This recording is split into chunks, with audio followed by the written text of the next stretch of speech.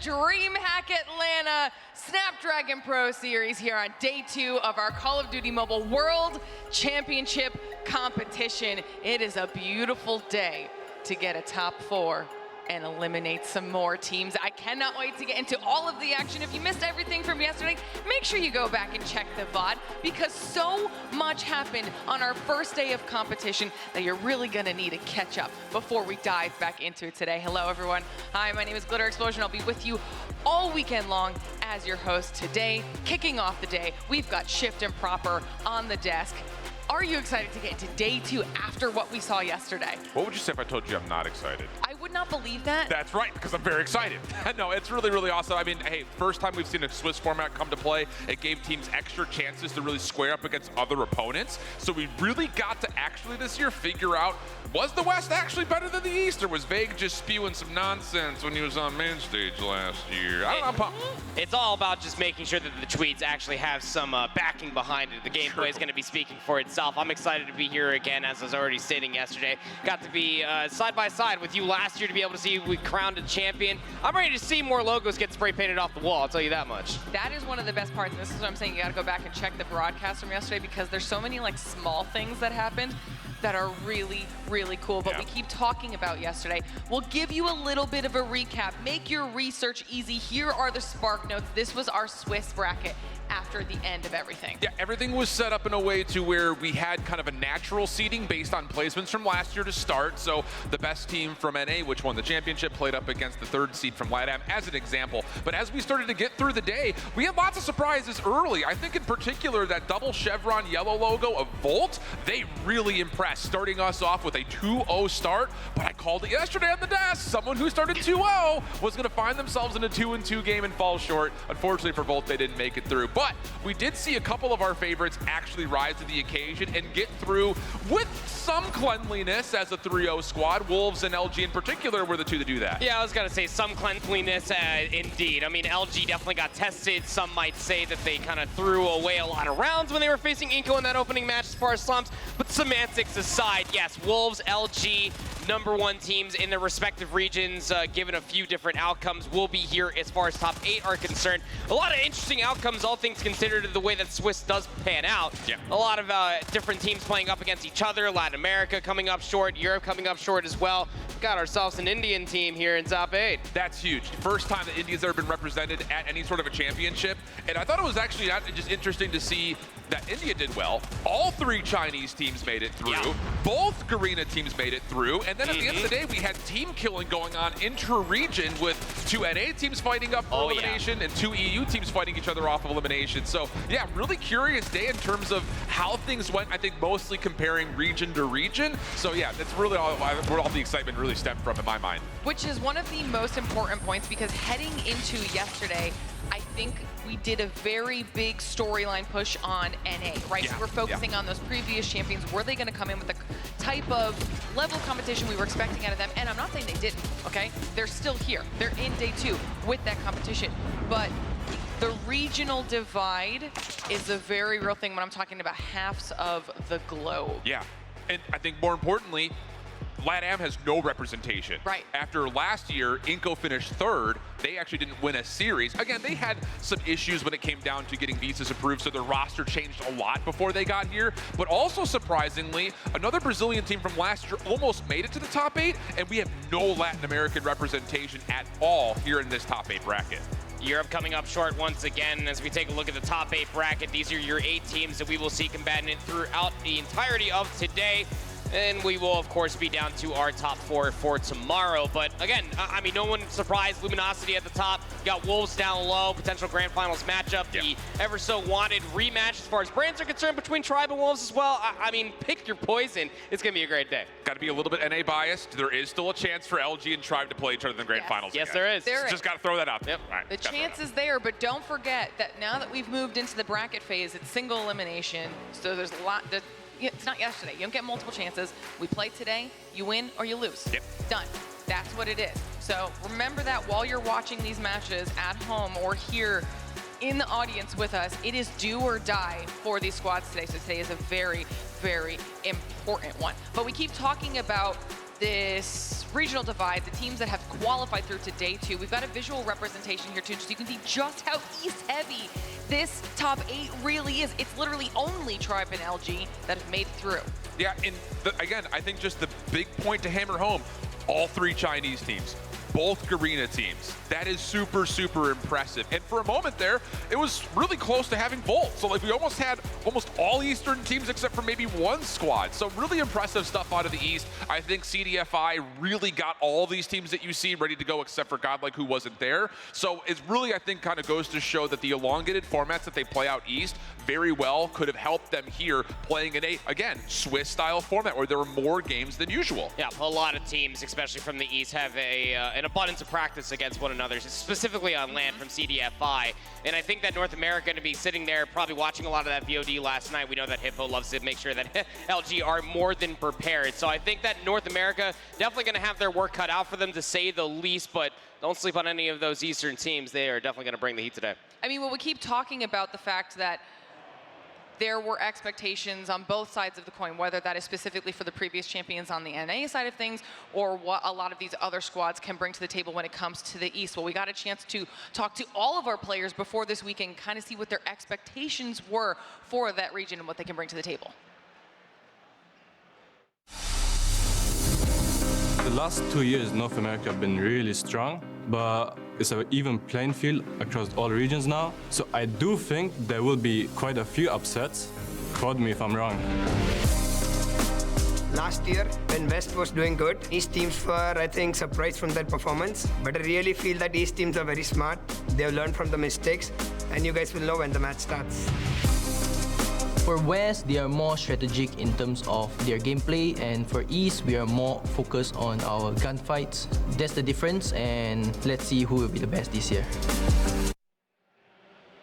Always nice to be able to hear from the players there. And one of the important things is that I think a lot of them are just taking it as it comes. They're waiting for each match, making sure they're prepared for each individual confrontation, if you will, and it served them well moving throughout the entire Swiss bracket. Now moving into today, obviously we're top 8, we were top 16.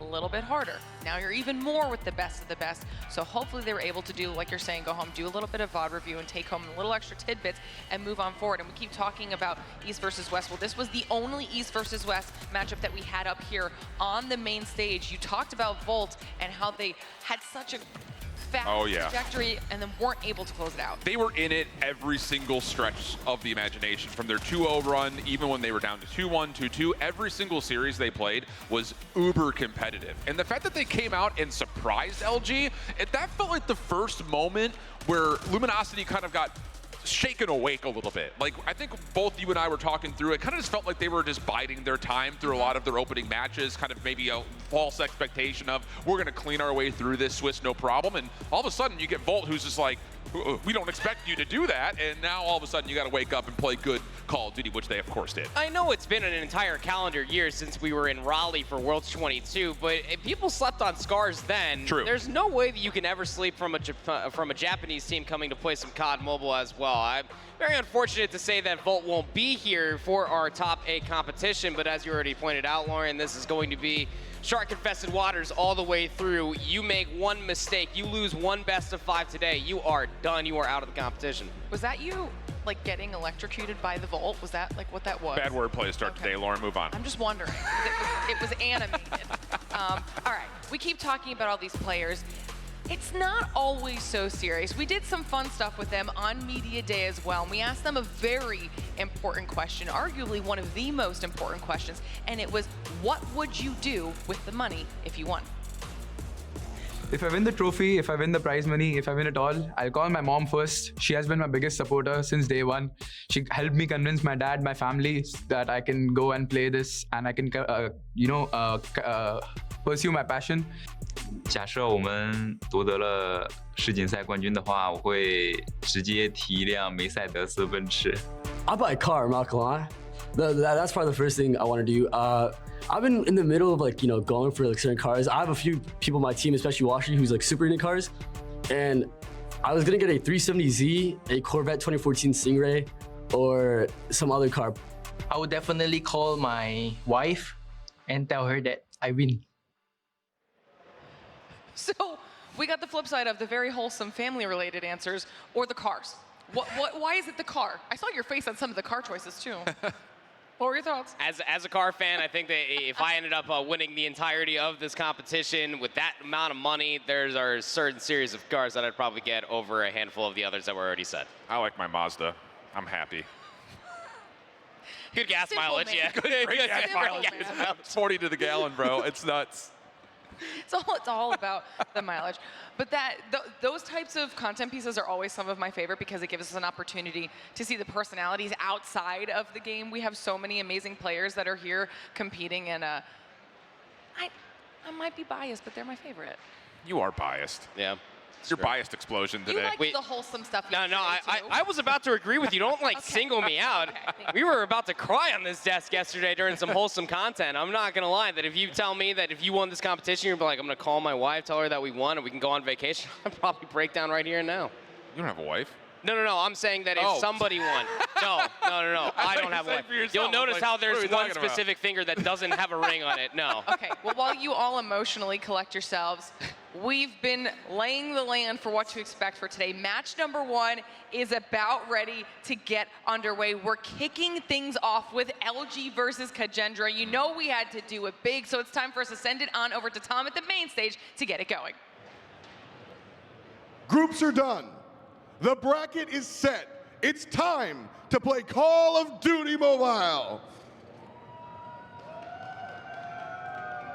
Our first matchup, as the desk just said, is Luminosity versus Khagendra. So, introducing the #1 team out of North America, the winners of Stage 4, dressed in blue and white. Say hello to Luminosity Gaming!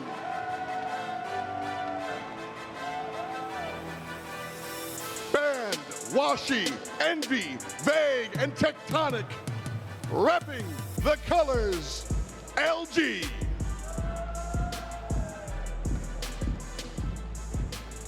Boys, take your stations.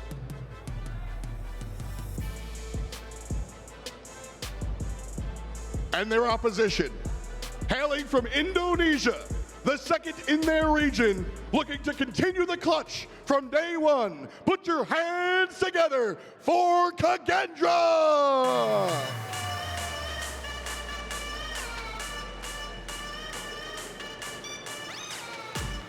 Fran, Zen, Clove, Reef, and Meestix. On the left-hand side of your spectator UI, one more time, Khagendra! Men, take your seats. Fans, take your seats. Let's ball. All right, we mentioned East versus West, kicking things off with an East versus West battle. We'll start by talking about LG. They led off the show on day 1, the lead day 2, because it's hard to not talk about them given past events. Look, yes, they're a super team. Okay, everyone who was on the grand final stage last year is now on this squad. And I think some would argue the best players that were on the grand final stage last year on either side are now on one team. But, and it is a big but and I cannot lie, I was not convinced by LG fully yesterday. They were throwing away a lot of hard points that were really, really tight. This looked like they kind of lost composure when the game was on the line. Yeah. Their search looked particularly good. Their control was really flashy on Crossroads, but I expected more out of what they were going to bring to the hardpoint, especially early on. Only going 1 and 2 in hardpoint feels a bit odd for LG. I will say this much, as far as the differential, as we take a look at the roster, there is one specific thing that is sticking out, and that is the roster swap. You know, getting Tech in, moving Marshy away. You even heard Tech talk about yesterday to Dot that this is probably the best 5-player roster that they're going to have available. It does change their pace differential. You can clearly see it in their hardpoint. A lot of different executions are coming up a little bit flat. If there's one game mode that you feel like that they might have been lacking in yesterday, as you already pointed out, it is definitely that hardpoint, but the 2, 3, and 5 is still very strong. And that was the reason that Tech voluntarily benched himself going into Seattle, as he felt that LG was missing out on tempo, pace, and slang presence. So is that maybe the reason that they only went 1 and 2 yesterday, or were they just a little bit too casual about how they approached hardpoint? That's that's going to be, I think, a major focus on this particular matchup. Yeah, I like that call out as well. Excited to see what they bring to the table here today with their performance. But we did get a chance to catch up with the entire squad of Luminosity before this weekend kicked off and see what their expectations were, not only for themselves, but for the other teams. Yeah. Hello, my name is MV. What's up, everybody? I'm Tectonic. So my IGN is Veg. My name is Washi. Hi, my name is Band, and I'm a player for Team Luminosity Gaming.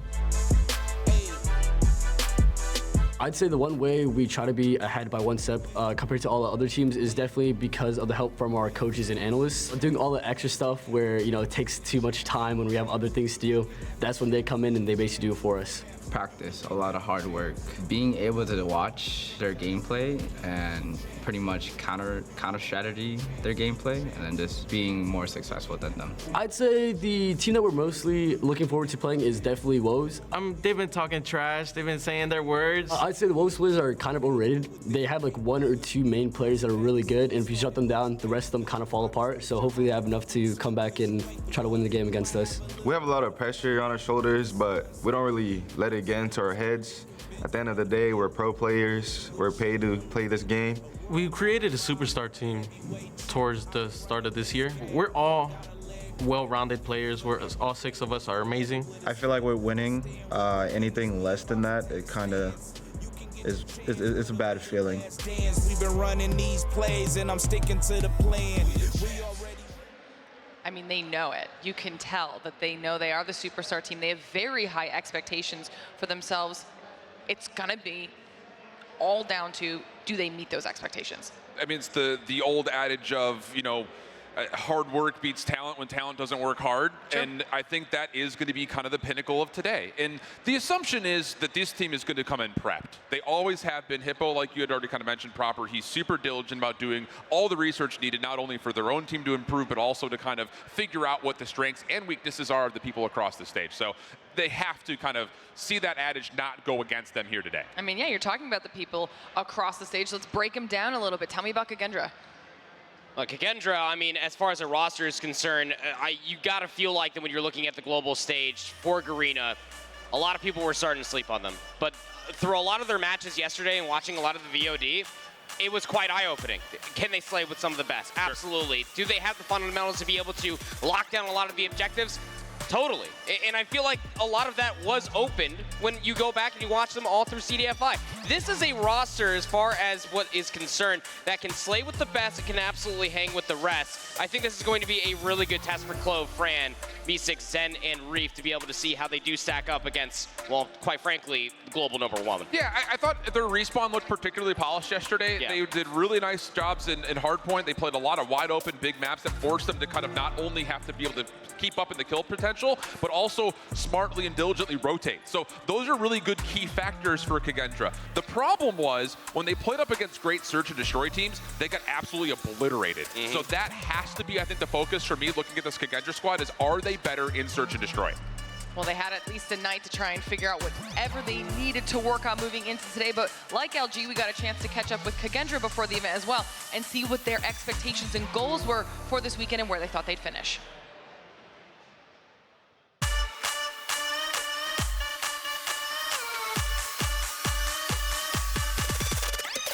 Untuk main di panggung besar kayak gini, saya sudah pernah merasakan sebelumnya, karena sebelumnya ada turnamen dari third party lain. Di situ saya sudah merasakan panggung yang lumayan besar juga dengan yang sekarang. Jadi dari situ saya tidak merasa nervous, saya merasa baik saja dan saya merasa tenang sih. Mungkin mereka harus lebih bersiap-siap sama kita, karena kita juga nggak boleh dipandang remeh sama mereka. Ya banyak kelebihan kita juga di sini di tim saya sendiri. Kayaknya nggak ada. Mungkin semuanya asik sih orangnya. Kayak berteman. Saya rasa tim dari Asia ini bisa menang. Saya nggak tahu faktornya tetapi ini hanya feeling saya saja. Asia bisa menang. I believe this is the year of the foreign team to be defeat North America. And this is the year of foreign team also in this World Championship, because we are qualified from Indonesia and I'm confident enough to get a champion here.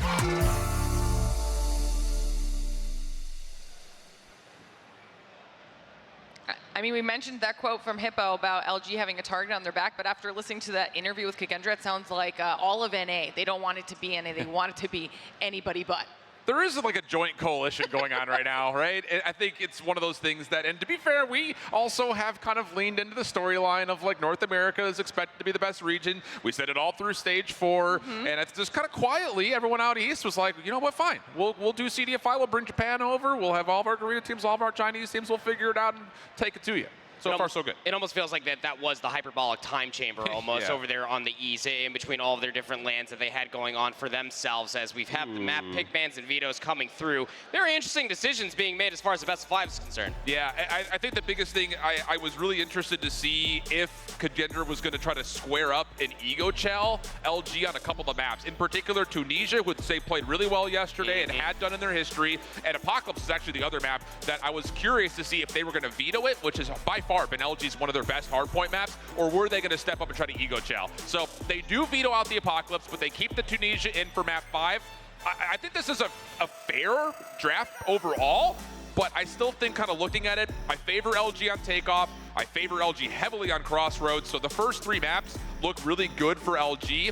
I think the only opportunity here for Khagendra is to steal one of the first 2, and then find a way to win the 4 and the 5. That's kind of where I have this series. It has to go 5 if Khagendra want to be able to take this series. The only way that you're able to get that done is by playing upset to the Express Search and Destroy, which you feel like with Tectonic in the lobby is not going to be an easy feat, and especially for the Crossroads control. A lot to be had here if you are Khagendra, and a lot of questions need to be answered. All right, well, chat, let us know your thoughts as well. Who is taking home match number 1 of the day? Will LG make their way through in this bracket, or will it be Khagendra taking out an NA powerhouse? We are moments away from finding out because match number 1 is ready to go. I cannot wait to kick things off. Let's see how this goes. It's going to be a fun one. Against single elimination, there is no forgiveness whatsoever here in this day. You played 1 match, that's all you got. So you better come in prepped, you better be ready to go. And so far, LG off to the races. First handful of kills all going their way. I mean, that is a convincing kill feed, if I do say so myself. Being able to completely wipe the board clean, and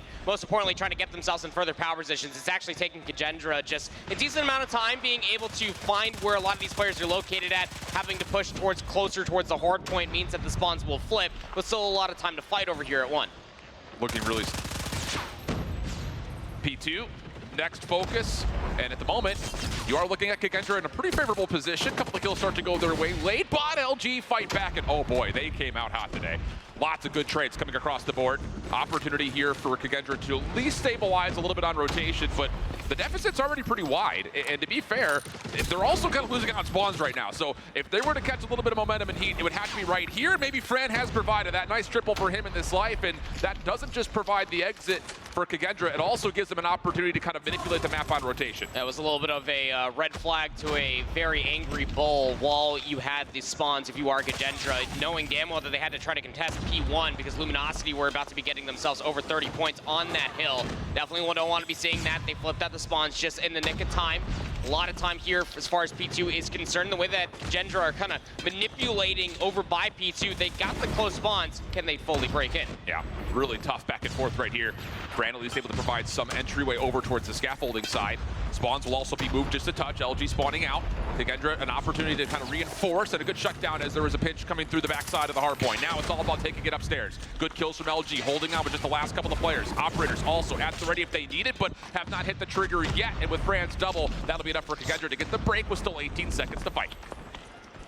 Now we start rotating over towards P3 and 4. This is your first look at a Money Hill as far as takeoff is concerned. If you are new to Call of Duty Mobile and for Hardpoint specifically, and as you already pointed out, these operators might just be popped just to be able to really sway the decision as far as who's going to get the upper hand as far as this time is concerned. You have Luminosity already controlling inside the hill. Khagendra from the outside looking in, looking for the break. Yeah, looking really solid. War Machine out, that will suffocate the front doors. Khagendra need to make a decision here. Are you going to rotate through mid-map and try to hit this from the top side of the map, or will you take your losses and try to just get in and find a way to get scrappy? And at the moment, it looks like they're really not finding any success anywhere. Reef was able to put the Sparrow into play, but doesn't quite find as much value as he was hoping for to try to break down this setup.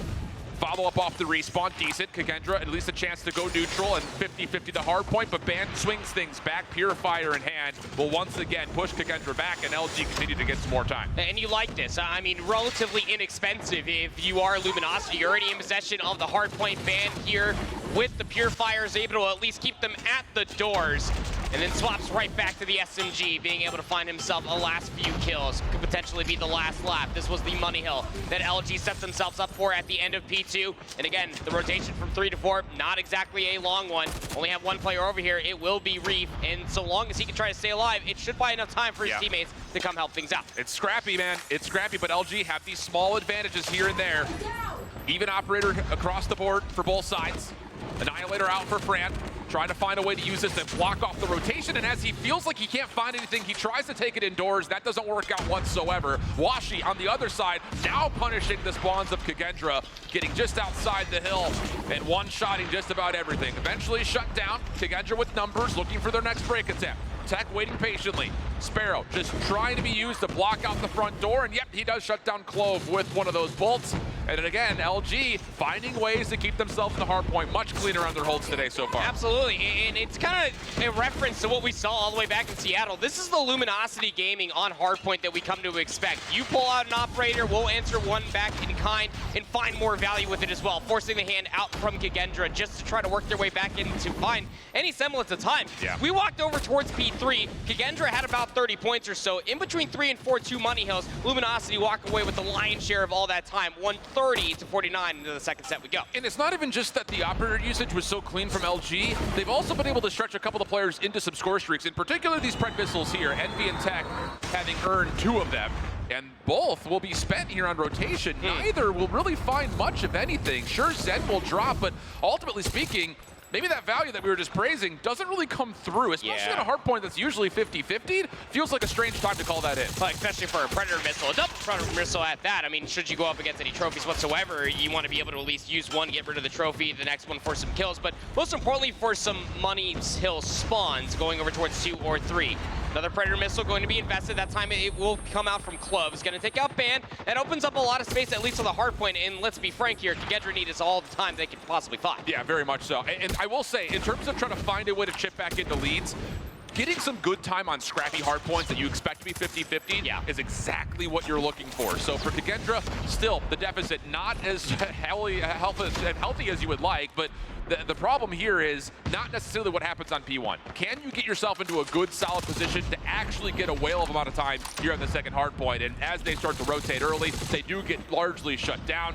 Clove trying to hold things together, but LG are all over the top side of the map, and that will be enough to earn them spawns and also have a chance to reinforce as the time opens up. Spawns on 2 different sides, players on 2 different sides for LG. P2 has now opened up, and spawns are still a little bit haywire, but LG, I mean, we've seen through countless times on takeoff, they are so comfortable playing inside of the hard point. It comes down to Khagendra to make the move with these close spawns. Numbers now subsiding in their favor, but still not fully broken in. Have to find a way to break this here if you're Khagendra. Reef able to open things up with a triple. Fennec up top, just trying to go back and forth between the windows and the staircases, but Fake surprises him. Trade is in. And there's a little bit of a space here between the next hit for LG, so Khagendra will be good to get another 10 to 15 seconds at least for free. Next hit on the way though, and LG just kind of overwhelmed from the scaffolding. Claw out to support this for Vague, and that is just so darn simple. To be fair, there wasn't much at the ready for Khagendra, but Vague really punishes them here, and that will be enough for them to get above 170. It's what you get for having such a steep leader's advantage going in towards the second set for Luminosity. You can make the first move because every single operator that you pulled out needs to be open back up from Khagendra in kind to be able to find significant time plus some extra. 177 to 85. Into P3 we go, and wouldn't you know it, LG again have the rotation anew. Yeah, and you have to pull things out right now if you're Khagendra. You cannot allow LG to get early time here, otherwise the game will be too far out of reach. Reef, another double. He's been good to kind of open the door here for his squad. War Machine out for Zed. LG just trying to hold on to the doorways where they can. V6 also from the opposite side, just trying to spam things out with the claw, and eventually the damage is dealt to allow Khagendra a chance to get in and contest, but Washi beats it with an Annihilator! and he's gonna go for 3. More possibly on the way. What a shot from Washi. Fran shuts him down, but it feels like the damage has been dealt as LG once again get right back into the hard point, and they can put this well out of reach. Doesn't exactly help things out when Clove pulls out a Sparrow, takes himself out of commission as well. I mean, these are the answers that you want to be able to see from Gedra. The same thing that Luminosity has been finding the answers for the operators being pulled in the first set. It's nowhere to be found for Kagendra. Luminosity threatening to put Kagendra in the 100-point club as the rotation towards New is about to be upon us. I think those that followed along from Season 4 of North America, when you see LG on takeoff, you think about that Tribe game. That was an anomaly, an absolute outlier, as LG are dominating here early. Brad Annihilator out, just trying to do something to make life punishing as we start to rotate back over towards the 4th hill, but Van gets behind it, finds himself not just 2, but 3. Maybe possible for more, and that's another Sparrow that gets completely obliterated. LG, ice cold to start things off here on day 1. War Machine from Envy, keeping everybody at bay. Have to work your way through these very narrow choke points, and somehow, some way, they've actually worked their way in. Hold on a second. Band was able to at least pull out a Purifier, and Kagendra have fully broken in. They've shut down the operators at 100 points now.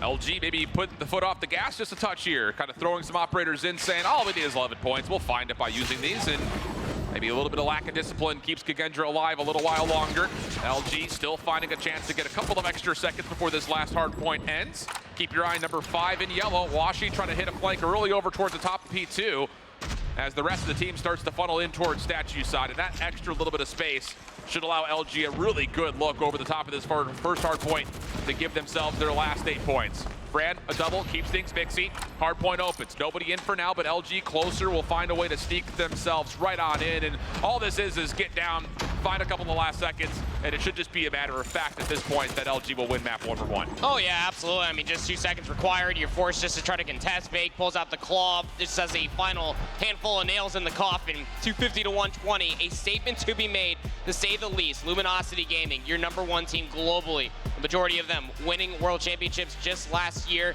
What we got to see in Seattle comes as no surprise here in the opening map of day number 2 here at Worlds 23. Yeah, and I think that there's something to be said. Again, best of 3s yesterday, so we didn't necessarily get a chance to kind of feel out what everyone's preferences were going to be after about 2 months of hiatus, going from Season 4 into this World Championships, because we just didn't get a chance to see what they would have picked for a second hardpoint or a second search and destroy. So I think there's going to be some mental gymnastics that are happening in the veto selection for both of these 2 teams, no matter who they are, as we go through the entirety of the day, kind of trying to feel out, hey, this is what they liked from a couple of months ago, but this is what they played yesterday. And Takeoff was a map that I wasn't 100% sure if LG were going to feel confident enough to pick it, just knowing that Apocalypse was going to be off the table. Would they maybe try to find their way into an Arsenal if they had the chance to? But it does look like their Takeoff is feeling pretty comfortable based on what we saw right there. Fundamentally strong.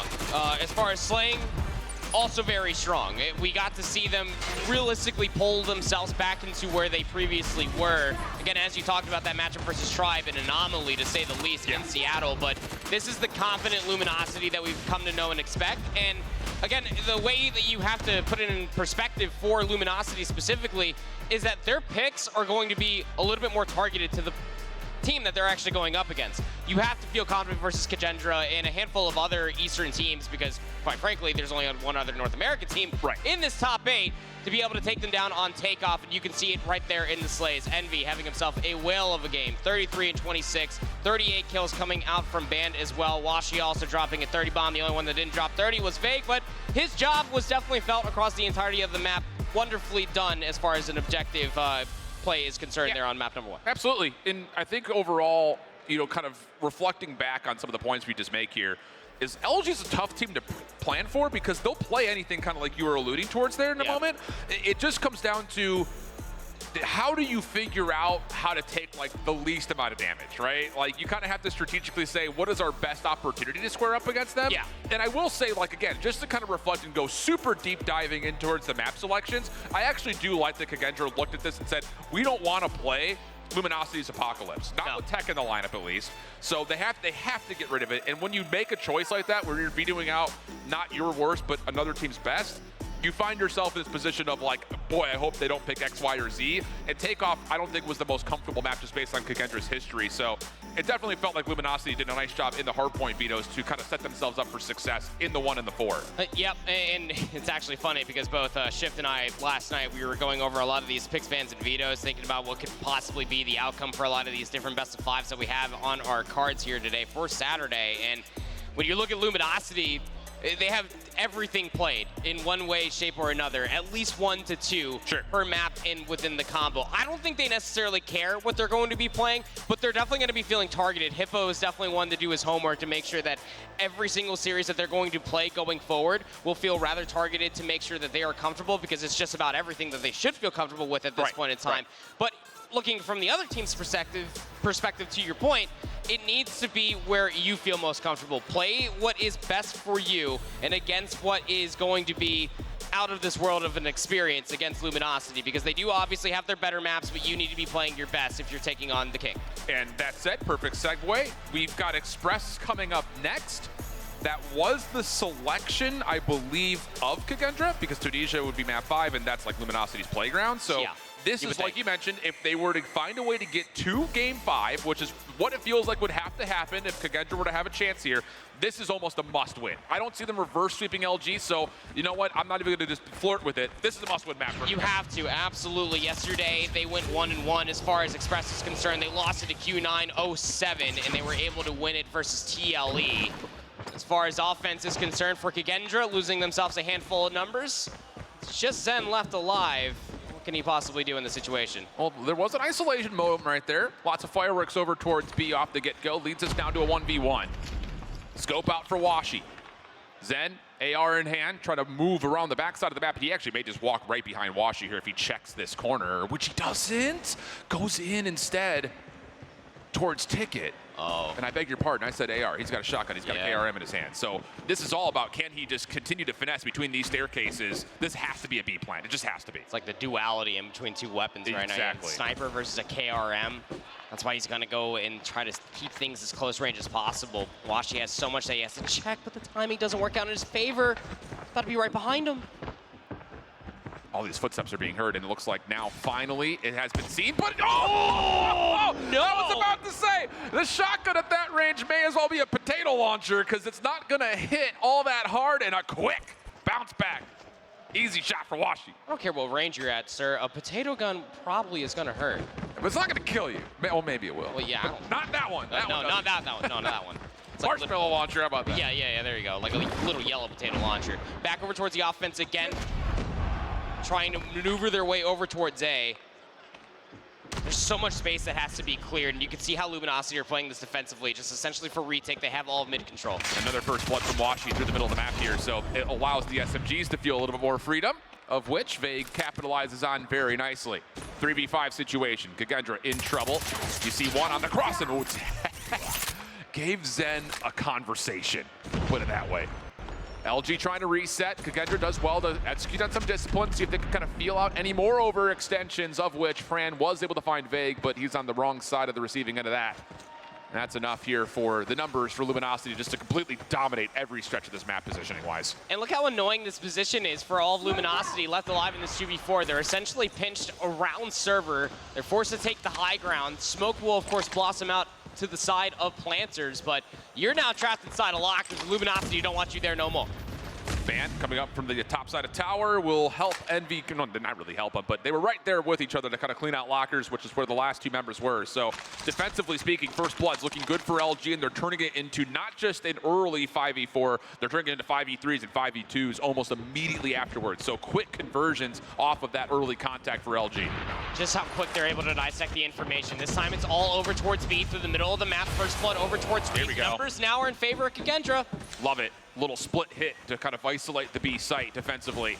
LG stuck inside a Ticket with that hit through mid simultaneously as the heavy stack through the staircase comes through. So now they avoid Washi's scope early, get the opening contact that looked much more favorable over the top of this B site, and the bomb will get planted.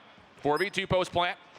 LG kind of working this a bit isolated at the moment. Tech trying to see what he can find over towards monitors, of which he doesn't see too much, but does open the door for Washi to isolate a corner. Good first shot, tries to spam and won't find any connections as V6 will now absolutely wreck things over towards the monitors, getting the last 2 kills, and KhazixMay gets on the board. A little bit of a pace differential this time. It goes over towards B. To your point, they also hit the middle alley as well, and through that very long haul, there was nobody from Luminosity realistically trying to stop them. Great team shots coming through for KhazixMay to finally get themselves on the board. Keep up this pace, y'all, because it is exactly what you need.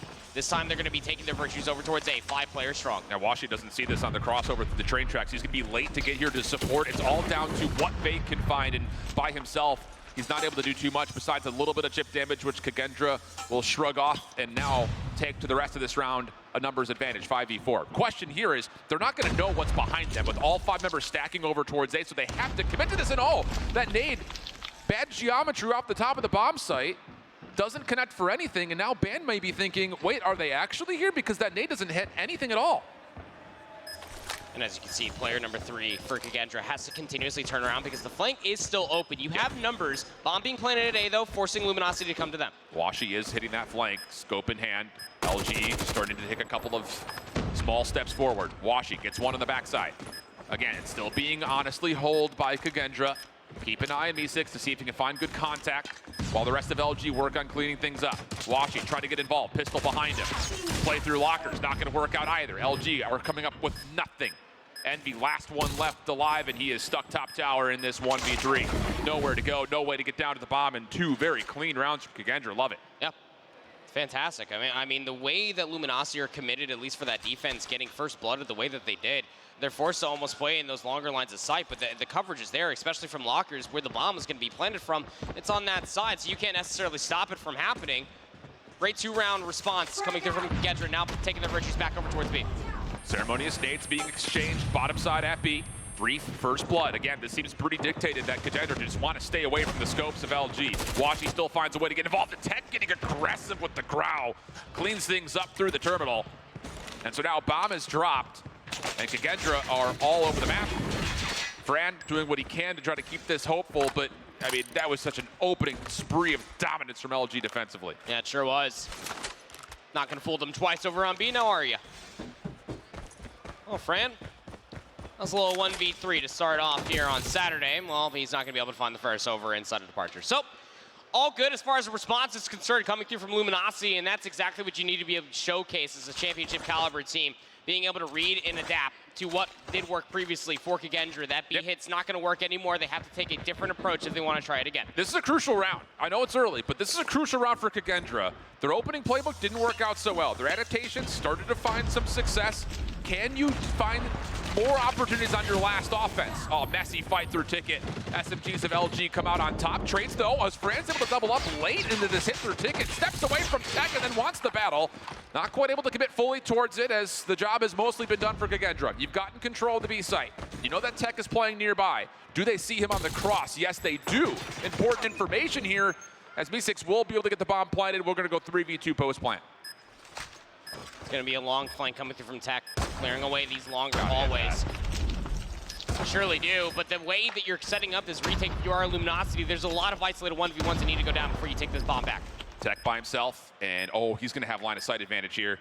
Depending on the timing of when he peaks this. He's waiting for Washi to go first. There's the check, and yeah, Tech doesn't miss a bullet. Way. Now over towards Washi's direction. He's the next one into contact, and Reef will put him down. Just down to Tech for the 1v2. Time becoming an issue with 15 seconds on the clock, and Tech will not get through. So a 3-3 half, and a supremely important round there for KhazixMay. It sure is, yeah. I mean, at the half, you're able to keep things even. Stevens going in towards the defensive side. It mostly just comes down to what LG are going to be able to put together as far as their offense is concerned. Almost a 1v3 coming through from Tech from the long hallway. Got his isolated 1v3s, but couldn't get to the cover. Offense for Luminosity. Going to be split affair through the middle of the map, sending one player to look at A, while the bomb is maneuvering its way towards B. Yeah, V6 got naded off. There was no way he can get his scope up to help out with that initial push. So it's going to have to be retake here at B. Reef able to take advantage of one who got too overextended. Fake tries to get the trade and will eventually find it, but it comes at a cost. Washi drops simultaneously as that kill came through. Post plant setup, fake, looking to get aggressive over towards Bridge, has the player 1 HP. Zen just trying to get the regen off, boxing gloves around, and fake gets put down. Huge kill for Khagendra. Now the retake starting to come through. Last two members for LG sitting right on top of the bomb site. Tech trying to spam it out, helps out for damage for Envy to follow up, but it's not enough. And the retake is good for Khagendra, taking their first lead. I love the play from Vague to be able to get that upper hallway area until he overchowed. And that is some of the egotistical maneuvers that we've seen from Luminosity that loses them some rounds, that loses them some maps, to be completely candid with you. Yeah. You have the damage, hold the space. There's no need just to slide on in and just give away a free kill when you know the fight is majoritarily going on over at the bomb site. So big first round on their defensive path for Khagendra. They now have the lead.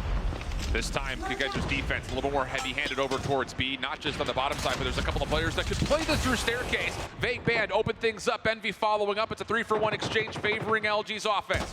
B6 over the backside of Terminal, doesn't connect and can't get away, and a quick round for LG gets us back to 4-piece. I was about to say, that is as ceremonious of an LG S&D round as you could possibly have drawn up. Everybody's just being able to find the kills. They double hit across info, and they're able to isolate a handful of players for Khagendra, at least looking for trades. Pretty damn clean, if you ask me.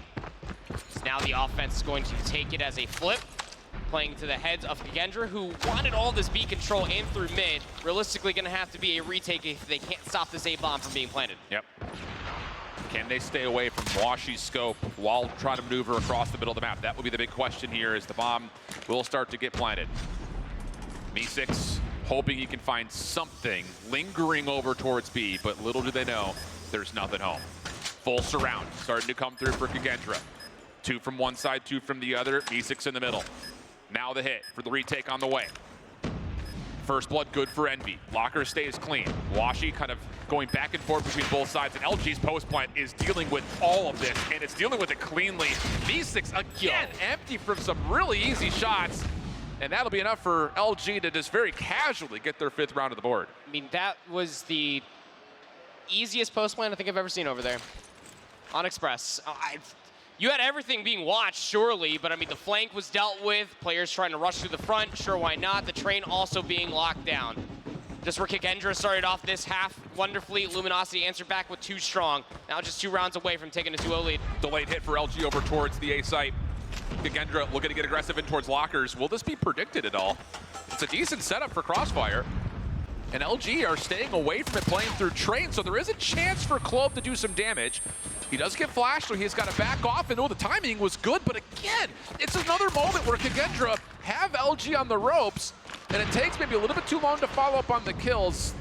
Still, it comes through for Khagendra. It's laborious, but it works out, as now just Tech and Washi once again find themselves in the 2v multiple. With Clove constantly being up through top server, you feel like that you do have to have this push if you are Washi. The biggest issue, of course, is that he has a sniper and a pistol. As cracked as he is, can't get the lockdown. It's up to Tech now for a 1v multiple situation. It'd be a 1v4. Bomb needs to be collected, but he does have just under 60 seconds to play. So lots of time in the clock to finesse this. Doesn't have to sprint forward and make too many sound cues if he doesn't want to. No utility, though, to play with. His nade's gone. His trophy's gone. And here comes the first dangerous check, and that will be the one that gets him. Really good stuff right there from Khagendra.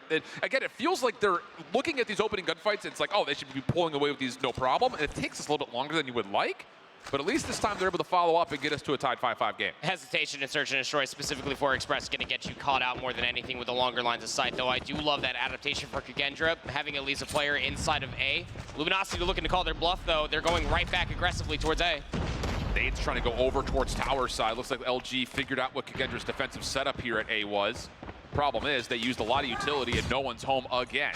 And this time, Khagendra are going to retake by way of taking the long flank. The only person watching this is Tech. He's going to be flat out overwhelmed. Can he get away with his life? No, he cannot. So now here comes the flood, all from the back. Nade's also landing as Washi gets taken down. The sniper rifle out of play. And more techs come through. Envy in trouble. And how about this? Khagendra say, we don't need to be all cute and fancy with our finesse. We'll just completely hit you and hit him with an uppercut. They did.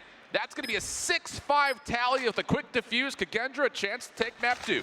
1 round away from being able to do it on the defense, and honestly speaking, that is how you want to try to retake over by that A bomb site from Khagendra's perspective, being able to utilize your numbers overwhelming rather than just trying to send your snipers and different individuals to just be isolated in 1v odd situations.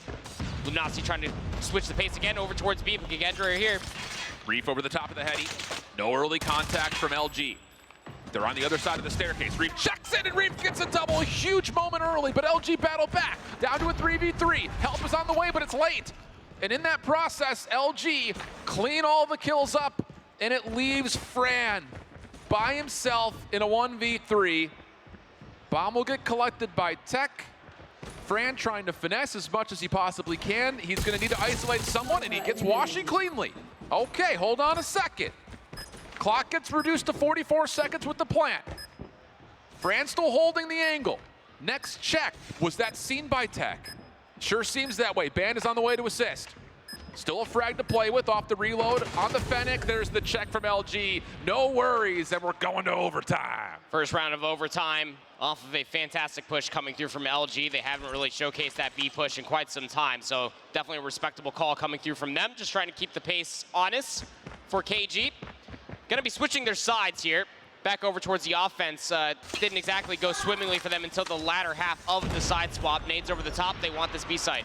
Once again, KhazixMayJump trying to play defense, or pretty offense from the staircase side. That works out nicely. LG were a bit caught off guard. Vague at least minimizes the damage by finding a follow-up double. So we'll go into a 3v3. Trophy deleted by Reef. Looks like the focus is still going to stay over towards this B site. Trying to find an opportunity deeper is Clove. Vague still holding. He's going to be your defensive point of contact if there is a B plant. And right now, it looks like KhazixMayJump is still trying to figure out what exactly they want to do. Even if they try to push through, Tech is currently watching for it. He is set up for it, and it seems that's what KhazixMayJump want to try to do, and flipping the map could be a difficult one. Yeah, that's the door closed immediately. Don't want to play through Tech. Although, Clove up top has caught a bit of timing. Could try to sneak around. They're trying to isolate Tech right now. They're waiting for Clove to see if he can find him. I mean, this is a long game of Where's Waldo, and the longer that Tech goes unseen, the more KhazixMayJump are going to feel like the opportunity to go to A is reduced. So now it's back over towards B. And whoa, Washi tried to get down low, almost had an angle, but quickly responded to by Reef.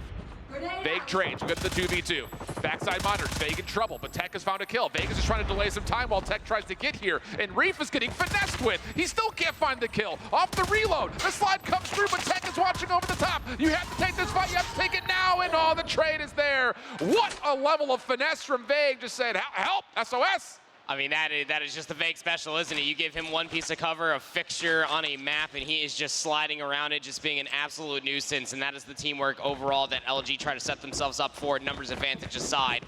Just being able to keep KhazixMayJump feeling trapped over by the B-bomb site. We will swap sides again. Luminosity now up on map point. Quick hit. 4-man strong over towards A. Watching over the top of this is Reef and Clove. Sniper rifle is not a part of the play at the moment. That is Me6 playing towards B.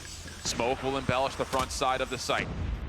Quick plant possibly on the way. Me6 trying to get some wall bait spam. It will not connect, but it actually shrugs LG back to the touch. Here comes an early retake, but LG have kind of faked this. They've backed up. They've essentially allowed KhazixMayJump to come right into the web. They've spun, and the kills are coming through. Band in the middle of the train. That will clean things out, no worries. And it's one of those, look at us, we're on the site, come take it. Never mind, no we're not, we're out of here. Easy kills, LG, up 2-0. That was dirty. I'm not gonna lie, like that's some nerdy expression coming out from a search and destroy on Express from Luminosity. It doesn't matter what the map is, but ultimately speaking, they use all their utility to act like, as you were talking about, to get onto planters, to get onto the A bomb site, of which they've shown, I wanna say maybe 3-4 times offensively. Yes. And then they just pulled themselves back. They had a player at least working through the middle of the tunnels. They had a player inside the train, and most importantly, lockers in top server, just waiting for the smoke to completely dissipate.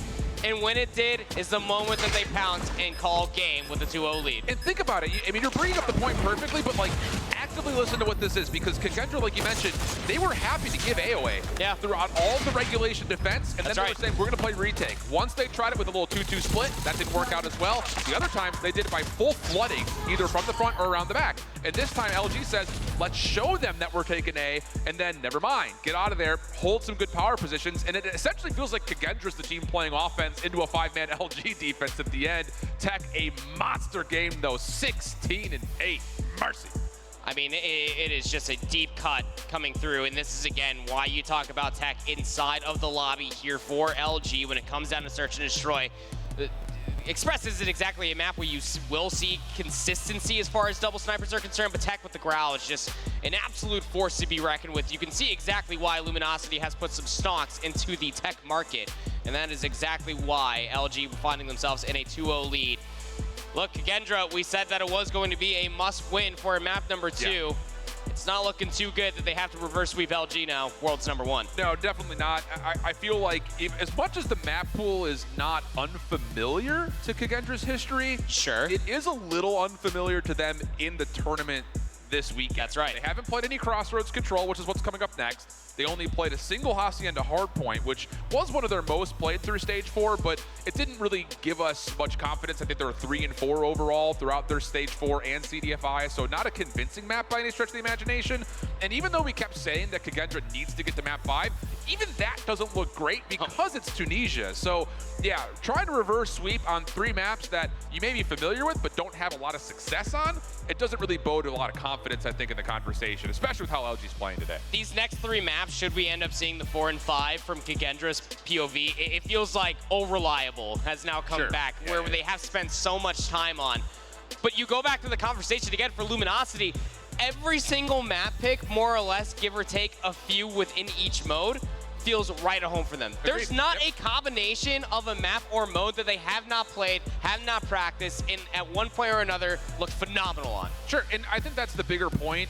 Let's just go ahead and throw the assumption because they're 2-0 up, not because of anything else. Not because of anything else. Not because they're a super team or whatever. Oh, okay. But there's really maybe one map on each mode that they're uncomfortable with. Sure. At worst.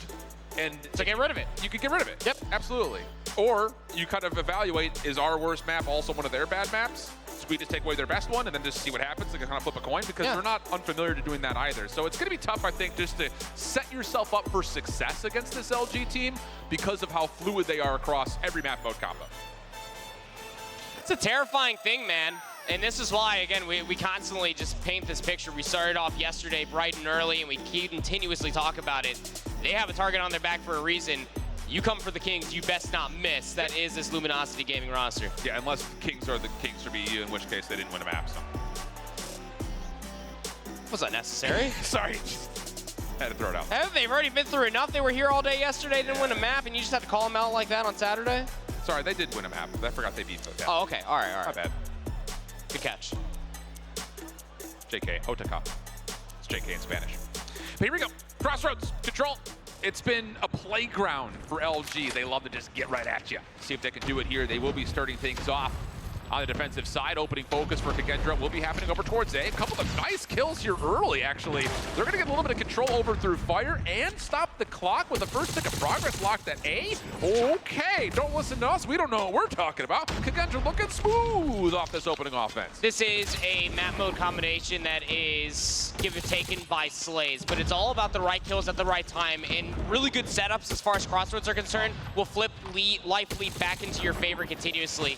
Over by the A control zone, at least you're able to get that first segment, but the retake has already come through. Keep your eye on Clove, #1 in yellow, already in LG spawn, but they're aware of this, and they will flush him out pretty darn quickly. Okay, so good awareness from LG, and it really doesn't come at much of a cost. Because on the other side, Band is still in a defensive position to watch over the top at A, which, for what it's worth, I thought they had captured the second tick of progress. It was just barely not captured, so depletion comes through because that tick was not fully secured. And now all of a sudden, shoes on the opposite foot. Khagendra down 3 lives, clock continues to tick away, and the focus is a bit split on the map here for the Garena team. 3 life lead, not terrible, but now you're getting deeper and deeper into this round. And you need to try to get this extra 60 seconds. It's realistically the only way that Khagendra can have for themselves to be able to convert not only more segments, but potentially the round as well. And Band is not feeling comfortable enough to get this challenge yet. He wants a little bit more assistance as soon as the smoke dissipates, and here comes the peak. Shut down, Khagendra, reducing the life gap just a touch. Wash you over the top of the growl, makes life difficult as Vague gets pushed right forward with a shotgun. That'll be enough to once more pause progress on the 3rd tick. Focus for Khagendra all over the map and still not able to come out on top of the gunfights. 5 in a row for Envy, working on a very early Predator missile. And depending on how the end of this round goes, This could be key towards LG also getting advantage of their operators next round, and at the moment they are destroying Kagendra's final few lives. There is no point of contest, you would feel like, for Kagendra. They're down to their last 4 lives, up against the 11. Any sort of resource is going to be good. There's Envy at least collecting for his operator coming into the next round. You give them an inch, they turn it into a country Walmart trade, so at least speak of. Last player alive is going to be Fran. And he was going to be nowhere to be found. So a single segment of progression found over by A, albeit from a great opening breakoff by Kagendra. But that's the one thing that we realistically don't really see on Crossroads is how teams deal with losing the opening breakoff. Luminosity looked great. And now LG, off of their offensive attempt, will have 2 operators right off the get-go if they want it. Equalizers were out for Fake, but he gets immediately shut down. So Reef does his job and then some, getting a double. Big moment there. Envy has not committed his operator to the mix yet, and with that double, Reef says time for the Sparrow. Only getting 1 kill with it though, so again, kind of mitigating the efficiency of these early operators. Nice moment from Clove, able to at least go 1 for 1. Defense still stays in control of A, but off the respawn, LG take their eyes over towards the B zone, but they can only stay there for a brief moment as now Ban tries to get to work with the Purifier over on the A zone, and he's gonna take down 3 early. Disgusting. And look at the immediate control as well that is across the map. You have not only just 1 player on the A zone capturing that first segment, B is about halfway through the second segment. There's still a minute on the board. Ban overextending there with the Purifiers, gonna finally get cut down, but it allows Vega to get inside of fire here with the R90. Yeah, and we've got progress happening on both zones at the same time. 2 ticks of progress locked on either of the 2. And Kagendra need to make a decision here. War Machine will bail them out. Looking for not just clearance of the zones, but also a bit more forward defensive pressure, and it's working out very, very nicely. Kagendra, 4 life lead. More still to come as Zen continues to connect with the War Machine.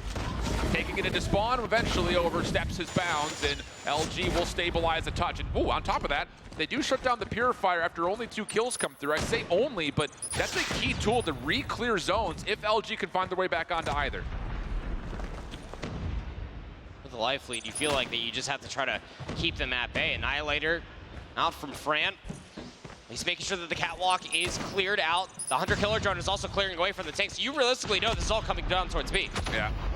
Smoke will come through. Washi also holding with the Annihilator. That will be enough for the extra 60 seconds to get added with the capture at B. 11 plays 9. Kagendra could only, really at this point, hope they can hold on to this last tick of progress at A. Couple of good kills on transition. Grows that life deficit now to a 9v5, and oh yeah, in the spawn go Kagendra. Sure, LG will get through kind of this defensive setup with Washi playing around the back, but the damage has already been dealt. Now it's just down to finding where Washi had gone off to, and Kagendra will at least stabilize his defense, but it does come at a cost with 2 ticks here at A, plus the full B capture coming through for LG. And the reason why we constantly talk about this coming through with the 5 segments comparatively to the 1 that Kagendra were able to get, albeit for Kagendra being able to find those 2 segments, is that it's going to come down to round 5 defense, which, you guessed it, when it comes down to control, probably the preferred side because you get that that 6th player on your team, aka the time clock. So Kagendra had themselves a really good opening break on their previous offensive attempt, doesn't help about things out. When Reef takes himself out of commission to start things off, it's a flawless opening for LG. Absolutely perfect start here from LG, and now they've got themselves essentially right at the front doors of the spawn for Kagendra. Fake just gonna dance with the R9 for a while. Swaps it over to a Grau. He's gonna have an opportunity just to sit here and hold the angle, and Kagendra need to find some exit. B6 is gonna pull out the sniper rifle, just trying to find some sort of an opener. This is not quite working out as well as you'd like. 27 plays 18, only 50 seconds left on the clock. Finally, some breathing room off the spawn here for Kagendra, but a lot of work to be done. And also the focus will start to head over towards the A site, but LG off their respawn, right back in the mix. The defense once again establishes control. Hey, you just feel like that this round's already lost. Yeah. I mean, it's a 10 life lead. You'd have to come out of the spawn and just be flawless for 2 gunfights in a row, which is so much easier said than done. 30 seconds remains on the clock. You already have 1 player of Envy that's pushing all the way up to pinch out this push that is currently manifesting over at A. Yeah, and LG's retake over at A is perfect. And the only thing to really keep our eye on from here on out is, does Kagendra make any mistakes of pulling out operators here? Can't see it, can't have it happen. No. Ban, sniper rifle in hand. Just kind of getting finessed over through the snow alley. And okay, 3 go down. Chance maybe to stack as the clock is stopped. You've got Zen over on B, at least for a time. Cats are cursing it all over the place. And B will clean things up. 17 plays 4. This round will come to a very anticlimactic finish, but LG going to feel really comfortable, and I think now is the proper time to tally up what is available going into the next round. You've got a Predator Missile for Washi, 2 operators at the ready for LG. Definitely things that could lead them towards winning an offensive round, you think? One would argue, yes, absolutely. A Predator Missile to be able to open things off, to be able to get you so much space to get inside the woodworks for these buildings, to pull out some of these operators. I mean, if you paint the picture beautifully, it might just come out and be an offensive round. If you are LG, could be a 3-0 to start the day. Only time will tell. Opening breakoff is everything when it comes down to control. Purifier to start things off the ban. Oh, but hold up. Very early call for that. Yeah. The solo Sparrows will take down both Vague and Band, with also tallying Washi. So, okay, flawless start here for Kagendra's defense. LG holds onto their garage, at least for a small time. Pred Missile getting called in. It will at least land onto 1. But all that does is just neutralize the life lead. It doesn't really get them too much space. LG on B for now. Looks like the first tick of progress will be comfortably locked. Band making sure no one plays over through the top side at Cliff. And with Washi supporting with the Annihilator, that may be enough to continue to put some pressure here at B. Still looking at it, though. I mean, Washi with this Annihilator has 3 shots left. We'll put a pin in how that opening breakoff was, but Luminosity still very much so in the driver's seat. Kagendra still have operators left to be played. It's up to Luminosity if this goes to a round 5 defense to try to get as many of these out, let alone try to close it out here. Yeah, I think that's the big thing here for Kagendra is if you can feel like you've got a solid foothold, don't spend too much. You're going to need something for round 5, and Washi just goes to a little bit of a prone shot and shuts down Fran's Annihilator, only allowing him to get a single kill. Meanwhile, LG, not just the kills impressive, but the focus over towards B continues to be an issue. Reef getting a double, gives Kagendra a chance to do some spawn trap in. No, just in the nick of time before that third tick gets captured. Kagendra will reclaim it. 15 plays 13.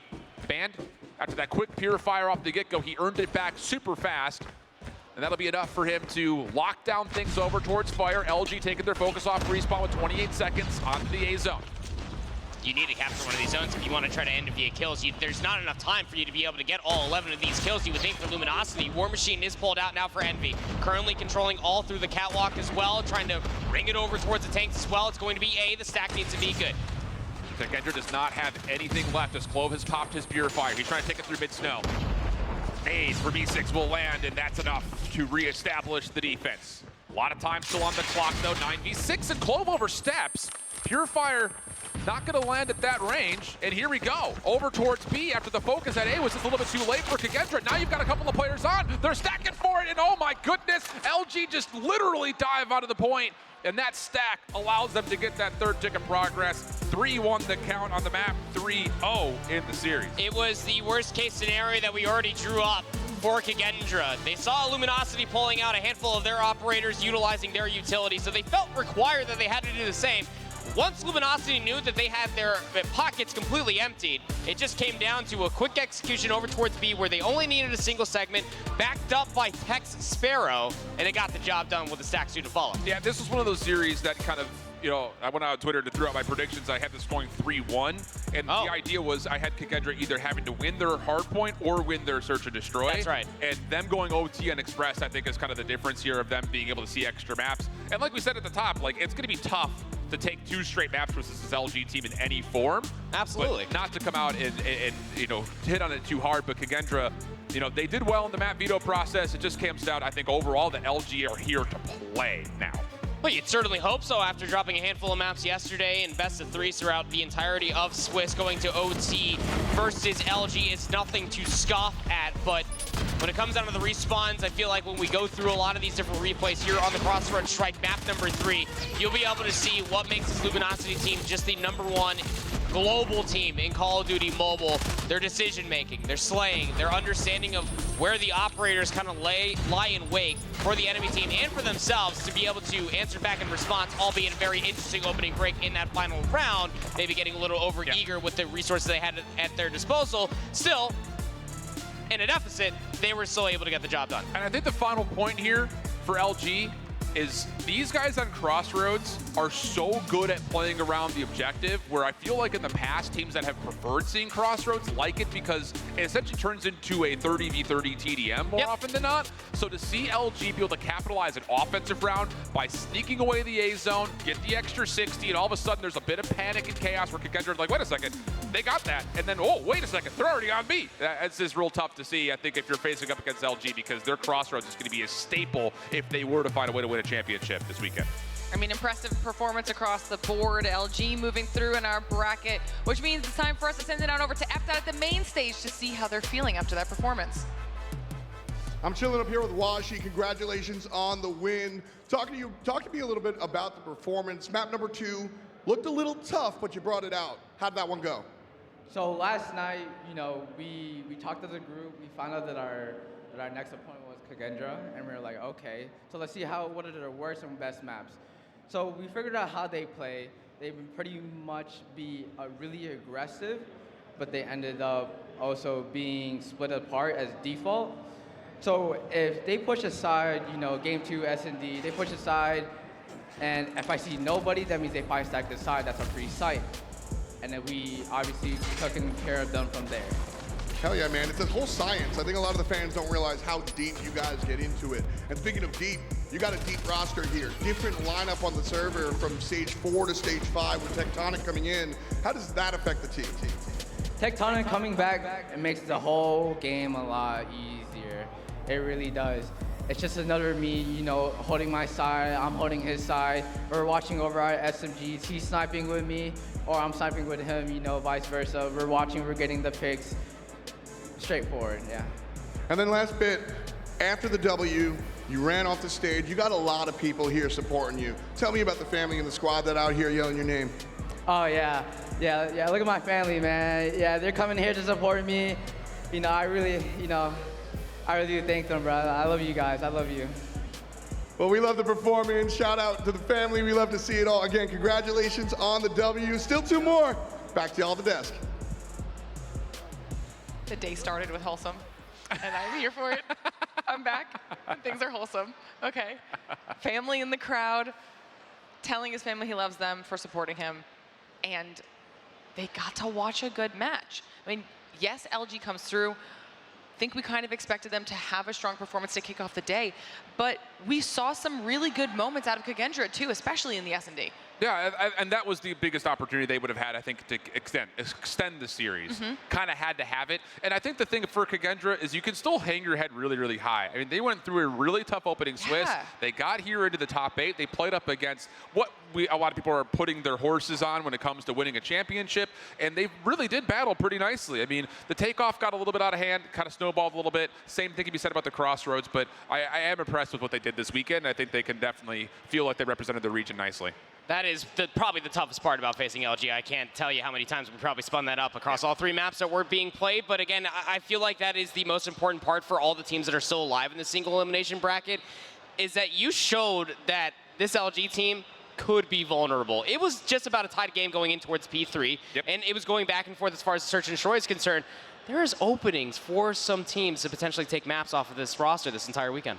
Yeah, lots to be learned here, but LG move on through, and we need to move through our bracket, which means it's time for a short break for us. When we return, though, Standpoint versus Godlike in our second quarterfinals matchup of the day. Don't go anywhere. We'll be right back.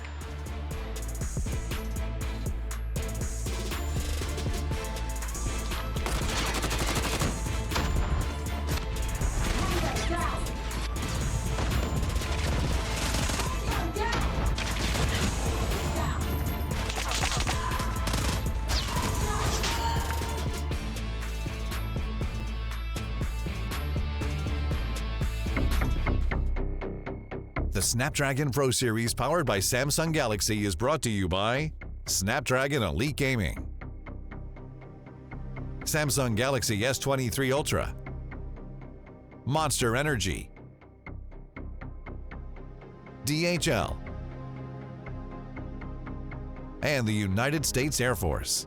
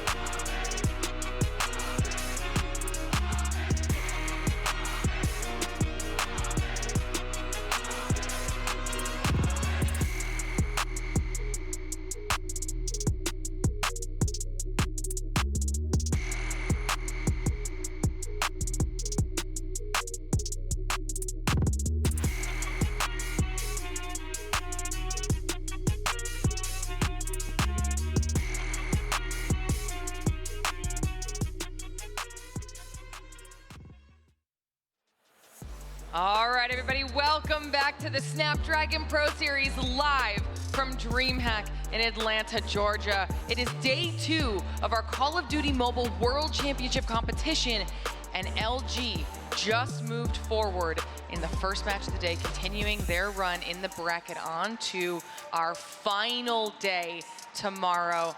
Not a surprising result, but exciting nonetheless. Back here on the desk, Glitter Shift, and now we've got Gil hanging out with us. You got to watch everything in the back. Tell me your reaction to the first match of the day. It was interesting to see how KhazixMay tried to play that against LG. I was talking to Shiv a second ago about that. I felt like they had a true opportunity of taking that game of search and destroy. Unfortunately enough, a few mistakes here and there. I feel like specifically Me6 could have done slightly better to help the squad. Unfortunately, that was not the case, but good and a valiant effort on their side. But LG, like you mentioned, no surprises there. Move to the next day. Yeah, and that means that KhazixMay at least finishes in that top 8. Today is our top 8 teams playing. If you missed yesterday, there were 16 teams. 8 had their names X'd out on our graffiti wall, and 8 are competing to become our top 4. LG now one of those teams moving forward, possibly making their way through to finals. And we're going to be moving through the bracket. Like we said before the break, the next match of the day will be Standpoint versus Godlike. We get to watch a little bit of East action here, so this should be very exciting. Yeah, and I think the other point about this is Standpoint, China's number 3 team, did not have a good outing at CDFI, and all of a sudden it's like the second coming of SPG, because they looked great yesterday. And of course, the big storyline, Godlike gets to represent India for the first time in Champs. Love to see it. Love to see it indeed. And in here tonight, like you mentioned, SPG did an amazing job from first day, now moving on to day number 2. But Godlike maybe not necessarily had the best opportunity to show themselves, as they didn't necessarily face teams that moved on to day 2. They didn't face teams, or they didn't beat teams that were onto the top 8, rather. Good point. They, I feel like, have an opportunity here tonight to move even further. I know it's not going to be an easy task. Like you mentioned, SPG did an amazing job yesterday. But Godlike has to prove to us that it wasn't necessarily just a fluke for them to get into day 2, but that they can actually move even further, jump from that top 8 right onto top 4. Yeah, this would be a really solid opportunity to prove themselves to everybody here at home and everyone here in the convention center. While we're waiting for our teams to get set up, if you are hanging out with us, come stop by the booth and see what we've got going on, because things are progressing even faster than I thought they were. Tom sounds like he's ready on the main stage. Let's get match number 2 introed. Our second quarterfinal set to start. 2 teams going head to head. The number 3 team out of China, a squad waiting to write their own story. Dressed in all white, say hello to Standpoint Gaming.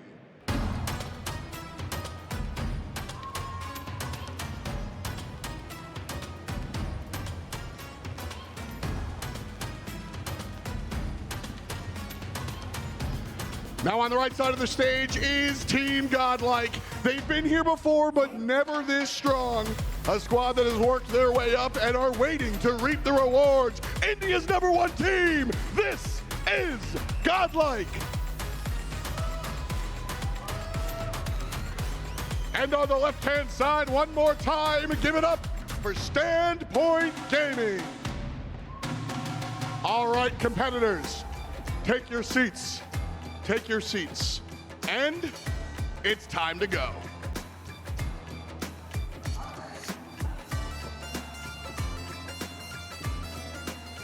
On the stage, ready to go. Let's start talking about these 2 teams. We're going to kick things off, starting with Standpoint. I'm excited to hear your thoughts on this squad.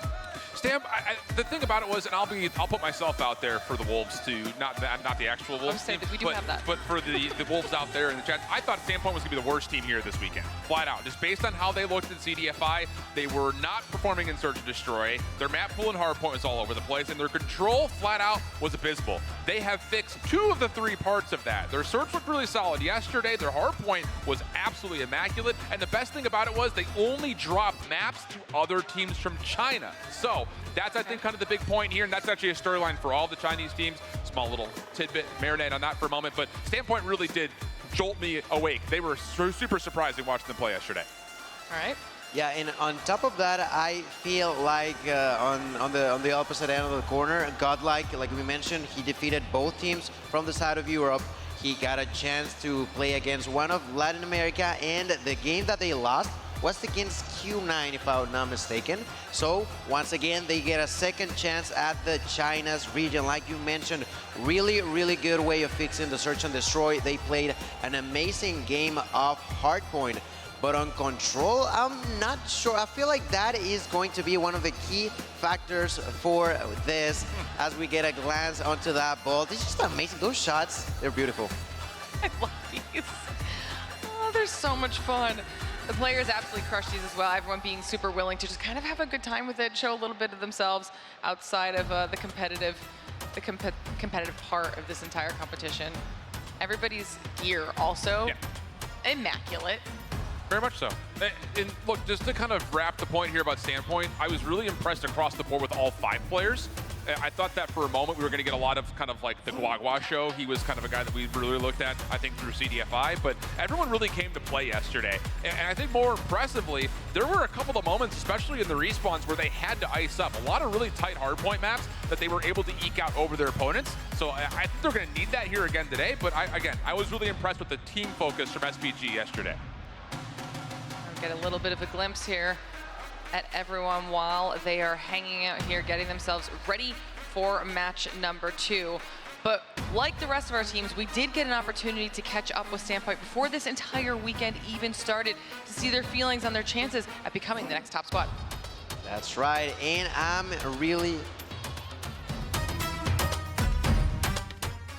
为什么畏惧是可能我们本身增加了对爆破模式的就是多样化，然后通过 Garena 就是战队的，我们学习了，就是我们加强了对热点的了解吧。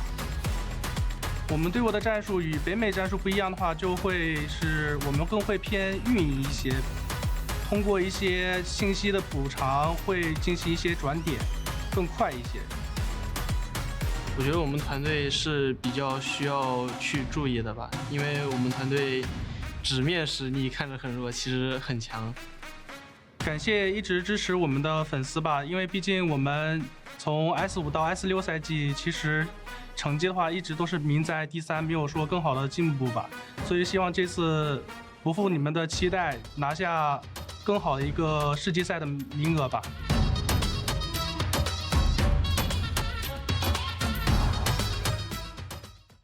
I mean, we saw it right there from Guagua. He specifically said he feels like everybody is sleeping on them right now. Put some respect on their name. I was sleeping on them. Again, I have no problem putting myself out there and saying I was absolutely wrong about this team. And it just comes, again, with the knee-jerk reaction to looking at how they played through CDFI, looking at their records through Masters and CDFI alike, and then seeing them completely reverse that here on the main stage against international competition, some of which they've never even seen before. So it's really impressive, I think, that they figured out their own identity and they were able to stay on brand with that throughout the entirety of yesterday to come out as a 3-1 overall qualifier. Yeah, definitely a really good proving ground for them yesterday because we saw some strong performances across the board. Teams getting knocked out earlier than I think was anticipated for some of them. So this is massive for Standpoint. But on the flip side, let's talk about Godlike a little bit here, Gil. Yeah, absolutely. Godlike, I feel like they did a great job on their own search and destroy matches. They played really clean when it came down to control, as we now begin to see these beautiful scenes from them. You said it yourself, look at those diamonds on his hands. I definitely feel like this team has a lot to prove still. They have made it to top 8, but how much more can they provide to the world? And I'm really intrigued as how they will strategize on this best of 5, because that's going to be a key part in order to see them actually have a shot against their SPG, or SPG to repeat themselves like yesterday, where they just show so much clean way of playing when it came down to Hardpoint and SMD. I think the impressive thing about this Godlike squad, and really just for India in general, we didn't know because they weren't at CDFI. They were the wild card. They were the question mark in the Eastern region, and a lot of us were looking at their results from last year and using that to judge them coming into this year. But the surprising thing about this Godlike team is they get rid of 2 of their starting members from last year's roster. They pick up 2 brand new guys, and they looked great yesterday. So that, I think, was an elevating point, talking about Godlike from last year versus what we're getting here, at least from day number 1. Looked really, really clean. Their flawless record through India in Stage 4 was also matched with a couple of great results yesterday. Well, we got an opportunity to catch up with the Godlike squad as well and talk to them a little bit about what changes have been made to the team, the benefits of those roster changes, and how they're feeling going up against the top teams in the world.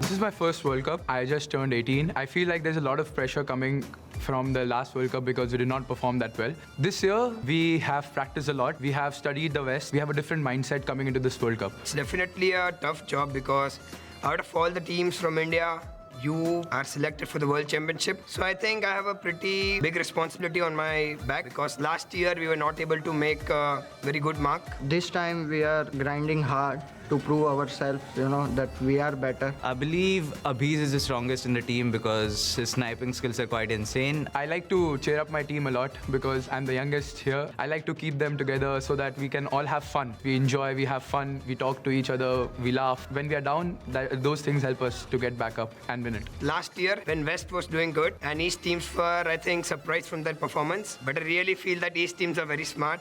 They have learned from the mistakes. This year, I think the foreign team will beat North America because it's not the same as before. The skills are on par with North America. This is the year it will be for the foreign teams. I really want to win the Call of Duty World Championship. That's gonna feel amazing because that's my dream. I wanna give a shout out to my family, friends, and all the supporters from India. Thank you guys for supporting us.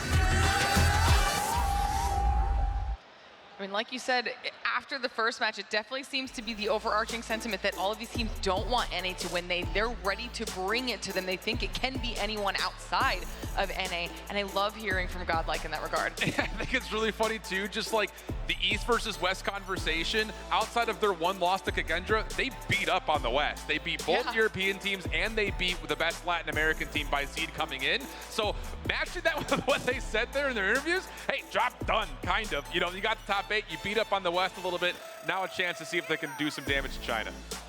Yeah, and like I wanted to touch on earlier, those vetoes, those picks are going to be a key part of how this could potentially play.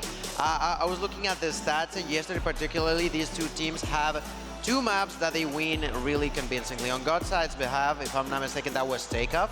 Godlike, it was Takeoff, while on the side of SPG was on the map of Arsenal. They did really, really solid, and I feel like that's going to be important as we begin to see the overall series and map win-lose ratio between these two. And again, I have to just mention this, beat a dead horse if you need to. The only map standpoint lost were to other Chinese teams. They beat up on everybody else. So that is maybe a point of contest here when it comes down to, can China just continue to be better than the other regions in the eastern side, or will there be opportunities for Godlike? I think most alarmingly, that 4-0 search and destroy is super scary because we've already said China's been always focused on their search and destroy, but in particular, their hardpoint has improved a massive amount.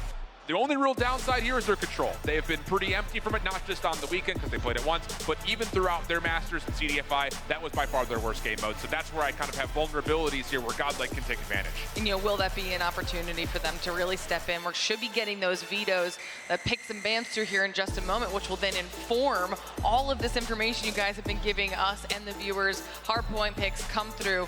Hacienda to kick things off.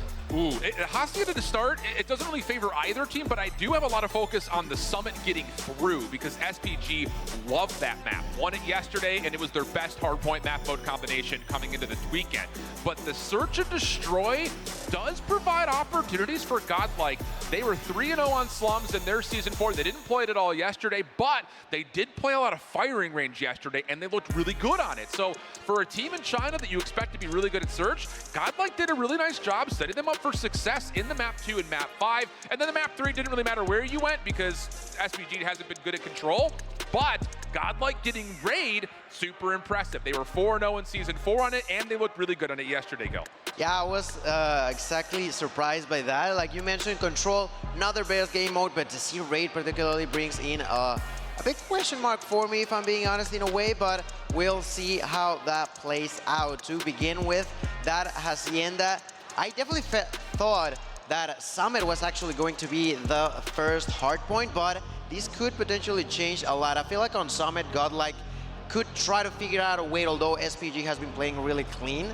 And then to move on to that search and destroy, you know, I want to see a bit of a dust-up, but at the same time, SPG has been so clean. As you mentioned, the map they lost wasn't even search and destroy against the Chinese team because they played it so well. And I think just really quickly, the one reason why that Summit gets through is because SPG looked so good on Arsenal yesterday. And even though Godlike had gotten a lot of rehearsal on it, I think they were still kind of threatened by what SPG showed that they were able to do on Arsenal. I think this is going to be a really exciting second match of the day. That means we're moments away from figuring out who the winner will be. Chat, I want to ask you your opinions. You saw that pop up. Let us know in Twitch chat who you think is going to be taking home match number 2. Vote in those polls.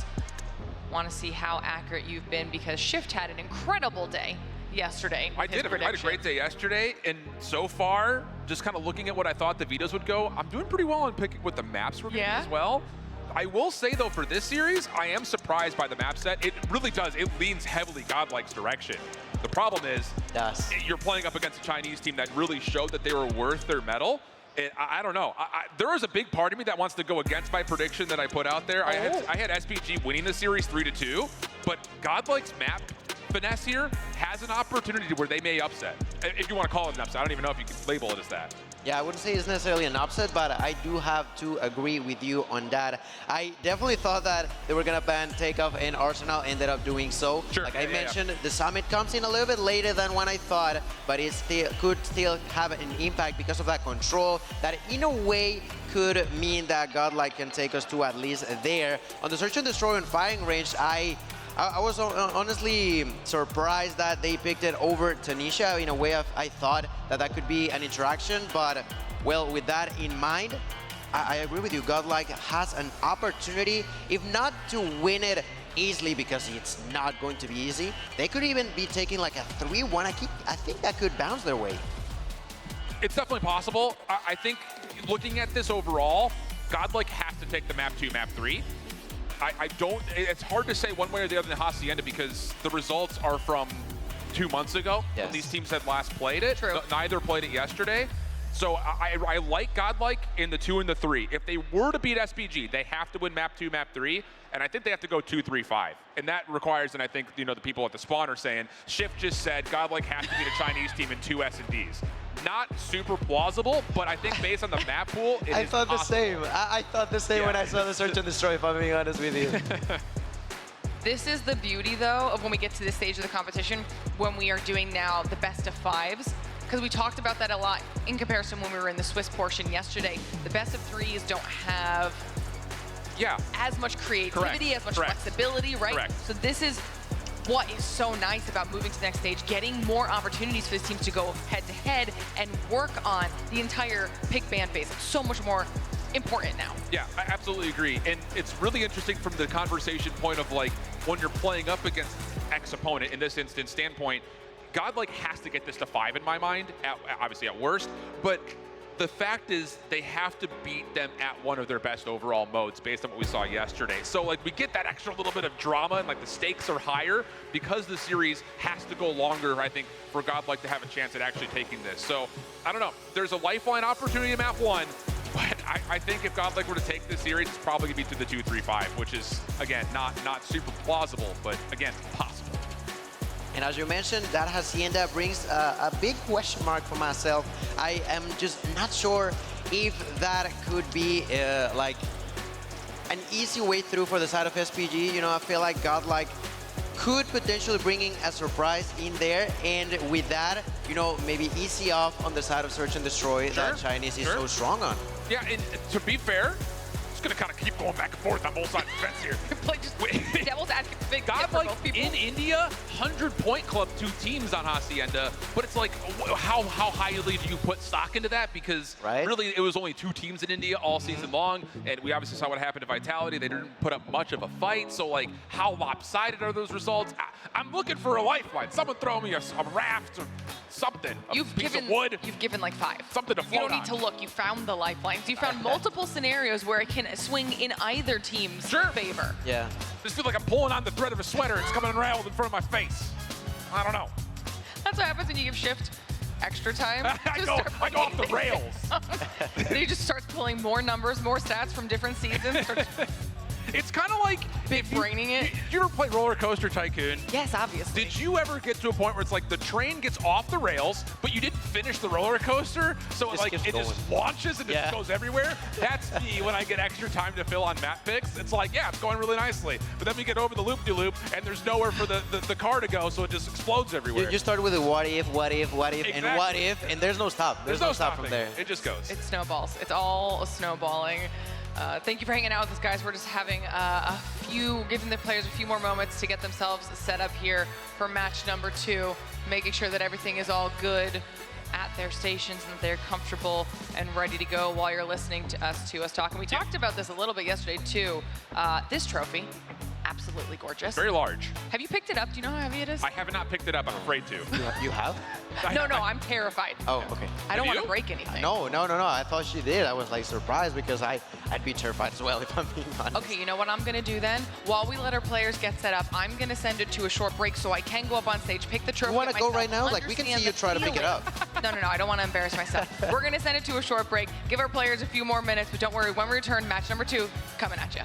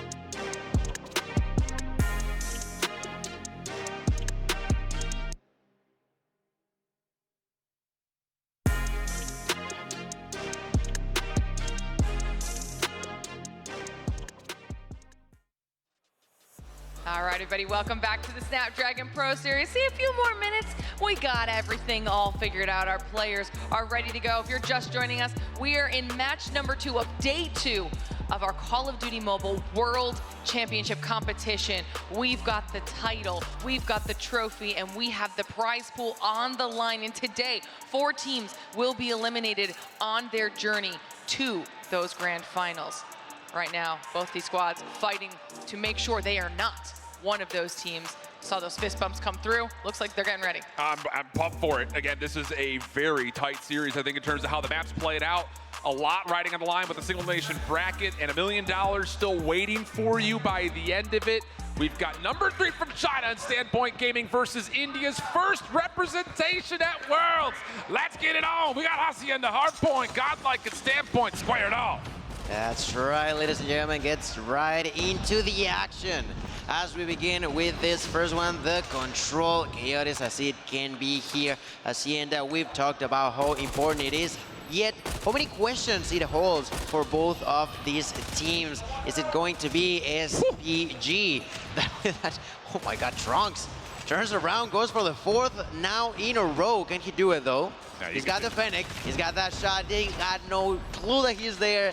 Manages to somehow miss that last shot, but it doesn't matter that much. His team is still holding the hill. Super great start for Godlike. Great control of the hallways, get your SMGs forward, make life painful off spawn, and then have your ARs feast as soon as your front line starts to drop. Bird, ooh, a little shaky to start, but warming up, finds himself the kill. Lots of time here for Godlike. Keep your eye on the minimap though. Bottom left side is what we're looking for. Neutrino, who's already got himself an early cruise missile, will use that to get time away from P2. So hold on a second. Godlike gets the full scrap. They won't have full possession of spawns, and numbers will start to falter just as soon as that Pred missile was looking to be the X factor on the rotation. Between Neutrino and Trunks is insane, the amount of kills that they're getting so early on. But as you mentioned, the rotation was not necessarily the greatest. Let's see now the retake as Trunks is already behind the enemies. Gets one, gets the double. Immediately bounces for the triple, gets the assistance from Lurn, turns around and gets yet another kill. No way to stop this player who already reloaded. There's gonna be a 100-killer drone on Neutrino's hands, and Trunks is still alive to survive, to destroy, to eliminate more and more players on the side of SPG. What a start for the Indian team. Holy cow. I mean, are you kidding me? That is a perfect break from Godlike. SPG's trying to do the exact same thing. Throw smoke at the front doors, get over the sides, see if you can find a way to kind of make things mixy and okay. Moment of recovery here from SPG, but I will tell you, how to play P1 off of a break-off into how to break a P2, that is unbelievably good from Godlike. So you can definitely see the Hacienda, even though neither team has played it yet this weekend, still looking really comfortable. But Godlike, with Trunks absolutely ripping Standpoint apart, has already got an early claw before we even open up the 3rd hard point, and Trunks is saying, eat my shorts. He is having his way, absolutely shredding SPG, and Godlike will control P3. My goodness, and to top it all off with a few score streaks, there's a double for Trunks with a Pred missile. Lurn gonna be using that Annihilator at a distance, misses a few shots, but continues to distract. That's one, goes for 2, gets taken down. Doesn't matter too much because there's his allies to get rid of the remaining enemies in here. SPG struggling like crazy. Godlike with the start of a dream, and said dream is to continue grinding here on the World Championship. I almost wish we had a 3rd cam to show our reactions right now, because both of us are jaw dropped, eyebrows back into our foreheads. I mean, this is so clean from Godlike. Oh my goodness. SPG, to be fair, are still fighting. They're clawing their way to keep themselves in the game. It's not getting too out of hand yet. And with a lot of early operators being spent for Godlike, this is where the momentum can shift. You've got 4 operators at the ready here for SPG, rotating over to Rock. You expect Purifiers to come through, and Bird's gonna start us off. Just comes down to, can he actually get a read on where this is coming from? Looks like the answer is yes, because Guagua's also hitting this with a claw, but things get shut down, and Godlike will break the setup near perfectly, only dropping 1 in the process. It's just insane how unpredictable Godlike is, that every single time that they have to break, they do it so clean. The side of SPG just continuously getting outplayed there. Once again, they're going to try to break through with the War Machine from Time, who gets a couple kills, eventually kills himself. Doesn't matter too much. There's Suiwon trying to make it as well, but the fight continues from within the hill. Surge in, Hardpoint, it doesn't come out of my mouth. being the point, the game mode that SPG was so good yesterday, Godlike is like, hold my cup, because I'm gonna show you how it's done. And in here, they are not only starting great, but continuously putting SPG on a bad spot. Oh, very much so. I mean, it's map control galore. Abiz now finding himself a little bit of a streak. 3 in a row for him, now getting to 12. I mean, Trunks is going to get through this first rotation of Hills with 25 kills. He's on pace for well over 50 if he keeps this up. But Guagua steps into his way. SPG up to 50 points, still keeping themselves in it, and a good sense of control here around the Fountain Hardpoint. Typically pretty mixy, but SPG have taken away a lot of the map at the moment. Chance for Guagua to continue on his bit of a rampage. Clearing out the windows, long-range shots. Yeah, a little bit of help there, and SPG can take their focus back to the hardpoint with Guagua on 5. That's right, 5 in a row looking for the next victim, but receives a lot of damage. Tries to hide, goes for that kill. No, Neutrino gonna say no to that. And SPG finally got a second there to breathe, but that was just not enough. Godlike slowly but surely getting more and more momentum, just no walling onto the opponents, getting between 10 and 20 seconds each heal has been so huge for them that at this point they are over double the amount of SPG holds, with 131 to only 70 on the side of SPG. And the worst news here for SPG is, once again, the operator economy has flipped back into favor of Godlike. Trunks and Neutrino both have operators at the ready as we rotate to what we like to call a money hill, where you expect to be able to pull 45 plus of the 60 total seconds. And Godlike own rotation. SPG trying to play around the back, but Learn, Annihilator in hand. He's number 1 in blue, just finessing around that back driveway, and Learn is teed Oh up. my God! Holy smokes! The value, the efficiency, the control from Godlike, absolutely perfect. And get out of my face! Swats him away. That will lock down spawns for Godlike, plus the opening 20 seconds. Not enough time, but almost 6 kills with that Annihilator. Now on top of it all, there's Neutrino with a War Machine. Gets one, gets two, gets the clean, turns around. He hears there's someone might be coming up the stairs. Not gonna find any more kills over there, but the side of Godlike with 163 points in here. Continue to control. 28 kills for Trunks here. Wawa tries to get inside with a claw, doing a lot of damage. Finds one kill, not going to be enough for his bail. With the kill, gets taken down with a nade. SPG with another break inside of this garage area. And they need to try to figure something out, because if it continues to be this way, I'm not too sure if they can recover. There is an opening here for Standpoint. Godlike are very early on this rotation over defenses. So even though they're technically here first, there's still some time before this hardpoint unlocks to where Standpoint can try to play a bit of recovery, but Prevail goes unchecked top office, a pivotal power position over the top of this hill, and now he's got equalizers to make sure nobody does the same thing to him. Oh my goodness. We kind of heard from a lot of the NA guys who scrimmed this Godlike team before the event started that Godlike was looking nasty, and we're seeing exactly why right here. And let me tell you, we've seen moments from Learn, from Trunks, from Abyss, and also from Neutrino. Now Prevail joins the fun, joins the mix, and with 100 points lead, they're gonna be rolling over, steaming over the opponents. Prevail with another double kill there with the equalizer, now with the Fennec at a huge distance, finds another double kill. Unbelievable way of playing. You said it yourself. We've heard it from different teams, different players. They all agreed that Godlike had a huge opportunity to bring something new into the table, and that's exactly what they're doing here today. Unfathomable. The amount of just overall dominance across every element of Hardpoint that Godlike's been able to provide. 34 kills for Trunks, 30 for Learn. I mean, this is abusive. Chance for SPG to try to fight for the early time here at Rock, but Trunks and Neutrino come through, find themselves 3 of the 4, and it just, my goodness, it's not even just the fact that Godlike is dominating, it's going to be the mental toll that Godlike is doing this in, because there hasn't been a single great moment anywhere for Standpoint.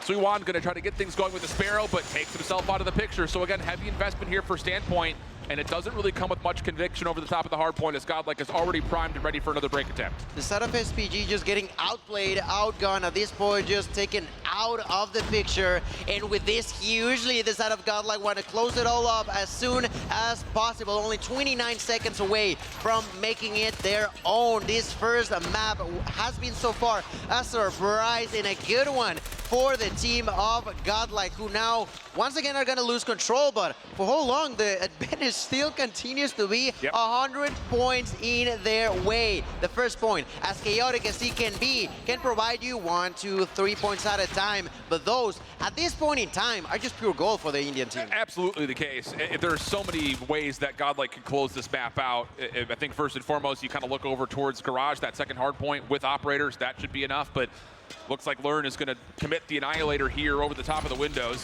Does get surprised over through secret stairs, so Standpoint will at least get Godlike out of the hard point, plus a couple of extra kills to allow themselves to jump in and find, again, key time. Every second is going to be a big second here for Standpoint. That's Godlike right. looking to play for rotation, 25 seconds still left.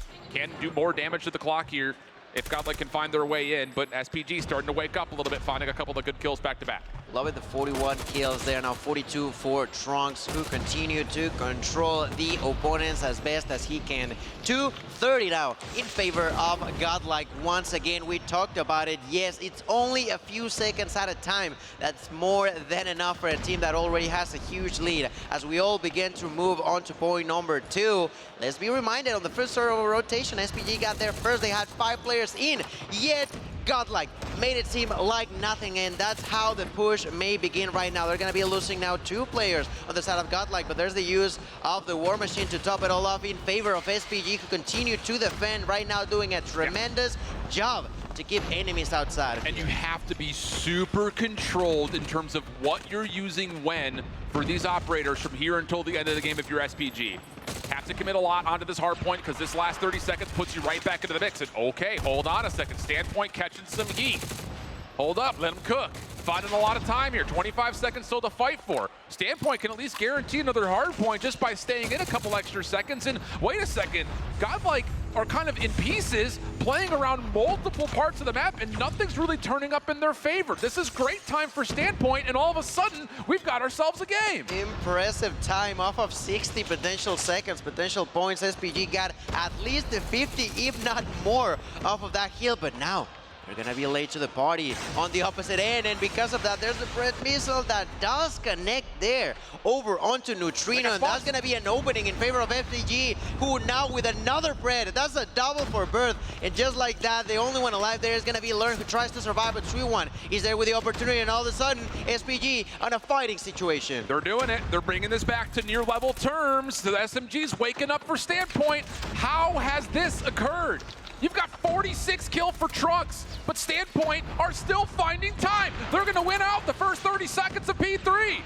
Next hit from Godlike, all coming through 10. Neutrino gets the opening double. Is there a follow-up? Smoke is all over the place. Neutrino's still absolutely wrecking. Guagua will eventually be shut down. Need to hit this if you're Standpoint. 2-on-3 into the hard point. Tron's able to find a couple, but Godlike still finding kills. Bird has to jump on in. There's the contest. 248, 221, but Standpoint a little bit too limited in the resources. They made a heck of a go at it, but Godlike's lead too large to overcome. What a game, what a game. Godlike not only winning, but being truly convincing across the majority of that game. Like you mentioned at the end, SPG definitely picked up the pace, huge time, and with 2 kills only, they managed to decrease that 100-point loss into about, I want to say about 20. 20 points, yeah. Yeah, that was not bad whatsoever, but that's the problem when you're so far behind that although you're doing so great, just a few seconds at a time, slowly but surely, Godlike went into that victory. Yeah, the thing about all the larger maps in our hardpoint pool is that you can, with good rotational play, string one hill to another and do so in a convincing fashion to allow yourself to chip away really quickly. But to do that over and over and over and over again, very, very tough to do. And I think more importantly, it just comes to the fact that Godlike showed up on this stage and said, let's get into it. I know you guys are having tech issues. We don't care. We just want to play the map. And I will say, between Trunks and Neutrino early, they were all over it. So maybe a bit fortunate to have built a 100-plus point lead at one point in time in the map. Your Godlike Standpoint definitely started to find some fever late into the map. Just, again, like we continue to hit on, just too much of a gap to overcome.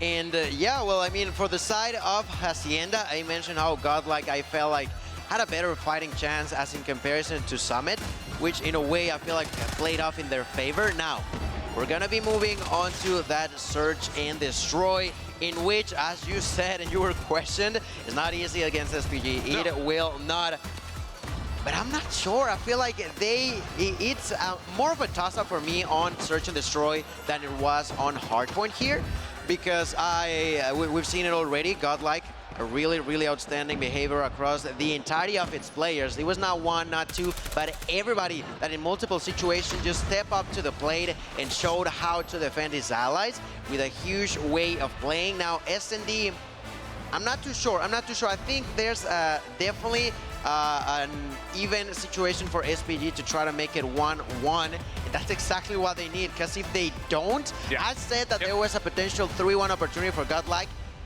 But if SPG loses this game, Godlike can take it in 3. Yeah, no, very much so the case. Again, that control is such a huge wound for Standpoint Gaming, flat out. It just has not been anywhere near where it needs to be, I think, coming into this event. And so they have to find other ways to win series. And the first map was a pretty 50-50 toss-up based on the records they came in with. It kind of felt like that was going to be a tone setter for the entirety of the series.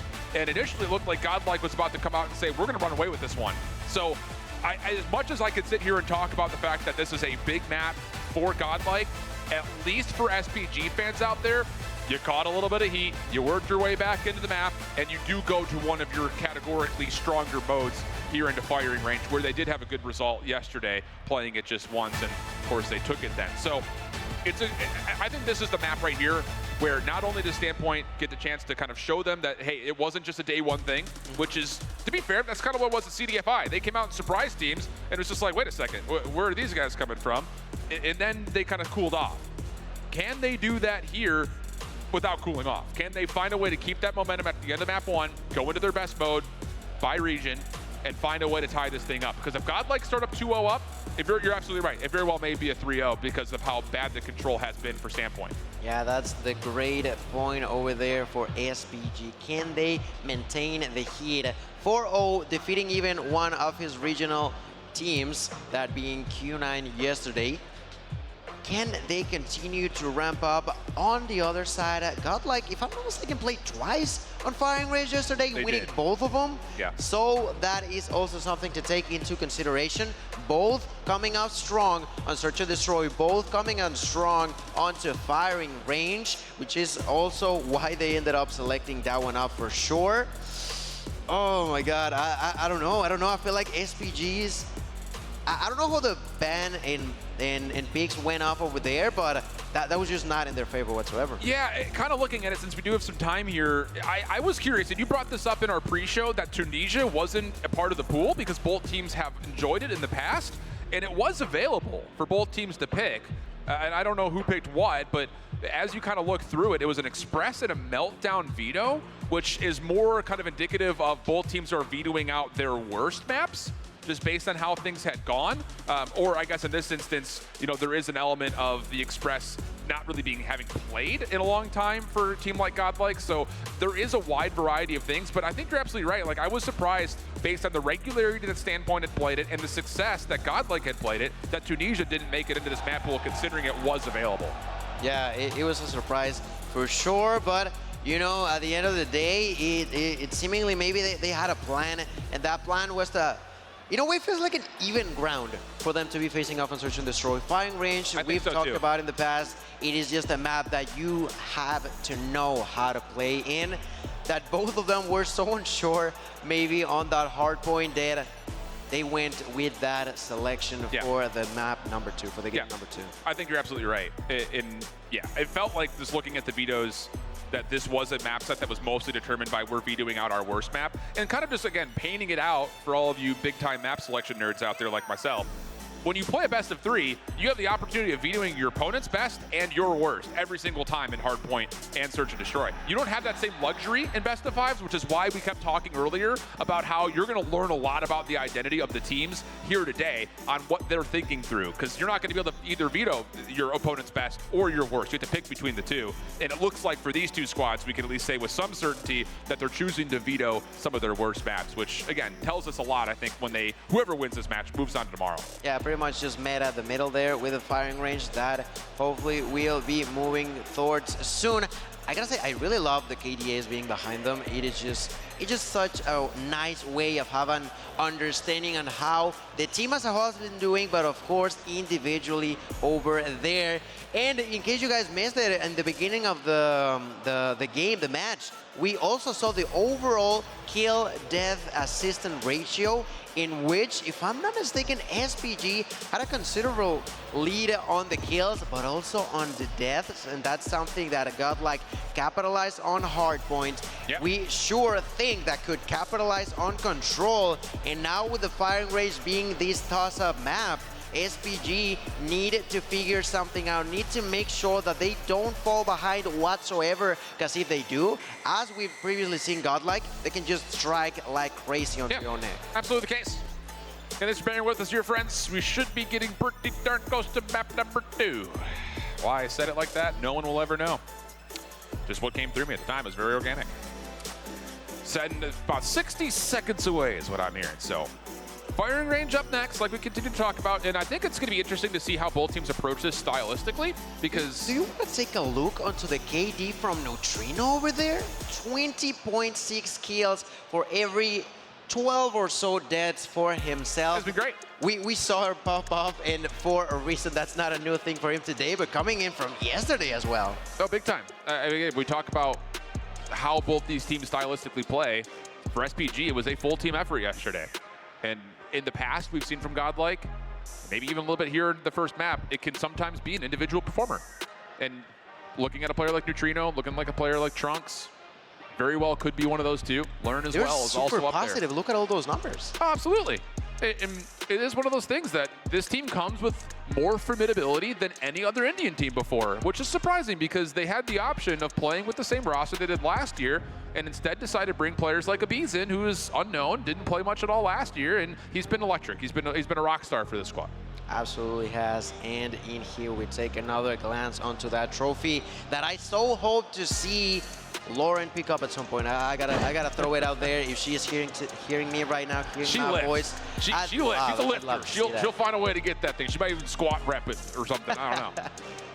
That'd be amazing. That would be amazing. And for all you people that are at home, hope you all have enjoyed what we've seen so far. That LG versus KhazixMayJump was definitely a blast. Right now, Godlike and SPG, although it was very inclined for Godlike at first, we saw SPG pick it up at the end, not quite enough to win it, but to make it close to the very end as we begin to see players just try to scream at each other. Then I don't quite remember his name, the one in the middle here for Godlike, just trying to cool things off, you know? We've won already. Of course, we're going to keep it hype, but not too hype, you know? Just not go overly crazy, because that can also play against your team. Yeah, that's Trunks right there. I think he comes in as kind of the leader of this squad, not only in what he provides on the map, but you also have kind of seen him around the arena here this weekend, kind of being the guy that everyone kind of surrounds. So here we go, finally into it. Wake up, Atlanta. We're getting hot and ready to go. Godlike versus Standpoint Gaming, and it will be offense first and foremost. Over the side of Standpoint, and they're going to go to a wide open B site. No one home at all. No one to say no, nothing about that. There we got Sweet still pushing forward. Bombs being planted. Learn about to try to get that kill and does so with a double before getting chunked by Juan. A great interaction there for Learn, and even prevents the bomb from being planted over there, which is a key success on that interaction. That is the biggest point of all of that. It's surprising to see him get two, but even more importantly, one of those two was the bomb planter. Action, though, on the secondary attempt. Starting to come back for Standpoint Gaming, evening up the odds. Prevail on the hunt for Guagua, who's just trying to find something to hold on to. He will be taken down. Neutrino, and clean shots from Neutrino. Fighting Chuan for the first, and then over the top of the bomb site. Time, no issue whatsoever as Godlike take the opening defense. Yeah, good answer on the side of Godlike, because they were a little bit late to the party. No one knew what was going on over on Bravo, and SPG with a bit of a weird play over there, tried to surprise and work, but the aftermath was just not there for them. Now, they're gonna try to step it back, you know, make it calm, try to chill for a little bit here, and a nade is gonna be the opening frag here on round 2. And this is more like the style that we'd seen from Standpoint when they were playing at CDFI, as well as at Masters. Be a little bit more clinical, kind of feel things out, utilize good set nades, and get your snipers involved, of which that will be enough to provide first blood by the means of the scope. Neutrino, once again, playing over through mid sandbags. Gonna make sure there's no rotation through, but gets caught. Suwon just kind of pushes right in towards 10, and now Standpoint Gaming have no threat of being alarmed by Learn. Everyone's been held back, and this should lead to a plant. SPG taking their time to make sure they put it in the perfect position. That's going to allow Godlike an opportunity to battle back, get a couple of kills.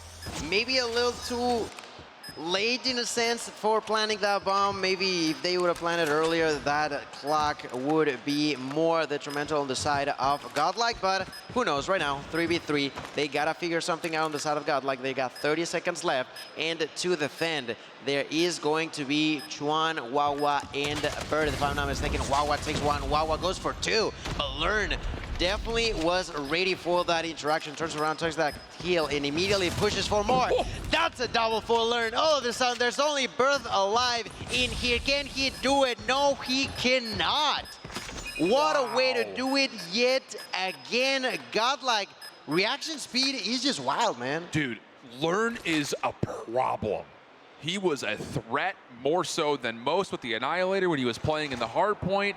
Now we're giving him this look at being able to stop a plant in round one. That little snap on Closet is not easy to do, and he does it cleanly. And then Abiz helps him out to kind of find the last player for SPG, who was just trying to sneakily stay alive and use the clock as his ally. Beautiful second round here from Godlike. And maybe, on the flip side, a bit of indecision for Standpoint allows that retake to come out. So here, first 20 seconds already kind of gone. Standpoint just feeling things out again, but here comes Godlike. 3-man push through jungle, and their timing may be exquisite. No one's looking for this at all. That could begin to be problematic for SPG, as they have now got themselves pretty much surrounded on many different angles. Look here at Prevail, and it's actually Abyss with that sniper to take the first blood. Yes, they plant the bomb, but what comes next? That's the biggest question. That's where they've been failing a lot on the side of SPG, which is quite surprising in my opinion. They're completely isolated. SPG are getting picked apart one by one. Chuan able to find himself a bit of an exit. He could join with Suwon, who was looking to play off of a flank. It does allow a trade to come through. 1v2 situation, bomb being hopped. Get down, Mr. President. Prevail. Oh, he tries to get there, but the bomb gets stuck for the defuse. So just enough of a bodyguard gets played. The defuse gets hopped immediately, and the split-second decision from Godlike, their tempo, their pace at making these critical moment decisions has worked out now 3 rounds in a row. Picking up, do I push for the kills as they did on the first two, or do I just distract and try to defuse?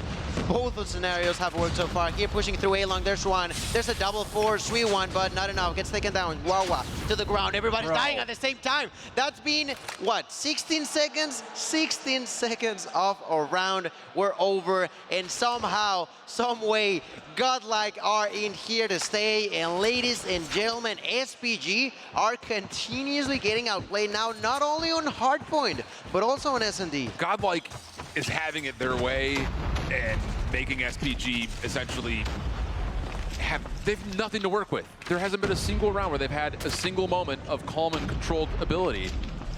And now here, a commitment early over towards A. Plant coming through for Chuan. Tropius is down to keep him safe, and a good double chow comes through. So post-plant setup can start to make its way across. Abiz, long flank, sniping, trying to open up space around the back.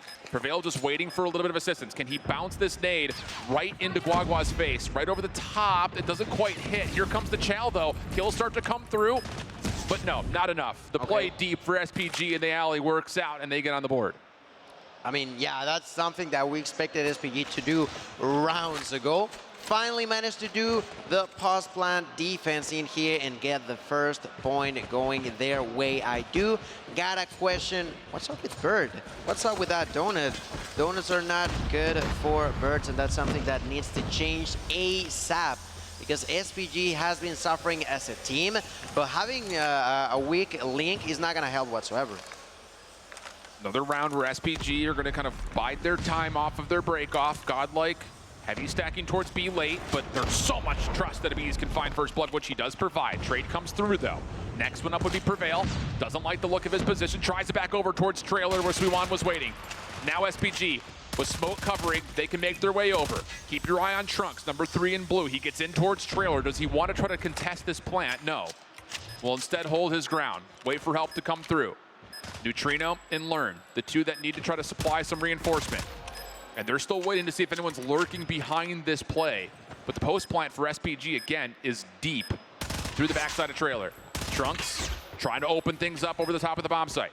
Now Learn trying to follow up, and Neutrino, he's just on an island playing by himself, and he's causing huge problems. Neutrino gets 3 in the round. Now it's just down to 1. Enchuan trying to move his way forward, and he gets crossed up. Neutrino's gonna pull 4, and Godlike will exit the defensive half up 5-1. Not allowing him to defuse is wild, in my opinion, by the way. He deserved to defuse that bomb, but it doesn't matter.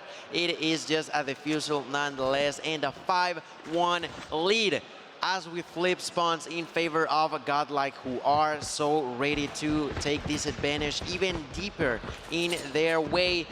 But is the flip of spawns going to be something that benefits Standpoint in some way, somehow? We are about to find out as Godlike pushes through. Along with 2 different players, Learn here with a bomb in hand will begin to plant immediately, to which SPG had nothing to say about. First blood tallied, but it's a rather inconsequential kill. It's on rotation. Good follow-up from Prevail, getting a trade to the Suwon. Retake on the way for SPG. They're trying to move quickly, but there's just not a lot of space for them to maneuver around at all. Even though a 1-shot lands for time, he's the last player left. This would have to be a 1v4 in technicality, and he's got to do it with a scope. Quick shot will miss. Follow-up here from Trunks. No worries, no problems. Godlike already on map point. Standpoint in major trouble. In major problem indeed. A single round is all that Godlike needs in here. They got map point times 5, if I'm not mistaken. 5 different opportunities that I don't think they want to go to the very end. They want to take it now here in this opportunity. As 2 pushes through mid. Trunks gets a kill onto Xuan. Trunks is now going to get executed. Double kill with huge value in favor of SPG, as time reaction time was amazing indeed. And because of that, they stop in their tracks. That aggression from Godlike, that is not even quite over as Neutrino. Look at him go. Yeah, the thing about it is Standpoint are so far committed forward that they're almost in a position of being self-isolated, but Neutrino knew Bird was nearby, but the shot lands for Bird, leaving it all down now to 1 player, and that will be Abiz. And he's a little bit stuck backside trailer. It's just a scope to work with. Tries to clear things out over the top of the barrels. Time will get 3 in the round, and Standpoint will stay alive. Good job. Good job there for Time. He realized that they were pushing through mid, gets 1, gets 2, and eventually the 3rd to close it all up. That is huge value for SPG, who are still under fire. They have managed to decrease it a little bit, but the heat is still in their faces as we now see a different strategy coming down from Godlike, who all push through B. The ones defending are going to be Wawa alongside with Bird. Bird in there at a distance with a Grow, tries to defend. Trunks gets 1. Prevail gets 2. There's Wawa with a kill. Bird still cannot do nothing in these rounds. And ladies and gentlemen, with Suwon being the only one alive, and that kill being a triple for Abyss. That's a victory for the side of Godlike, ladies and gentlemen. They question shift on that pick for Godlike winning the Search and Destroy. That was a 7-2, man. That was as convincing as we've seen all week long, flat out. And this is the thing, it's like, there's such a big part of this where Godlike, again, kind of talking about them through their entry yesterday, and now even more today, it's like there's just not a lot of good film on them. Because they ran through their region, which I think a lot of people consider to be one of the weakest, maybe next to Japan.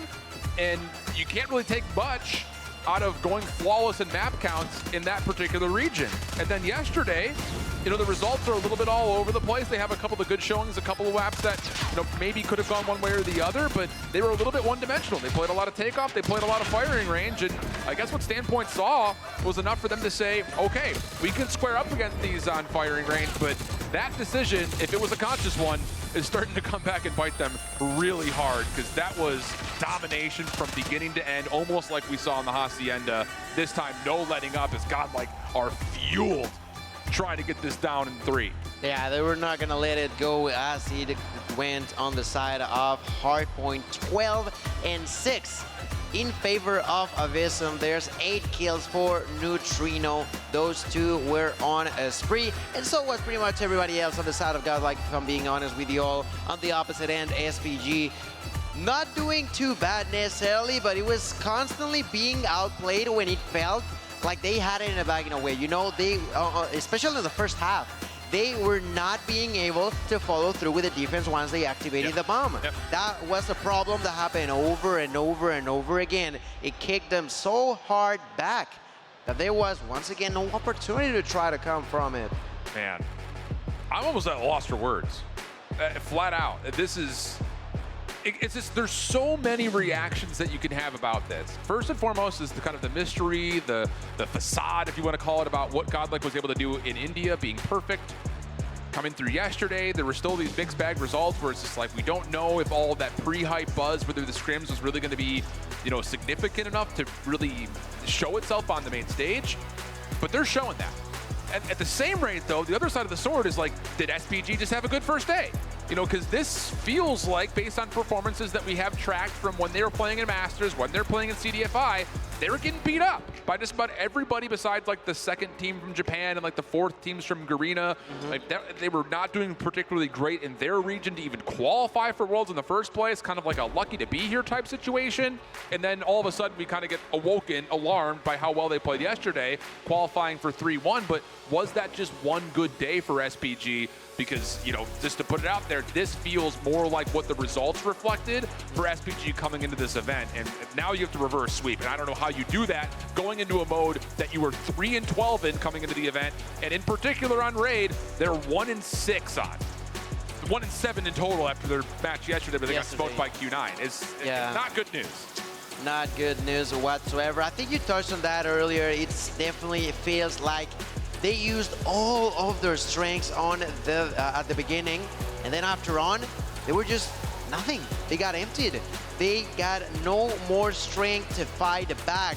And on the opposite end, you've got Godlike, who has been, of course, super consistent across the entirety of the region. They were super good and solid in the pre-tournament scrims against the others, that now here today actually, they got the opportunity to close it in 3, and that's definitely what they're going for now. So here we go.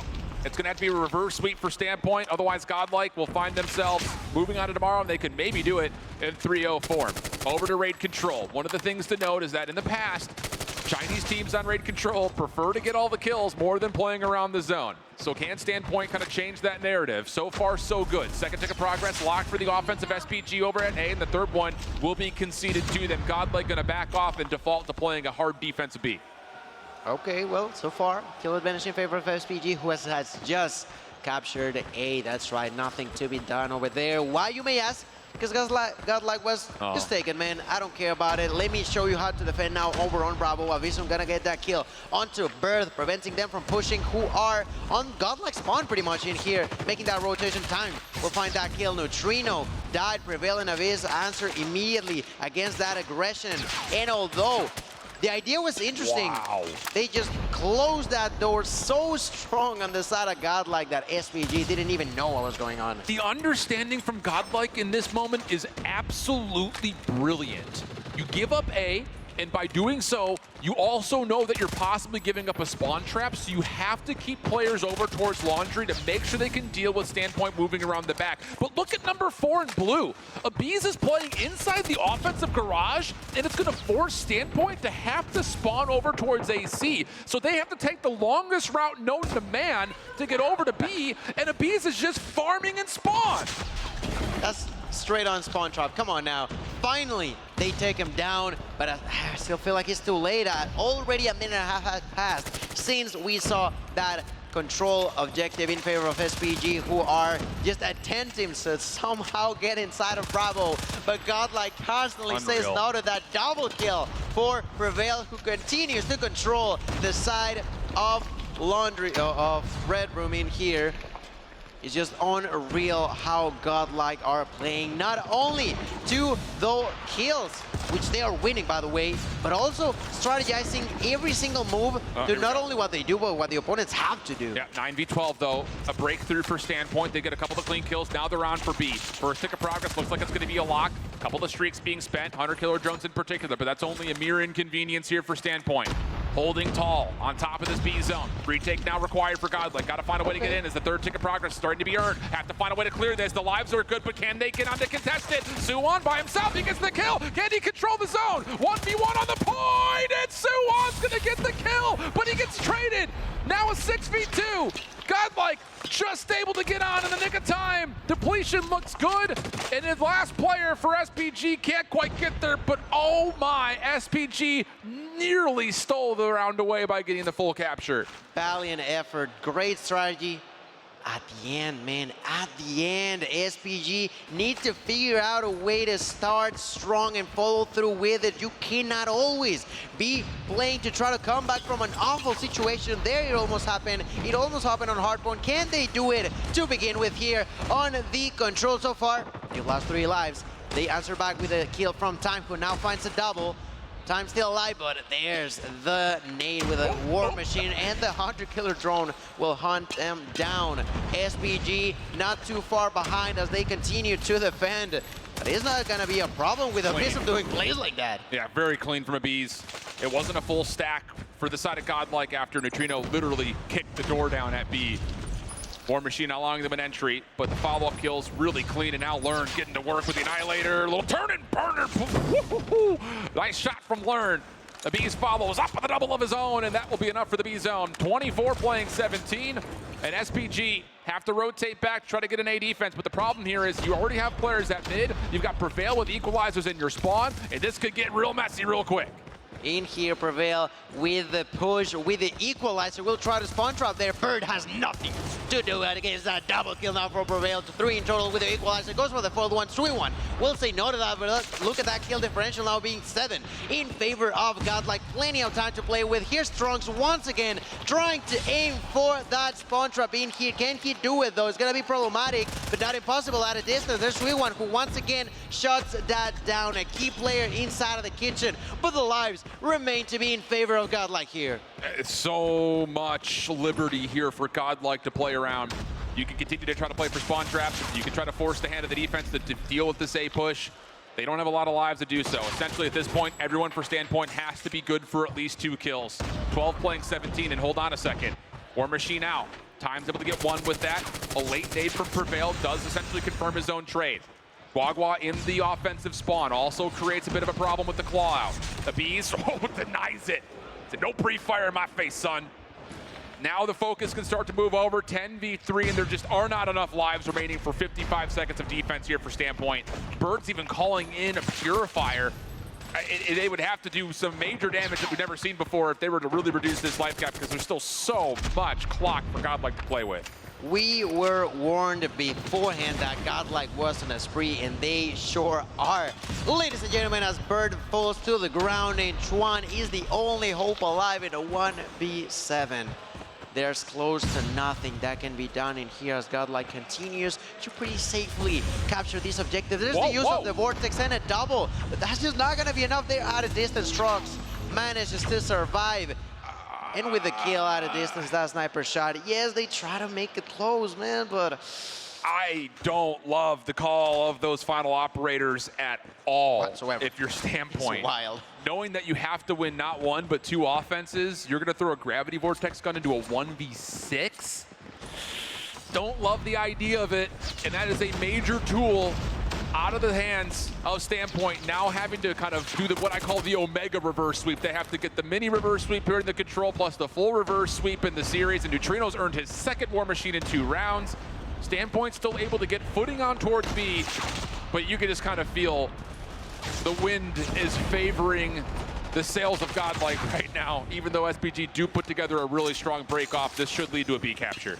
It definitely should be, and this time being over on Bravo, we had a different situation to what we saw in round number 1. 2 potential different outcome, question mark in favor of SPG. Let's see how that goes, as this time around, they do not 5-stack on the hill. They are like, all right, we're gonna continue to capture, yes, but we're also gonna be thinking about what's next and how we want to translate that control capture onto the next hill. Unfortunately enough, it just doesn't work again. Look at Godlike once again doing what they like to do, which is playing a spawn drop. What even is that? Trunks gets a double. What is going on? It's the Zim Omega spawn trap. Wow. They got him spawning in gym. I didn't even know that was possible. It is. It happened last year. Shout out, Zim. I know you're watching, brother. I know all the people in the spawn have a cheeky smile. But the thing about it is, that strategy worked out for kills, but it didn't help them win the round. Will that change here in 2023? Godlike with the front line set up over towards A. They've dug into the life gap convincingly. Here comes SPG, though. Couple of tools still available for them to try to crack the code. Just comes down to, can they find the eliminations? Minute 15 on the clock. And Trunks is going to be an issue down here, bottom bedroom. Oh, and boy, is he ever. Only gets one. But still, the trades are good. And now Godlike just have to kill off 9 lives or minute 5 on the clock, whichever is more convenient. And if they want to, they can just use the 2 operators that they have available. That's going to be the equalizer coming down from Prevail, who is now going to be spotting 2 different enemies at once. Finds the first kill, goes for the second, takes it like it's nothing, immediately pushes for more. There's no way to prevent what's coming. Only 4 lives remain in favor of SPG. Sweet One takes that double kill. Prevail will continue to have this equalizer for a few more seconds. And at a distance, there's also another one that was used on the Learn's hand, but it was not necessarily that effective. 4 remain. They tried to stay alive. They tried to stay together. They all pushed through the kitchen. There's that kill from Avism. Ladies and gentlemen, the beginning of the end. SPG are out. Godlike have done it in such a huge fashion. 3-0. How in the world did that happen, Shift? Holy cow. Literally. That is unbelievable. India's here to not just play, they're putting everyone on notice. And look, we were kind of flirting around with the storyline. Is Godlike playing that well, or was SPG just having a bad day? I don't care. You put anyone on the stage versus that Godlike team today, and they're going to sweat or get beat down in similar fashion. That is a massive showing to a single elimination bracket, and Godlike continues to have India on its shoulders, pushing it an extra step. They've at least secured top 4. What a display from Godlike. Incredible performance over there. And as such, it has to be recognized on the Indian region that last year struggled like no other. They bumped into so many obstacles last time, but in here today, although Vitality could not step up to the same level, Godlike surely did against plenty of different regions. They made that loss against Q9, but they beat both of the European teams. They beat also the #1 seeded for Latin America, and now it seemingly is like they're going after China. Oh yeah, big time. It's just, again, I have to just sit there and say, like, Godlike, that performance would have done well versus anybody. Yeah. Anybody. That was really good hard point until it wasn't there at the end for a little bit, but we'll kind of forget that. For the first 80% of the map, the hard point was perfect from Godlike. The search and destroy was as dominant as we've ever seen on firing range on both sides of the palm. And then a 3-0 on raid where they're making great decisions. They get the Zim spawn trap off. It works out perfectly for them to kind of reduce the life lead, put a lot of pressure on SPG. And I just look at the kills. I mean, nearly 20 across the board for just about everybody. Nobody goes negative. It's really clicking on all levels for me right here, Lauren. And to be fair, we had the extra time before this match to do that additional analysis. You were pulling on that thread. You showed all of the ways in which Godlike could benefit from the entire picks and ban space, and they do that, but in even more dominant fashion than you had ever predicted. I mean, that was a performance. Did you see the zoom in? The intensity in the eyes at the end, the celebration coming out of Godlike? I love everything about it. Pure elation. And again, that's the thing, like talking about how this series laid out based on the picks and bans, the 2-3-5 looked like the best overall maps, but there was potential for them to sneak out a Hacienda Hardpoint win because they looked good at it when they played it in their region. 2 different 100-point clubs. But the thing was, that was such a long time ago, and we didn't know what either team was going to bring to the table with Hacienda. So for Godlike to come out, play the map that flawlessly, that says a lot about their fluidity across every single mode. It's not just on what they played kind of one-dimensionally yesterday. They look prepped and ready to go to possibly chase out a championship. And I gotta say, I definitely gave Godlike a true chance of making it onto the next day. and I was not expecting it to be that way. I said at the beginning, I thought of 3-1, and even the games that they won, I thought it was going to be sort of close. That was not what we saw whatsoever. We saw them completely prepped when it came down to those different interactions. In the 3 game modes, they had a plan that constantly adapted to what SPG tried to do. We saw them on control. They strategized what to do if they lose an objective, and quote-unquote lose, because they just gave it away for free. And it wasn't just you guys. I was talking to Proper in the back as well. He also thought it was going to be a 3-1. Still in favor of Godlike.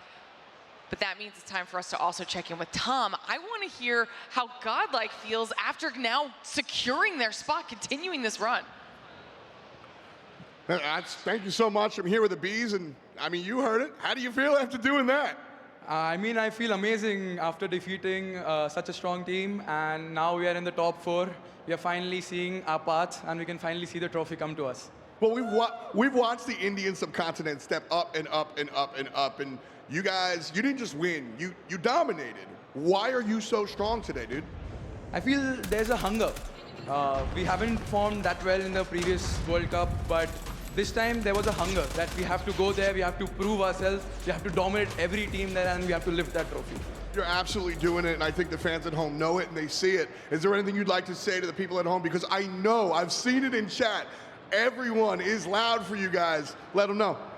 I would just like to say, guys, हमको support करते रहो. हम बहुत आगे आ चुके हैं और हम अब ये trophy उठाने वाले. Keep supporting us, guys. Keep supporting us. All right. Well, you knocked him out on the stage. You knock him out on the wall, my man. All you, congrats.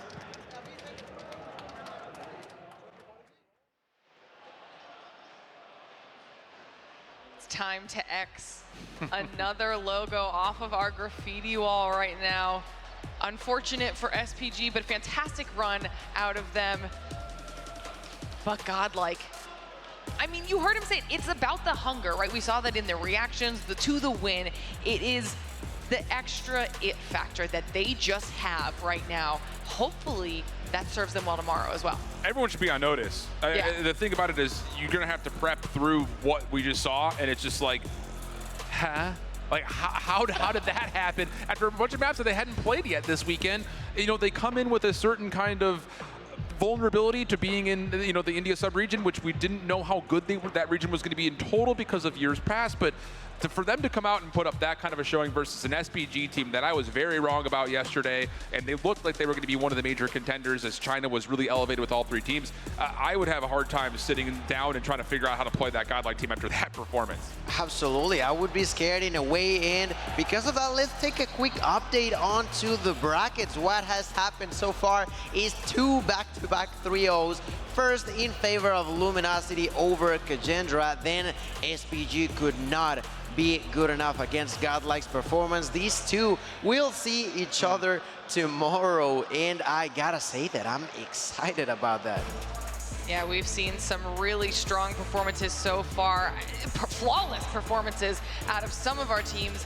Very, very impressive, but that's just half of the competition that we have here today. You saw in that bracket, we still have 2 more quarterfinal matches to determine the last 2 teams making it through to tomorrow, rounding out our top 4, which means for us it's time for another short break. When we return, it will be Q9 versus Powerhouse for match number 3 on the day, so don't go anywhere. More Call of Duty Mobile World Championship action when we return.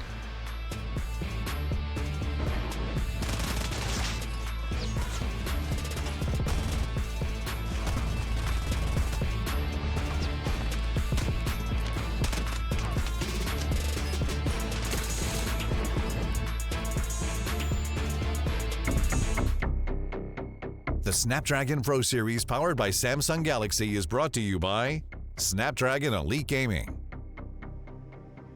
Samsung Galaxy S23 Ultra, Monster Energy, DHL, and the United States Air Force.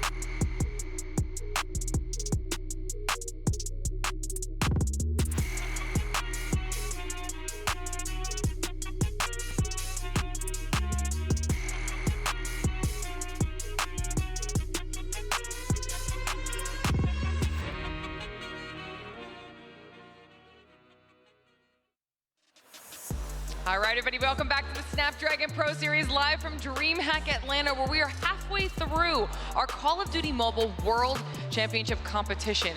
It feels like it's flying by, and that's because it is. We just saw two back-to-back 3-0 beautiful performances out of our teams. LG, Godlike, moving through the bracket. You didn't get a chance to talk about it, but we were talking about it in the green room, so I want you to hype up Godlike a little bit here. I feel like a proud uncle watching Godlike being able to showcase on the main stage. Again, you go back to Worlds 22 last year in Raleigh, no performance was even close to what we're seeing today. They have broken past their previous threshold. Now they're past top 8, in towards top 4. What? That is insane. Nobody had India doing this well this tournament. Come on. And we talked about it at the beginning of the show too, Gil. It's all about new regional dominance. Everyone's coming for NA.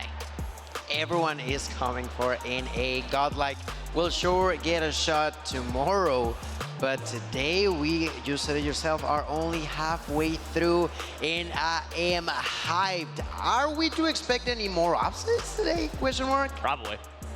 I love that. I'm here for a good storyline, okay? We said it before the break. We've got another match coming up right around the corner. Match number 3 today is between Q9 and Powerhouse. This is gonna be another good one.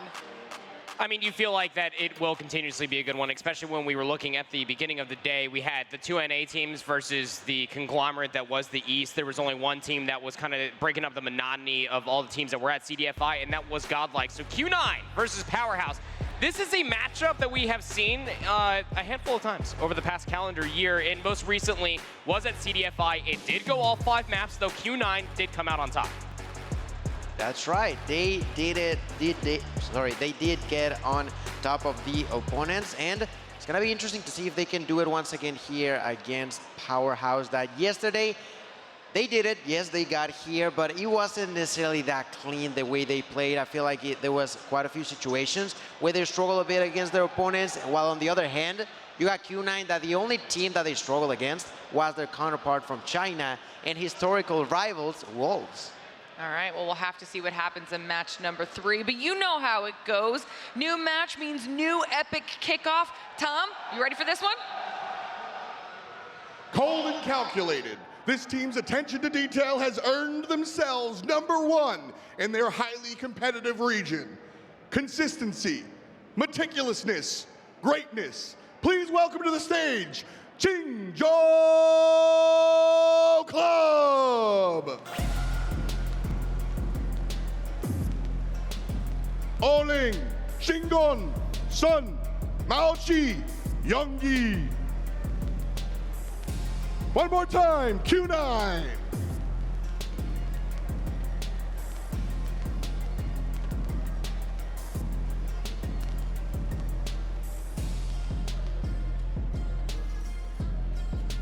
Men, take your seats.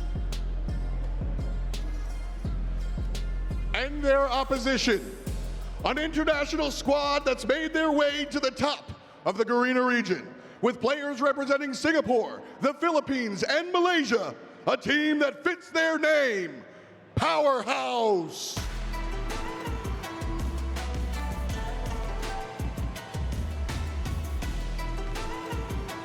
Shut Up, Bingo, Incendio, Stirred, and Irfan J. Once more, Powerhouse.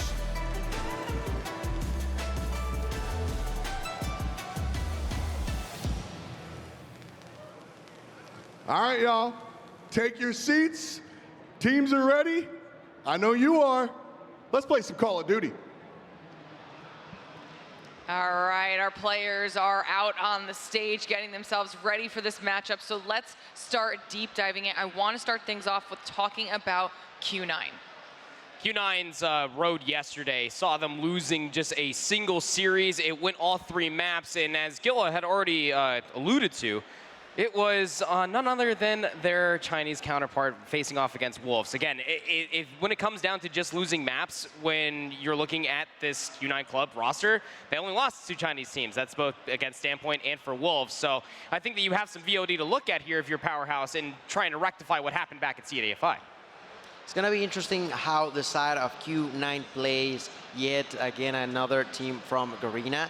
We've seen them, you said it, they've won in the past, but we've already seen that that story can change and already did, for example, within India and the side of China with SPG, right? So I'm intrigued to see how that's gonna work out for the Q9 team as we begin to see these beautiful shots here over on the vault. Getting a look at our players here as we walk through some of the fun they get to have before they even came into this weekend. Hopefully that'll continue for them here. You know, that's the goal for everyone. Moving on to Championship Sunday. That's the cash they are hoping goes in their pockets at the end of it all. There was cash on the floor, but I just have one question, and there's only going to be a select few of the audience and maybe also staff that'll understand this. What's inside the box? Wuling, Jinan, Sun, Malky, and Yang. That is your Q9 club roster. And if there's one thing that both you and I got to see yesterday, Gil, is that any one of these 5 players can pop off. Specifically that player in the middle, Sun, is absolutely ridiculous. I've talked about it in the past. I'm a huge fan of this player, even with the sniper. Lauren, what do you have to say about them right now? Well, we got an opportunity, obviously, to also speak with Q9 heading into this event. And we wanted to hear their thoughts on how the whole competition was going to go and where they thought they would place. So let's check it out.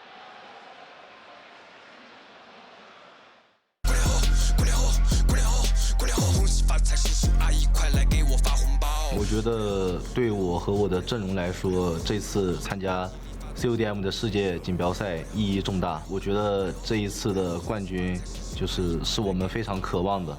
然后我们在美国比赛的时候，我们也会想到远在大洋彼岸的来自我们国家的同胞的观众在努力的支持我们，这也会给我们非常大的动力，所以我们会保持着这个热情和冲劲打下去的。没有，感觉这次来到世界舞台上其实很兴奋吧。欧林、丧、猫奇、西安，因为我觉得我的队友都是最好的、最棒的。玩过的，我感觉可能因为内资吧，可能这种内资的因素，其实有时候我们也挺畏惧对面的，就是对，因为都是内资的，没打过训练赛嘛。我最想叫的是LG吧，因为他是北美赛区的冠军嘛，我就特别想跟他们交手。谢谢大家的支持，然后我们一定不负大家的希望，把这个冠军带回去。All right, I think that might have been one of my favorite things we've seen out of some of these interviews so far. Q9 saying that they really want to go up against LG in the championship because best team, strongest region, and they want to be the best. So in order to be the best, you have to beat the best. That mentality is so great. I mean, it really does kind of put a sentiment in a completely different language on the giant target that is on LG's back, right? I mean, again, you are the #1 team globally, especially for a lot of the players are the defending champions from last year's Worlds. You come for the king, you best not miss. Absolutely, and obviously we're looking at them now up here on the stage. Going up against Q9, it is Powerhouse. Let's talk about them a little bit. Absolutely, this team from Garena that surprised a lot of people yesterday by how they managed to sneak into day number 2. We'll be facing off against the top 1, top 2, depending on how you see it for China. This team Powerhouse have yet another shot against one of the big teams out there. On that interview, we saw how Q9 specifically want to go after the side of LG on the grand finals, but I'm sure that the side of Powerhouse also are looking to take a big hit on those big names. Shout out Bingo, Incendio, Skurd, and Irfan. Some of these sound like Harry Potter spells, I swear. But nonetheless, Powerhouse International is definitely a roster that you do not bat an eyelash at. It's impossible to. We saw how emotional the Garena casters were, even on social media this morning, to be able to see the representation, not just for one Garena team, but both of them making it in towards top 8. A lot still to do. Again, retribution on the line for Powerhouse, trying to rectify the Map 5 loss versus Q9 Club not too long ago. Well, we got an opportunity to talk with Powerhouse before the competition and chat with them about just how much it means to be competing in the World Championship here this weekend.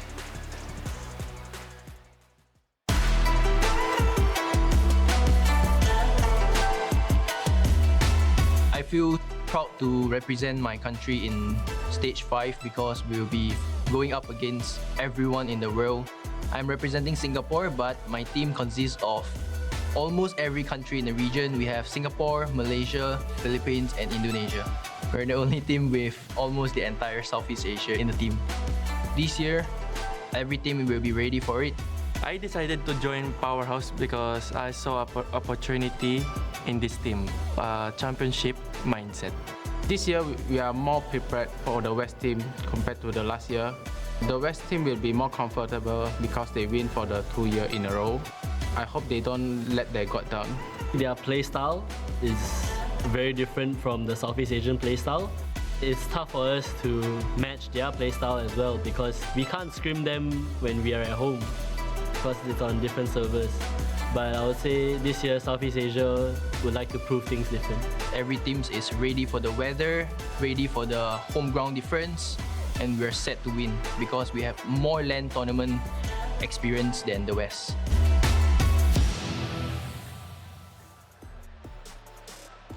You know, they kind of echoed a lot of the sentiments that you've been saying here on the desk proper. One, they play against each other in the East a lot, so they know that, but they don't get an opportunity to scrim against the West. So there's a little bit of an unknown factor there, but then also kind of called the West side out, saying they've got more LAN experience than them. That's absolutely the case. Again, when it comes down to these Eastern teams, they've been playing LANs since, I don't even know, like a long time ago, realistically. And this one in particular, between Q9 and Powerhouse, much like how the entirety of NA don't have much playtime against them, besides these Worlds and international tournaments, there's a lot to be said about the playstyles that they have to offer for each other as we take a look at the stats, courtesy of course, I Hold Shift, just giving us all these different maps and breakdowns of what we were able to see just yesterday. Very stark differences as far as the game modes are concerned. 100% though, the 2 times that Powerhouse went to control. Can't bat an eyelash at that if, of course, that map number 3 could be quite integral for Powerhouse. And with Shift, we talked a lot about how different scenarios could be a potential good outcome for Godlike. Here, between Q9 and Powerhouse, I was looking to find a way to maybe beat those picks, go the way of the Garena team. But I'm just not that sure this time around. I feel like overall Q9 is not only a good team, but a super solid squad to go against. And in here tonight, I am just not sure if I see a crack of opportunity for the side of Powerhouse.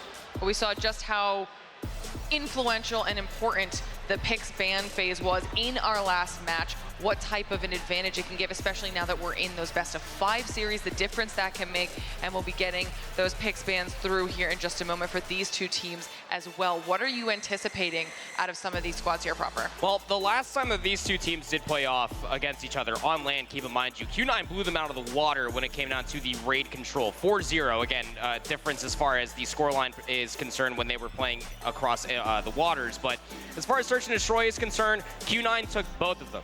And the way that they were able to win it was, well, quite frankly, in taking, I believe it was map 1, 2, and 5. They lost the control. They lost the map 4. But the Search and Destroys did go down on Tunisia, did go down on Express. And all things considered, when you're looking at it from Powerhouse's perspective, you did have some time in between then and now. You better hope that all of that work has paid off, that you might end up seeing a few of these maps come back. I was not expecting for us to see a takeoff map number 1, but that's exactly what we'll get. Then we would move on to Search and Destroy on Meltdown. That is some great start over there, and at the middle or potential middle of the best-of-5 would be Control on Raid that Proper just touched on earlier. Moving on to the hardpoint on Summit and potentially Game 5 of Search and Destroy on Slums. I gotta say that I don't dislike this, particularly for the side of Powerhouse, but I'm still just not feeling it. I'm not completely on their side, if I'm honest. So this Summit is going to be the most interesting one that does stand out to me, of course, that being the map number 4, should we get there, of course. That was a 10-point differential that Q9 were able to win. So very close in between these 2. So it's kind of like the picking of the 2 evils if you are Powerhouse as far as your vetoes are concerned. You have to allow the takeoff to come through, which honestly speaking is an Eastern classic. But this is probably the best maps that you could possibly draft for yourself if you are Powerhouse, given that that raid control did go your way quite swimmingly last time. right, well, I think this is going to be a really exciting third match of the day. Hopefully everybody at home is ready to get into this one as well. If you're hanging out to chat, or if you're even here in the audience and you're on your phones, make sure you hop on in there and let us know who you think is going to be taking this one, which team moves on to tomorrow to compete potentially in that World Championship, and which team's journey might end here. It's definitely going to be an exciting back and forth because both of these teams want to be fighting for that title, the trophy that we get to see all the time here on stage, and of course that $1 million prize pool. The versus screen comes through. Our players are locked in and loaded. Match number 3 is coming at you. This one's going to be exciting. Thank you so much, Glitter. We'll get all of your thoughts after this best of 5. Has the potential to be an absolute doozy, if you ask me. This takeoff hardpoint is going to be interesting for a lot of different reasons, of course. Through all of stage 4 for this Q9 Club roster, they went 1-5. But all throughout yesterday, it was reverse day for them, Gil. They did not drop a single hardpoint. Yeah, it's gonna be the same. I am not sure. I definitely feel like it could go that way, but we shall see. As far as I'm concerned, this game of Q9 starts off with the right foot. The fight now shall begin by the hands of Irfan. Wow, we are going to get to see yet another chopper, this time by the hands of, I think it was Shen from Q9 over there using it. So that's gonna be interesting. We know that here specifically on takeoff, there's plenty of different angles that at a distance you try to cover your allies over on P1. And even on P2, you just try to spray your enemies out of that place. Don't need all the cover in the world if you have a wall of bullets that you have to try to mosey your way through. Pretty convincing kill feed for Powerhouse as we're still doing the tango here on P1. About 5 seconds left to gain here if you are Powerhouse International, and they will be getting all of that, 36-12 at the end of P1. They also have the rotation towards new, so you got to be careful here if you are Q9. This is what they were able to do quite wonderfully yesterday in best of 3s for a lot of these different hardpoints. They didn't always have all the setups in the world, but their break potential was definitely something that they could write home about. Shut up. He's able to find himself a handful of kills, but Sun Jinan at least answered back with a few more. Trying to get in towards the back, though, to break up the spawns was at least Jinan for a small moment in time. And Bingo taking himself out of commission. It's only going to help out the affair for Q9 Club to break on in for some time. Now, I do gotta say it, I see quite a shocking stat on the side of Powerhouse, and is the fact that they're getting plenty of kills. I'm talking about yesterday struggling when it came down to the kill department. In here today, they start off fresh, they start off good, and that really showed off on point number 1. Now on point number 2, they do struggle here a little bit, but as I say that, they managed to somehow take the opponents out for a few extra seconds. There's only 10 left, and they are now beginning to try to rotate onto the next hill. The first one inside is going to be Incendio, unfortunately enough, because they try to contest what was like 5 seconds of P2, they lose complete control over the map. I'm not too sure what happened over there, because like I mentioned, Powerhouse had the spawns, had the opportunity to start off fresh on P3. They opted to try to push for what was nearly no time, and because of that, they lost the opportunity to be with things under control. Amalki is frying right now. Already called in that Predator missile, calls out the Sparrow, and completely shuts down the War Machine efforts for Powerhouse International. Again, as you were talking about, Gil, trying to rectify the issue, trying to battle for all of 5 seconds there at the end of P2. It's garnered Q9 about 30 seconds of damn near uncontested time here at P3. This is where they have really kind of leaned on in to the 4-0 record yesterday on hardpoint specifically. You give this team the setup, you give them some operators, and they are absolutely just piecing you through these very narrow choke points. Still have 15 seconds left to fight over. Bingo's going to be able to at least find 2. It's answered back in kind with a few trades, but Q9 have themselves a little bit of a comfort lead off of a money hill at 3.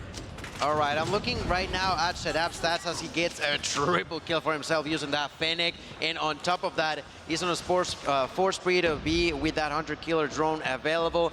Yes, the utility is still there on a few players on the side of Powerhouse, but let's see how much value they take off of him. Sun there begins to push and finds that kill. Young is going to help him as well. Double kill there for Skirt using that claw, and from up above, let it rain with Shadab's Predator missile. With that, Powerhouse does a great job at the first 20 or so seconds inside of the hill, but just like that, it seems like Q9 are once again kicking them out of that place. Yeah, Powerhouse, again, they utilize both the Predator missile, the Claw to kind of break in through the front of P4, right? But still, they couldn't get in towards the back. So Q9, they still have those spawns over on the west side of the map. Finally breaking a little bit further forward is Shut Up. He is trying his damnedest to carry his team across the end of the first set of hard points, but cannot get back in for the scrap time. Spawns were flipped here for a moment, if you are looking at it from Powerhouse's perspective, and it might be able to give them the reinforcements that they require to get on in towards the hill. Shadow pulls out the Sparrow. They'll find 4 in a row.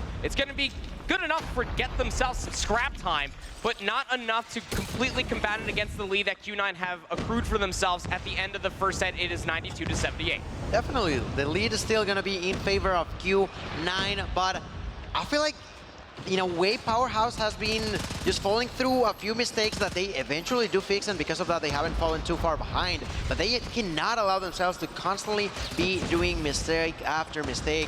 We saw it earlier with the side of the side of SPG, where they were trying to constantly fix their issues instead of beginning with a good start. Here, Powerhouse needs to make sure that they are on their A game from now on, or else they're just constantly going to be close but not quite there in the lead as we continue to see Q9 inside of that kill. There's the opportunity for Incendio to use that War Machine on what I think would be on point number 2. He continues to clean the heel and helps a little bit more to the side of Powerhouse. I mean, realistically, you do feel like that this game would probably still be in Powerhouse's favor. They'd probably have a bigger score margin if they just didn't overextend to try to break inside of P2 there in the first set. So we'll have to see what they can potentially do here as P2 is about to pop just in about 5 seconds. Close spawn still intact here for Q9, but they only hold about an 11-second lead. Now, if you are Powerhouse, you are nearby, but not exactly an open land to maybe try to get in here scot-free. You do have players nearby, however. Do you start dipping your toes into what resources are available? The answer is absolutely. Incendio pulls himself out the War Machine, works his way in, is able to at least find a trade onto Yang, getting good damage markers, but still not enough. That was the last grenade to come out from the War Machine. Now has to get the job done there with the Growl. Unable to be at least fully break inside the hard point, but space was provided. Q9 still holding strong. Those close spawns are still intact, but Powerhouse now working off of the pinch. 28 seconds is good enough to fight for, in my opinion, and they're finding the kills to boot. Let's see if they continue to have things under control. The side of Powerhouse can try to defend in there. There's the push towards the construction side, now working out in favor of Q9. Great defense now as we continue to see them constantly rotating players in and out of that heal. Powerhouse, out of that 25 seconds, got about 18 or so going their way, and as such, yet again, they're 15 seconds behind, constantly being close and close and close to the side of Q9. Can they actually jump, make that final step, and take the lead? Well, let's figure it out as, well, seemingly they're going to be a little bit late to that next rotation. Player number 5 there for Powerhouse has an operator. It's Irfan.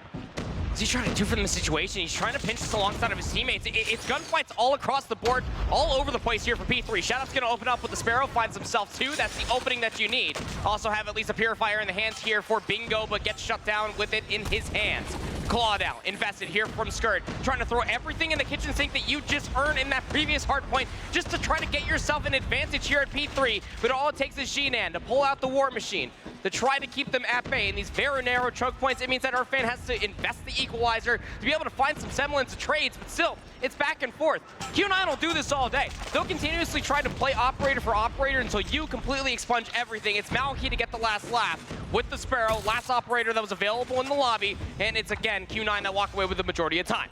And I mean, probably that's not what they want, but they are happy to be playing this game in which they are constantly ahead of the opponent's wrist. Right now, the furthest ahead we've seen them so far, that's 40 or so seconds in the favor of Q9. From up above there, Shut Up trying to push in. Shut Up with already 40 kills going his way, has been the most valuable player for the side of Powerhouse. Unfortunately enough, Isalas have not been able to keep up to that same level. Right now, they do clean the kill. There's 40 or so seconds. They're gonna get kicked out because of that play from Maoki, who gets now a double with it. And immediately, Q9 gets one more kill under their belt. They get the control through the smoke. Yankee is waiting for anyone to even think or dare to walk by of a surprise. They were already behind you, my friend, and because of that lack of awareness, as Isalas got taken down, Powerhouse has 20 seconds to attempt to defend here in this kill. EMP system invested there for Q9. It means that they can try to contest this hill for the last 10 seconds of the second set of hills. And it's going to guarantee themselves a little bit of a bigger lead going in towards the third and final set comparatively to what they had towards the second. It will be 183 to 143. A 40-point differential. Powerhouse spawning all over the place, to be completely candid with you. Last players in the middle of the map will be Malky, and it's a clean kill feed coming through for Powerhouse International. But it's P1, baby. It's going to be scrappy beyond belief, and that's going to be great for Q9 to be able to maintain their lead. Let's see if they can. 50 seconds left, and they got skirted inside of the hill through the smoke. He's got the club, but I highly doubt that he's gonna be using it on a situation as complicated as that one is. That is gonna be 10 continuous seconds of control in the hands of Powerhouse to now bounce yet another player in. This time Bingo with a Purifier who goes for that kill, gets it before his own death. Powerhouse doing a great job now at overcoming their demons, overcoming their trouble, but they are still behind. They need to do it better in there. Seeing through the smoke comes heavy, but not enough to actually take them out. Powerhouse, for the first time, I see some sort of light going their way. But what did it cost? I mean, you're able to at least cut down the lead. It is now 169 to 188, but you lost the spawns ahead of New. This has been the biggest issue for Powerhouse International the entire time here on map number 1. You have to try to get these spawns and play ahead of New. Q9 were just gifted them scot-free. Uling's going to be able to find himself too. Xenon now with the War Machine up top, just being able to pepper them with an abundance of damage, taking down so many different trophy systems as much as he can try. It's Yang 1 there with the Gravity Vortex Cannon, just shutting down these very narrow choke points. It means that Incendio has to invest his own War Machine just to work their way back in. But the trade game has been so supreme for Q9, just off of these close spawns, just playing up top of P2. They can simply do no wrong as they rack up more time, over 200 points. I feel like the side of Powerhouse got like, what, nearly 10 kills here, but haven't been able to actually get inside. Finally do so for like half a second. Immediately we see the push there from Bingo, who gets executed by Yang. Q9, 220, less than 30 seconds away from taking it home. Another kill for Yang. The controller's under the belt. They try to push on the side of Powerhouse, but they're constantly behind. When they finally got a shot at closing that gap, it once again escapes from their hands. 26 seconds is all that Q9 needs, and the rotation is not going to be there, but the spawns are not quite bad there for Powerhouse. No, they're not, but again, this is finally them fixing the issue that were the past 2 sets of hard points. They finally have players with a rotation towards New, trying to find where some of these players are lurking around P4. 2-for-1 trade goes to kill feed, 187 to 229. It will be Q9 inside of the time first, trying to at least get themselves closer to 250, and they're finding all the kills to boot. Split spawns are currently occurring. Incendio is still working over towards Courtyard, trying to pinch alongside of his teammates, but Q9's just completely shutting them down at the front door. So many kills to speak of. Operators, do you have any? The answer is absolutely not. You have to try to get in the hard way if you are Powerhouse International, and the kills just aren't coming through. Last-ditch effort to try to get in towards contest, 249. No one's there to touch. Q9 strike first in the best of 5. And just like that, ladies and gentlemen, Q9 takes it, makes it happen after capitalizing on the mistakes of the opponents and making them always. I don't think we saw more than a single moment of the control over on Powerhouse, and that was on P1 at the very beginning of the game. After that, they were just trying to constantly catch up onto the opponents, but that just never happened. No, it didn't. Again, I felt like that we were an orchestra that were playing the same verse over and over again for Powerhouse International. How many times were we watching them at least getting the spawns ahead of New, and then they just completely give it up? Through the first set of hard points, it was like 10-15 seconds left inside P2. Screw it, play for P3. Try to get yourself that money rotation, and they just allowed Q9 to quite literally waltz into what was a small lead. We were like, okay, you know, the first set jitters, whatever may have you. And then it happened again in the second set, and that's exactly what makes Q9 just so deadly. And what we saw yesterday, they remain flawless on hardpoint on the weekend thus far. You give this team any inch to breathe in a hardpoint, any setup to have for themselves, they'll turn it into a lead.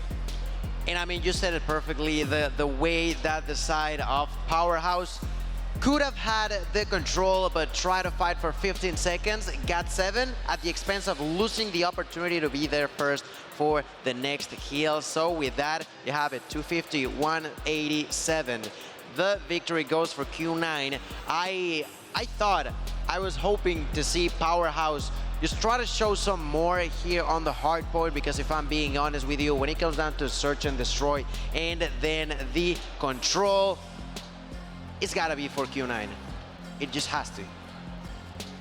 You would think so for Q9. Again, as far as a region is concerned, coming straight out from China, Search and Destroy has to be, well, I hate to really utilize this pun, but a powerhouse, isn't it?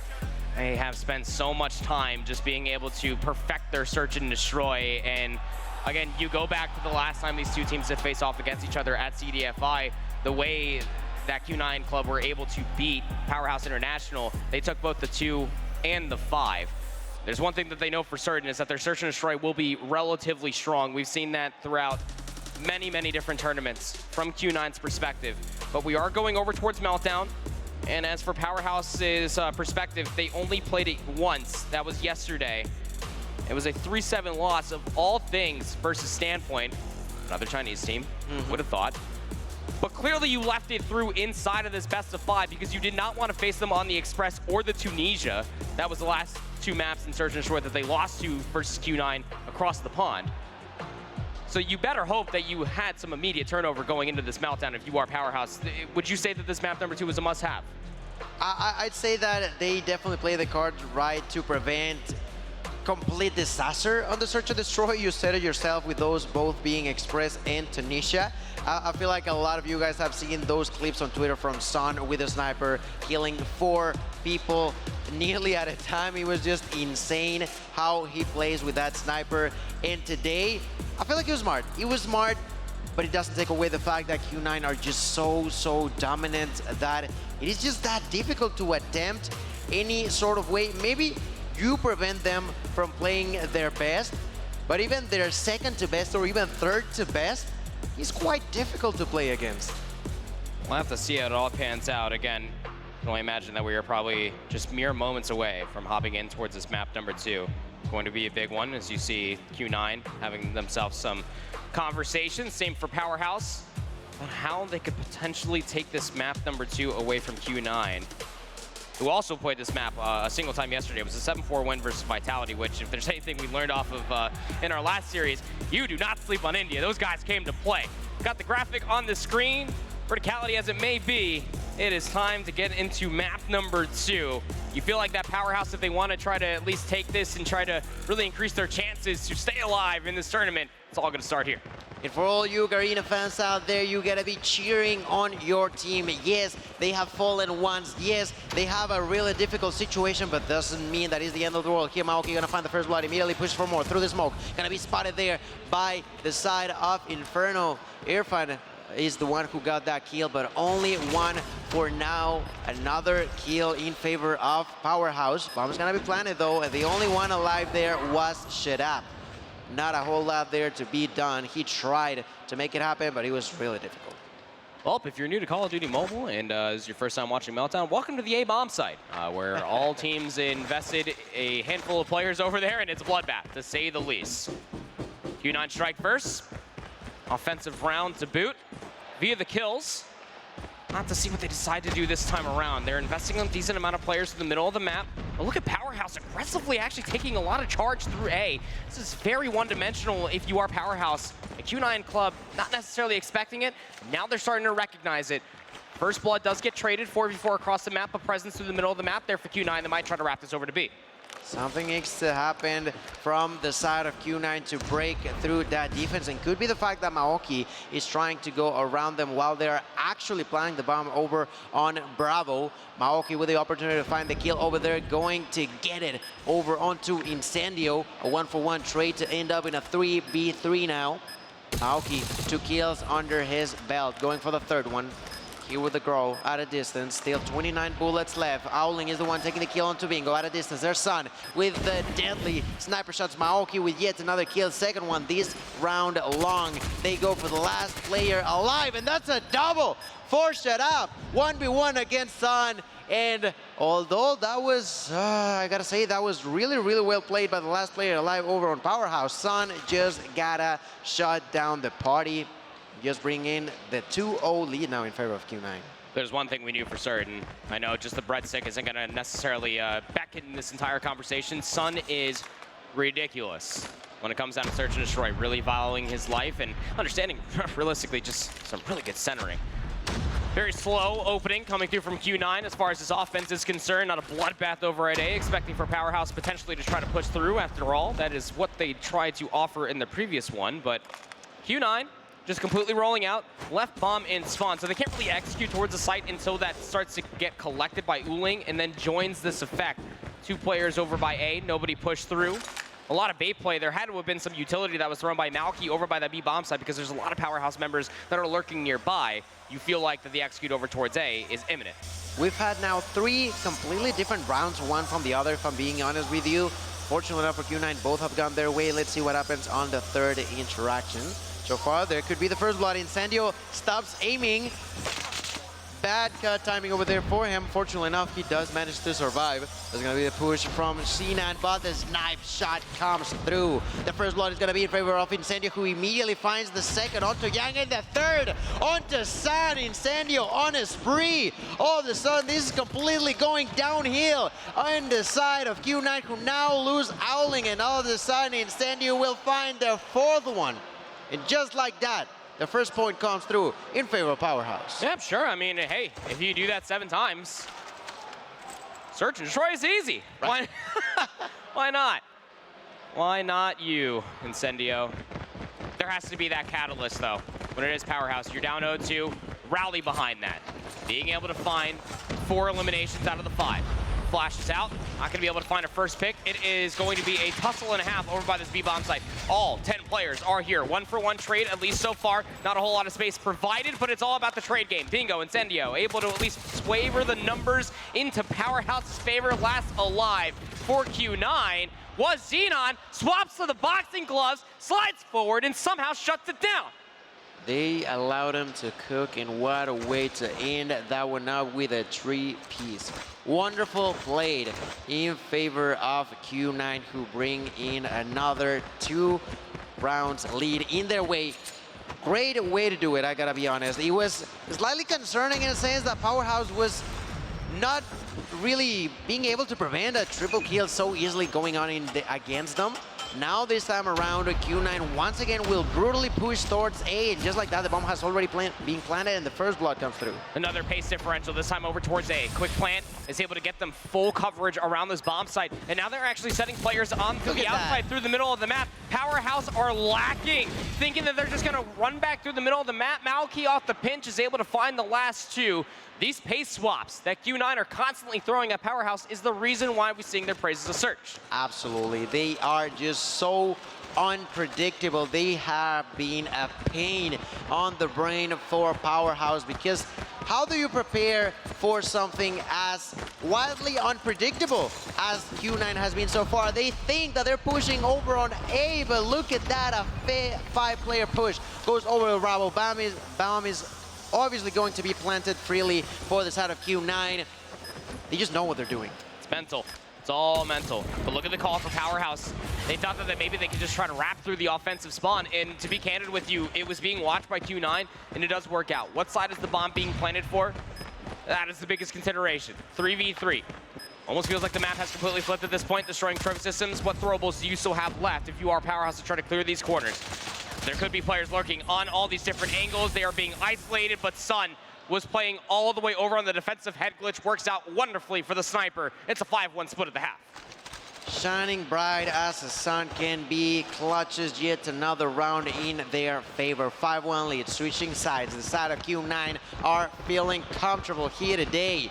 They have already won game 1 and are on their way to try to do exactly the same on game number 2. As they are now on defense, they opted to play quite aggressively, but ooh, it might be enough to stop them in their tracks. Sun finds the first blood on to Shedao. Continue the push thanks to the hands of Yang. Not gonna work out. Kills going all over the place. That's gonna be the 3-for-2 trade going in favor actually of Powerhouse. Still have a lot to be battling over here across this B bomb site. Numbers swavering that in the favor of Powerhouse. I was about to say, last time we were in a 1v3 and G-Nan was the last alive, he did find all 3 kills, but not that time around. It answers back for Powerhouse to open up their offensive round. Great way to do so for Powerhouse. That's the second point now going their way. Can they do it again? They have to prevent being on a 6-2 scenario. That would be just awful for them to see. All of you Garena fans have to cheer them on, but on the opposite end, China have already lost one of the 3 members that advanced onto day number 2. So Q9 trying to show why China wants to be the strongest regions in here. As they push for that kill there, Sinan went for that kill, nearly finds it, but not quite, as that's a push there for Powerhouse. A lot of mid-map coverage for Q9, but we've seen this countless times from so many different teams, but Q9 specifically, very comfortable on playing the retake, but the timing doesn't work out in their favor. Hold on a second. Numbers are actually starting to sway back and forth. The last player alive for each team going to be caught in a 1v1, and Yang is going to get the last laugh. Defense strikes back as Q9 now put themselves up on map point. Didn't quite like that push coming down from Powerhouse at the end. I felt like that could have been played slightly different, but it is what it is. It's already been done. A 6-2 lead. Q9 on the brink of taking yet another map going their way. I gotta say that is looking really, really good for them. And they actually close it out now in only 9 rounds. I certainly think they can, but let's see if they do. Sinan begins to push, and quite an aggressive approach here on the A side. And because of that, it seems like Powerhouse are trying to play that around. I thought that they would send the bomb all the way over to Alpha to make like a juke onto the opponents, but they double back down and will be back over here on B. Not all of the players for Powerhouse offensively are here. That's a great view, just give you perspective what's happening on the south side of the minimap. The bomb's gonna get planted. Sun with the sniper completely flips it back on his head, finds 2 kills in quick succession. 35 seconds until the bomb does detonate, but you have a massive tussle that's going over by the B bomb site, completely surrounded by Q9. This pinch is so late, coming through the middle of the map, and Sun, it's such an easy read, isn't it? Earthfan is at least able to take down Uling, but it's just not enough. The kills come through soon after in a post-plant situation. Q9 will get the defuse and a 2-0 lead to boot. That's right, ladies and gentlemen. Q9 with another outstanding performance, getting that victory.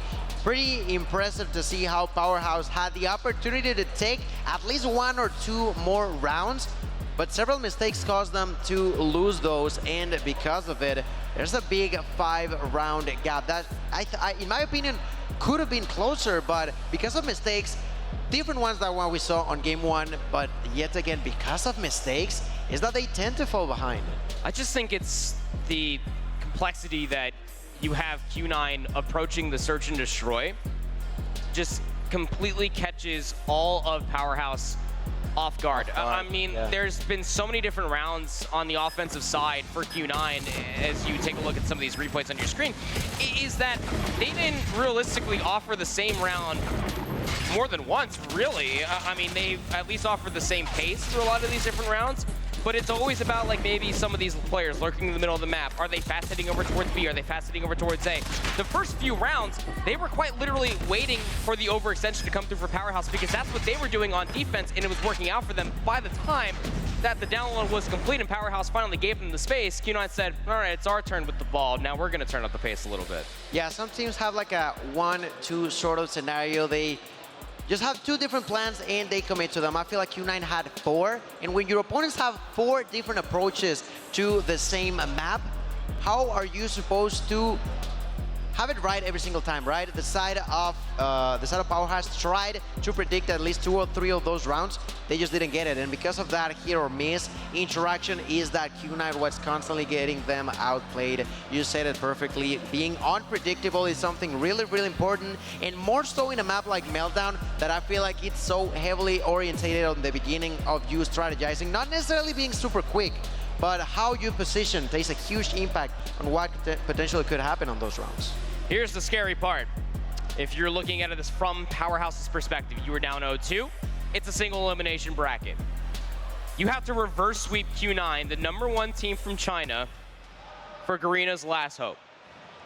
Here at Worlds, at DreamHack Atlanta, Worlds 2023. Now, I will say this much.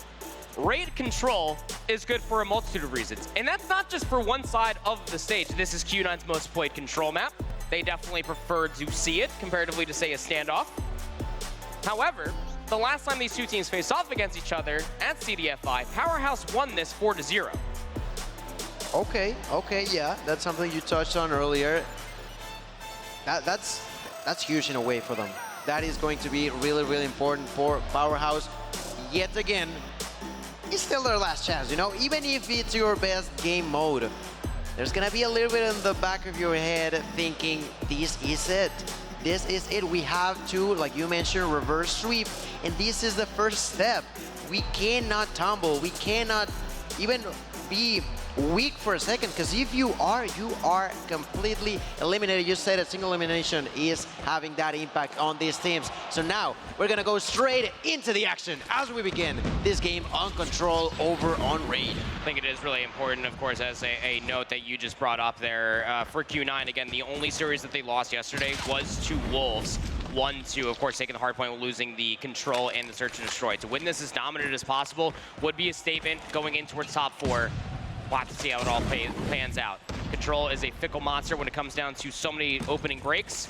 Offense so far, already able to find themselves over towards the A control zone. Second segment looking pretty damn good to get locked in here for Q9. You have one player lurking inside a basketball court, that's Malky. That is so much space that you have to try to work your way through. And things don't become easier trying to work your way through the money window, let alone over by Wheelbarrow, when you have a chopper just completely layering in the bullets. Absolutely right. I just love to see it. It's a weapon that I don't necessarily like how it works per se, but it's always fun to see it, right? Oh, yeah. When you begin to spray and pray with it through the walls is amazing. Now Q9, they just go no fear, just fight. Look at him go with the chopper going all across the map, already running out of bullets, has to reload in here, tries to go for a bit of a spawn trap, but cancels that reload on accident, and he is completely alone. Has to be cautious. They don't know that he's there quite yet, and they are gonna spot him now. Sinan is dead. Don't worry about it. They caught him in that interaction, but the lives are still in favor of Q9. Absolutely. I mean, that's the benefit of, you know, rolling over towards that A control zone and only losing about a life or two along the way, and getting that extra 60 seconds added on towards the board. But the transition from A to B hasn't been potent for Q9 so far. Trying to find their way around the pinch. You already have players working their way past Kitchen. 3 players strong for Q9. And you feel like that maybe there has to be at least a commitment to come through pillars, if not over by Art. There are 2 players for Powerhouse that are lurking over there. Sniper here for Sun, trying to work his way for the pick, but the cleanup on the flank is just too good. This push has now taken a considerable amount of time, and Powerhouse not only have shaved the clock, but they've also mitigated the life lead. That's right. That's really, really important for the side of Powerhouse as they continue to attempt to defend here through the smoke skirt. They'll find yet another kill this time. Sinan finds the double now onto Howling in. Nearly the triple onto Maoki. It's only going to be an assistance. There's the triple. Goes for the quadra now at a distance onto Yang. Can he get it? Let's see so far, hiding one way or another, tries to distract, eventually falls. That's 12-12. The War Machine in the hands of Incendio will begin to get a triple with this operator. Huge value off of it at a distance, continues to cause terror onto the opponent's hearts. And now look at the time. That will begin to be an issue for Q9. That sure will be. 20 seconds remain. Is that enough time realistically to be able to find 10 kills? No. So you feel like you need to get on towards this control zone, but there's so many different head glitches. A wonderful capture here from our observers for Incendio, who actually gets himself a Predator missile, is going to call it in. Over by Driveway, will clean up at least 1, but not before Uling finds 2, before getting gunned down himself. 3 versus 6. 2 seconds remain. Can anybody get on the control zone? Currently at least towing their way around the ring. Hold on a second. Yang, Sun, G-Net, they're actually able to find the kills. It's now a 3v3 on the map. You have to try to contest. 2 seconds are all you need. Contested time is not going to be good enough, but the kills might just be right in front of you. First segment has been locked in. Pushing over by Zig. G-Nan is able to take down Earthfan. Now it's a 2v3. How have Q9 been able to bring themselves back from the death? And G-Nan is actually going to invest the War Machine, trying to look for hit markers. They're on the back of Laundry, and they have to somehow try to contest this zone. 2v3, they can't get out from the window. Third segment on the way, and the kill comes through first. Q9 somehow walk away with that opening offense. I mean, they had to take it. Not only War Machine, but also Yang took out the Vortex Machine for a ride. They utilized a lot of resources over there. Luckily enough, it goes their way, because if it didn't, That would have been just disastrous for the Chinese team, who start with the first point going their way. Immediately we see Powerhouse trying to go for the same place, immediately pushes towards Alpha. No one's dead just yet, but look at Bingo already going to the sniper nest. There's gonna be pushing over the side of basketball court from the side of Q9. Find the first blood onto Irfan and immediately try to push for more. Skirt is there at a distance, has the claw available. Let's see if he decides to take it out for a ride. Big battle already inside of the cube. And what you know, the only players that you need to realistically look at are over by money window, and the trades are pristine.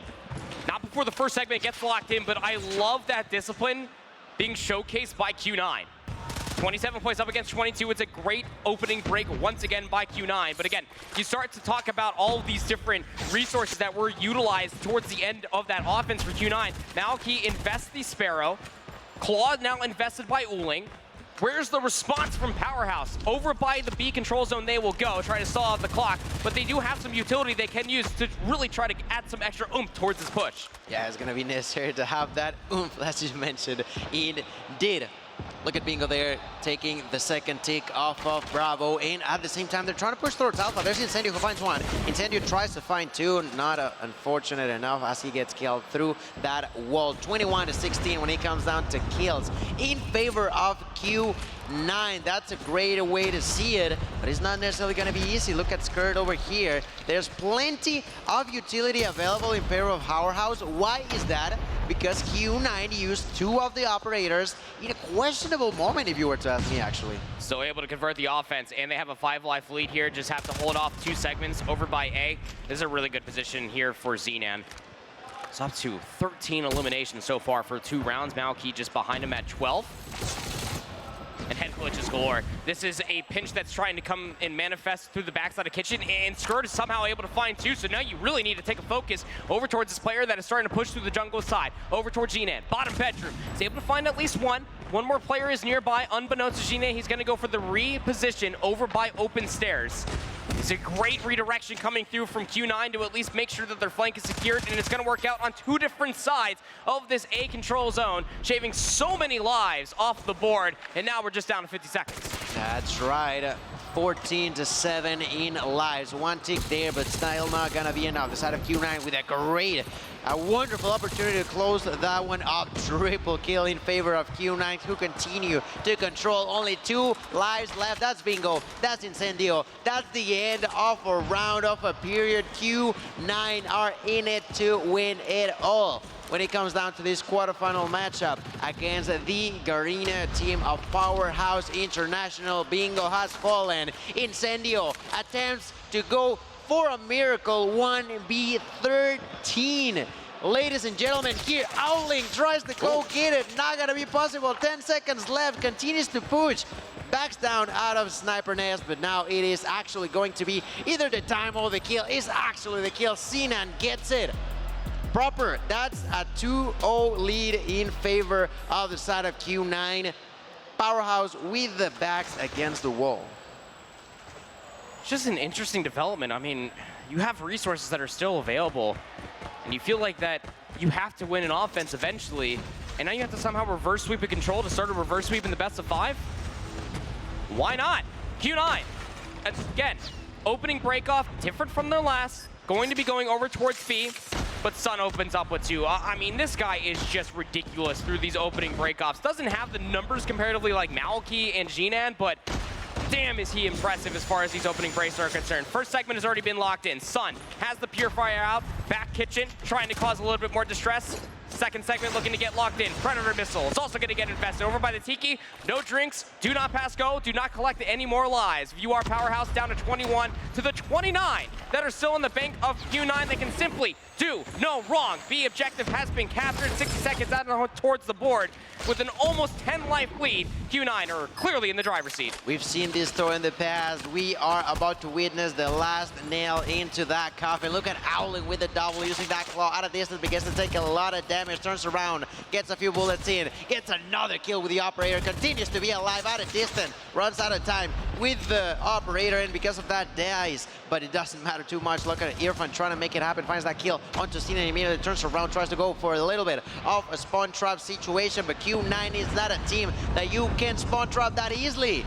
from above. There's Owling using that Pred missile. That's another kill going in favor of Q9. A minute and a half left. And Q9, I know that they're just not worrying about the objective. All they care about is finishing off with the kills. 18 plays up against 10. Resources not exactly bountiful. Nobody has an operator available on both sides. It is the old-fashioned tango here on Raid with the gunnies. 8 plays up against 15. Minute 10 left on the board. Can Powerhouse hold on and at least extend this to another round? Let alone stay alive in the tournament. This is your tournament life on the line. Players inside a kitchen. Predator missile has been infested by Earthfan, is able to find at least 2. Could be the catalyst to maybe try to stay alive, but you're down to no lives remaining. 5 plays up against 10. Players not able to get closer towards this control zone to try to stall out the clock. They're just trying to hold on inside the kitchen, but it's easy reads coming through from Q9. 3 plays up against 9. Trying to push the advantage even more so through the pool side. Last player that's down over there would be shut up, and he has to go massive for his team. Bingo, Earthfan, we'll be seeing you later. Last player's alive is shut up inside the Tiki, and he cannot exit for free. It is a clean sweep in the control for Q9 Club, a clean sweep in their opening best of 5. And just like that, ladies and gentlemen, 3-0 on control, 3-0 in the overall series. Q9 proving to us why they consider themselves or try to be the best. They mentioned how they want to go to the very end, defeat the best players out there, and so far they've been doing that so clean. They barely even have dropped any maps whatsoever from within day 1 and day 2, as they are already locked in for day 3. A lot of respect there on the stage in between these two counterparts. Again, this is not the first time within the calendar year that they have faced off against each other in a LAN environment and went map 5 in a previous series. This time around, ending in 3. And I gotta say, that's a massive statement coming through from Q9. Completely sweeping them in the control. That is quite literally what happened to them on the opposite side when they faced off against each other in CDFI. I mean, we talked about this before we got into match number 3, and I was like, it might be another 3-0, and I was talking to Shift. He said, no, he's like 3-1. I think everybody was certain it was gonna go a little bit farther, but I don't know what's in the water today. They are not only 3-0s, but they are decisive 3-0s. Yeah. Like, these teams came to play. I think it's terrifying to really speak of the continuation of the tournament, right? Because when you're coming away from best of 3s yesterday during the Swiss stage, and you're coming in towards the, I'd say, the truer portions of the tournament, now in towards a single elimination bracket, it's a best of 5. This is where you feel like that teams are really going to play at their best. Yeah, it absolutely has to be. And well, I mean, I feel like Glitter said it perfectly. The way that these 3 have won is not by a little bit. It's not by a single decisive play, but across the board how dominant they are being against other top 8 players. Top 8 teams across the world. I'm just impressed by how this day has gone by. I was not expecting to see 3-0s so far today, if I'm being honest with you. Look at that hype. That is the hype we love to see, celebrating the win. Q9 now moving on in the competition, solidifying their spot in tomorrow. The top 4 so far, like you guys have said, are showing why they deserve to be the top 4 right now. They're not letting anybody get the best of them. And I don't know if it's just the day, if they did some good VOD review from yesterday, whatever it was, it is working, and I am impressed. But of course, we can't have another match without another winner's interview. So F-Dot, standing by. Thanks so much, Glitter. We are here at the bomb wall again, and I have here a member from Qingzhou Club. Fantastic win, 3-0. You guys were extremely dominant. How'd you do it? 你们今天比赛表现非常的好，一直占领了主导地位，取得了3-0的成绩。你们是怎么做到的？我觉得我们就是靠着彼此的信任走下去。我觉得来到了第5阶段，没有什么是不可能的。We've been trusting all of our teammates to do all the jobs for us, and now that we are at stage 5, we think nothing is impossible for us. China's always been very good against the rest of the world, but now it's the time that it matters. Is anything going to change for tomorrow, or you keep the strategy the same? 中国在对外的表现上一直打得非常的好，那我们在接下来的比赛中会有任何战术上的改变吗？还是我们会保持原本一直有的战术？我觉得战术可以是多变的，但是我们的信念一定是坚定的。我们会带着对彼此的信任，带着我们良好的配合，一直走下去，直到决赛或者直到我们结束我们的旅程。We have been playing a dynamic game, but our trust in each other has always remained the same. So we will continue to play our best until the next match, till the match after, or however long it takes. I love that. It seems to be all about family on these stages. That said, somebody's got to leave. You beat him on the server. Now it's time to knock him out on the wall. We watch another logo get crossed out as Powerhouse is the next team to be knocked out of the competition. We keep saying this, it really was an impressive run, making it to the top 8 in the world, but it was Q9 who just shut the door on Powerhouse's opportunity. That was a slow X too. You saw there was some pride and joy in that Rex. Like he was like very slowly just drawing the red line. He's like, yeah, that's right. I just did that in a 3-0 fashion. Went 5 maps last time, not today. But I gotta say, this Q9 club roster, when it comes down to it, definitely some considerations when it comes down to hardpoint. Clearly flawless on the entire weekend so far. That was probably the biggest test for them of all. I would definitely say that Powerhouse kind of gifted them a lot of different opportunities to be able to get the lead that they did on takeoff. But their search and destroy and control looked absolutely perfect. Yeah, at this point, they just now get to sit back in, relax for a little while as they wait to find out who their opponent will be. They gotta be super happy. We saw how proud of themselves they were as we take another look onto the overall bracket. That's right, Q9 advanced onto the semifinals. And as I mentioned, they just gotta wait. They just gotta wait to see what's coming their way for tomorrow. Well, while they're waiting, we'll be getting everything ready over here because we're 75% of the way done with day 2 of our competition. But that means we still need one more team to make their way through in the bracket, solidify that top 4 spot, and one more team we will be saying goodbye to today. The last match of the day, I feel like it's gonna be really, really exciting. We have Tribe versus Wolves to close out our entire competition. This might be the only one that goes the full distance. It's tough to truly gauge, right? I mean, Tribe looked good for a multitude of different reasons, not only just yesterday, but also throughout the entirety of the previous stage here for SPS. But Wolves yesterday had to have just been some of the best Call of Duty I've seen that team play in quite some time. It's going to be an absolute barn burner. Could be the closest 3-0 that we've gotten throughout the entirety of the day, though. Oh, he's saying it's a 3-0. Could be. Don't put words in my mouth. We'll see what happens. Before that, though, we're going to send you to a short break, so make sure you get yourselves ready to go, because when we return, our 4th and final quarterfinal match between Tribes and Wolves. Don't go anywhere.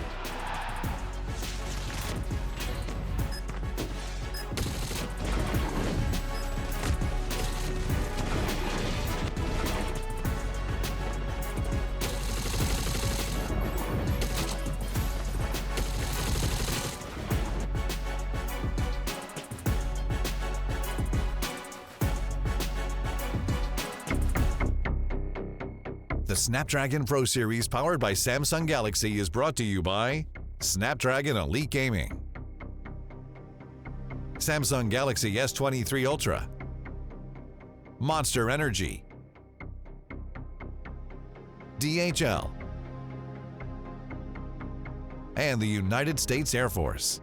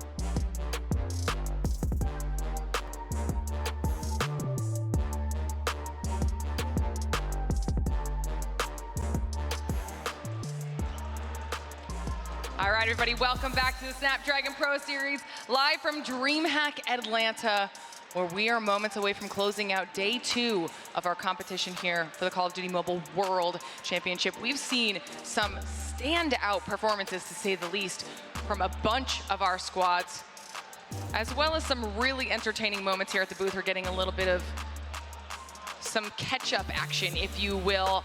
Our teams that are getting knocked out, having their logos X'd out. LG at the very beginning of the day, taking out KhazixMayJump. 3-0s across the board. One more left to go. As the bracket is getting filled out, Shift, you're back up here on the desk with us. Hi. How are you feeling about this last match? I feel good. Generally, not even about the match. This match is actually going to be kind of a banger, flat out. I think that Tribe going up against this Wolves team, there's a little bit of weight given to the Wolves squad coming out 3-0 from their Swiss stage. They're also, after having played up against Q9, we kind of determined that they are indeed the best team in China after coming off their CDFI championship. But Tribe had a really slow start, but caught a bit of momentum by the end of the day. It just comes down to, did that carry into today? Yeah, I think that they, again, with all that weight that Tribe have been almost snowballing with towards the end of just yesterday, has a really big momentous sweep for them, considering the fact that they finally got the retribution versus Mayhem. That was a statement to be had for themselves, not only just for this tournament staying alive, continuing on to today, but also as a brand for a whole. Yeah, I think this is going to be a really, really enjoyable way to close out day 2 of our competition. Match number 4, like the boys are saying, it is between Wolves and Tribe. It's going to be exciting, so hopefully everyone at home is ready, sitting down. You've got yourself settled to close out our competition. If you're here live with us at the event as well, we've got some chairs. Come watch to see how this one goes. It's going to be really important. Honestly, if you're the players, maybe come do a little bit of scouting in the process as well. It's here. You can't miss it. I don't think it's going to be the 3-0. I was telling you in the green room, and I was telling Proper, I was telling you it was going to be another 3-0 for this one. I think this is the one we avoid the 3-0. There's a lot of frame up we could put into this. So I'm just going to tease you and say, if it were to be a 3-0, let me put it this way, actually. Do I tease it too soon? If Tribe want to win this match, it has to be a 3-0. That's all I'm going to say. And we'll talk more about it when the maps come out. I've got a little insider info. But I will say that this is going to be a really tall ask, I think, based on what Wolves showed us yesterday versus what Tribe showed us yesterday, let alone how coming into this event, their map pools generally would play up against one another. There had to be a lot of finesse in the veto process for Tribe to have edge in this particular series based on what we've seen so far. It's really all I'm going to tease. But that given, like I told you towards the end, if it's going to be a 3-0, it's going to be a very close and competitive 3-0. Should it go a further distance and there's going to be 2 search and destroys being played, you have to favor that Wolves team. Their search and destroy is gross. Do you also have insider info? I have a lot of information. Where is he getting his insider info? I want insider info. It's not up my sleeve. I'm going to have to figure out where that source is. And I will figure out where that source is. Don't happen. Our players are getting themselves ready here for match number 4 before we can get them introed and hyped up. But of course, this entire event would not be possible. So we need to give a huge thank you to our presenting partner, Samsung, for providing devices with top-tier performance, crystal clear displays, and lightning-fast response times. The Samsung Galaxy S23 series has the absolute best-in-class devices for mobile gaming with exceptional battery life and incredible power. These devices are raising the bar for mobile gaming with unmatched speed from the newest, fastest Snapdragon platform ever, available only on Samsung Galaxy. With epic power comes epic gaming. Level up your game with the Galaxy S23 series to play just like the pros you see here today. Just had to take a moment to thank our presenting partner because this event is just so cool. You did a great job being the hand model. And you got the whole background set up with the logo and everything? I was made for this. Wow. You think I wore the vest to cast? No. This makes a lot more sense now. Makes me a better hand model wearing a vest. I'm really proud of you. Thank you. All right, now that we got through that, we can get back to getting ready for match number 4. I think we're just waiting on our players here, so let's start talking about it. Wolves versus Tribe. What can we expect out of this matchup? I mean, realistically, when you're looking at these 2 names, as far as brands are concerned, your immediate consideration goes back to Raleigh last year. This was a grudge match going back and forth between the 2. All of that said, I think this is going to be a very fun one, specifically for Tribe, considering the entire roster changes they were able to have for themselves. Yeah. It's a completely different look than what Wolves are probably intending. And I'm glad that you brought that up, because I was about to say that Tribe's identity from stage 4 has completely shifted. Yes. You know, they were a great hardpoint team, surprisingly so, when we were in Poland and were watching them play throughout the entirety of their group stage, and that even echoed a little bit in towards Seattle. They obviously did not have the showing they would have liked, but I think that Esthug and Rehan being added to this roster have definitely elevated them, and may have just taken a little bit for all the kinks to get worked out yesterday before they really started to vibe. Because I will say, between Esthug, Rehan, and Rabalo, those three played lights out yesterday. All right, well, we'll have to see what they can do for their teams, because match number 4 is about to get underway, which means it's time to welcome our teams to the stage. F-Dot, let's do this. And for our final quarterfinal, one of the toughest competitors here, the number 2 team coming all the way from China, they're here to cement and start a legacy. Dressed in the black and yellow and baring their teeth, it's Wolves!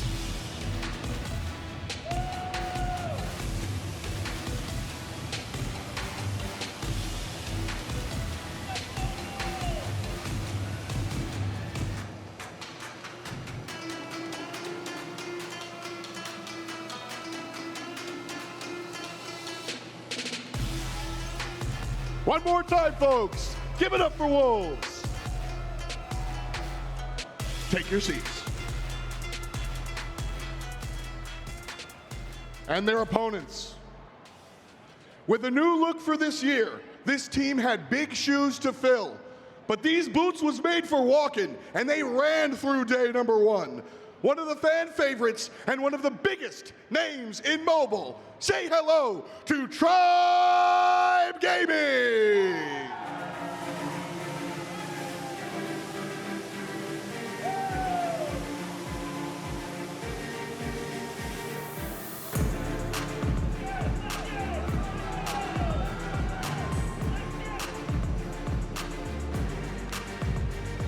The red and black are back. Give it up for Tribe. North America, you may take your seats. Good luck. Good luck. Y'all both need it. Let's roll. Our final hype team intro for the day. Now our teams are up on stage, getting themselves ready and set up to go. So it's time for us to start talking about this matchup. We'll start with Wolves. Give me your thoughts.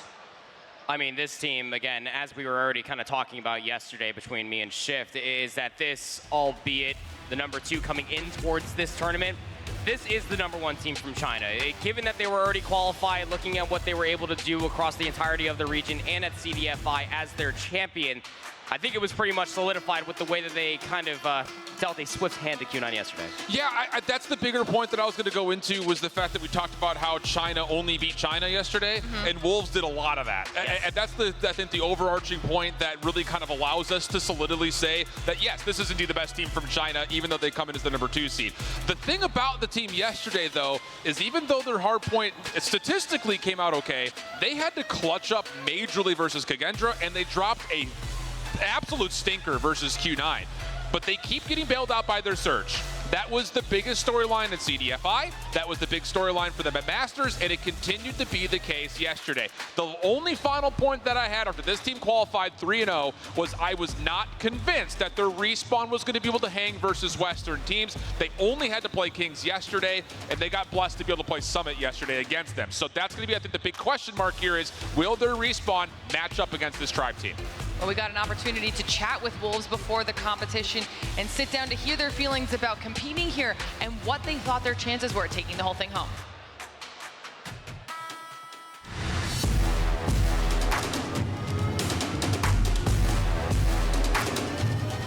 这一次西方队伍惧怕东方队伍的原因，是因为在去年的比赛当中，我们就是战胜了不败神话的 Trap 战队吧。所以说这一次他们估计会就是主要研究我们战队，所以说他们就比较惧怕我们。我认为我们队伍的仔是队伍里我们最强的那个人。因为我们很多的战术打法其实都是因为他的枪法都是特别硬的，然后就去特别定制的，所以我认为在综合实力上面，仔是比较强的。这一次北美队伍的话，我们是想交手的是 LG 跟 Trap 吧，因为 LG 在这一年几乎就是大满贯吧，然后 Trap 的话就是这一次是重组嘛，我们也想就是碰一下实力，所以说我最想碰到的就是这两支队。我觉得我最想跟 LG 交手吧，因为去年毕竟也输过他们嘛，我觉得今年我们一定能打回来的。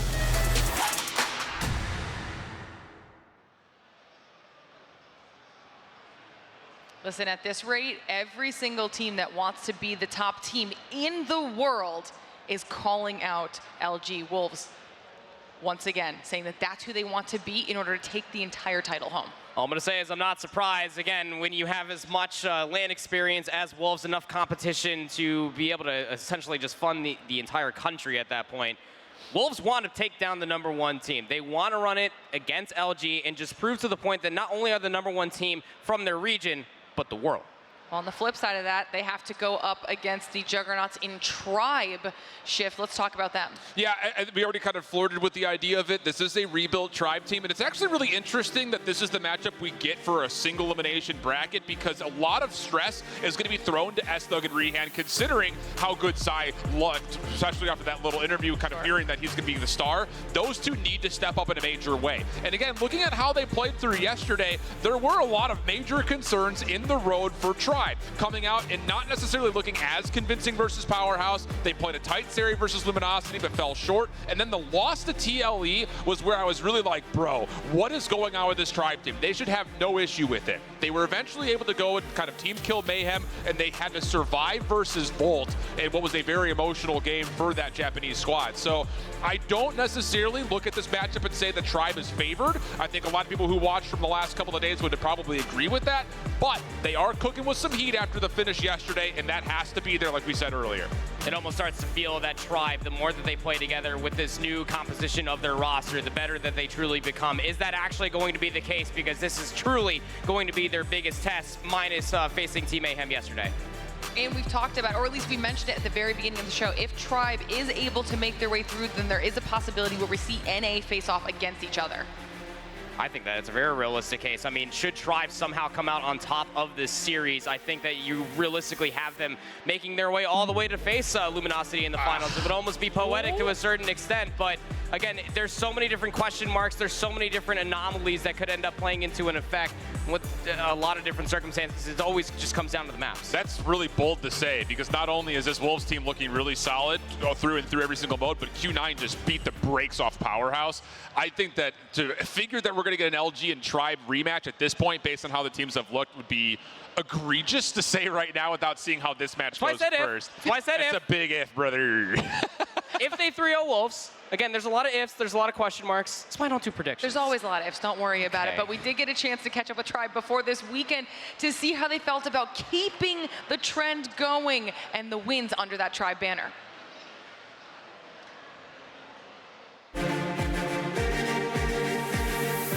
Hi, I'm Solo. I play for Tribe Gaming. I'm the IGL/team captain. Well, for me, I've always tried to keep it as simple as possible. Like, no matter what team I'm on, no matter who I'm playing with, the idea is to win, and that doesn't change no matter what. But definitely, I feel the pressure.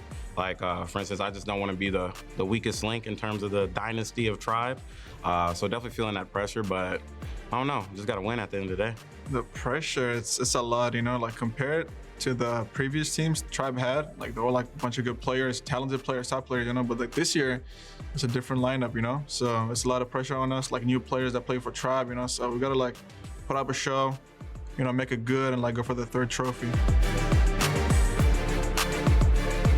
Oh, we've been doing a lot of research. We've been doing our own thing. Once we get on that stage, it's gonna be a different lineup, it's gonna be different play styles, it's gonna be different metas for Tribe Gaming. We've been working back in the lab, doing a lot of good things, and it's gonna pay off well. Like, I have a few friends in these other regions, and I talk to them about what their players are kind of thinking and what they're kind of wondering. And I've heard from a lot of them that they're just completely disregarding us right now. And that has just been amazing to hear for me, because I'm like, okay, we'll show these guys.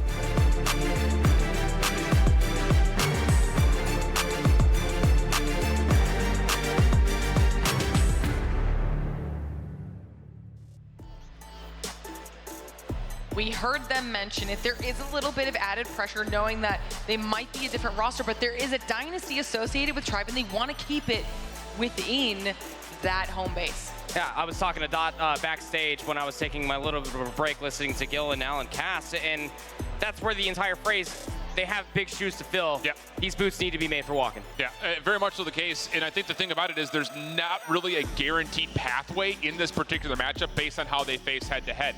Going through what we saw in Seattle, as well as previous to that, more so during the group stage, they were just out of nowhere the best hardpoint team in NA.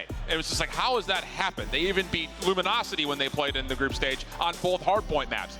That was missing at Seattle, and it has not fully been there here yet on the weekend. So again, I put a lot of stress on what exactly Thug and Rehan could do as the new guys in, facing up against a very electric sub-duo on Wolves that really carried them through a lot of clutch moments yesterday. And this is another interesting point. I kind of flirted with the idea. The map pool is super, super surprising.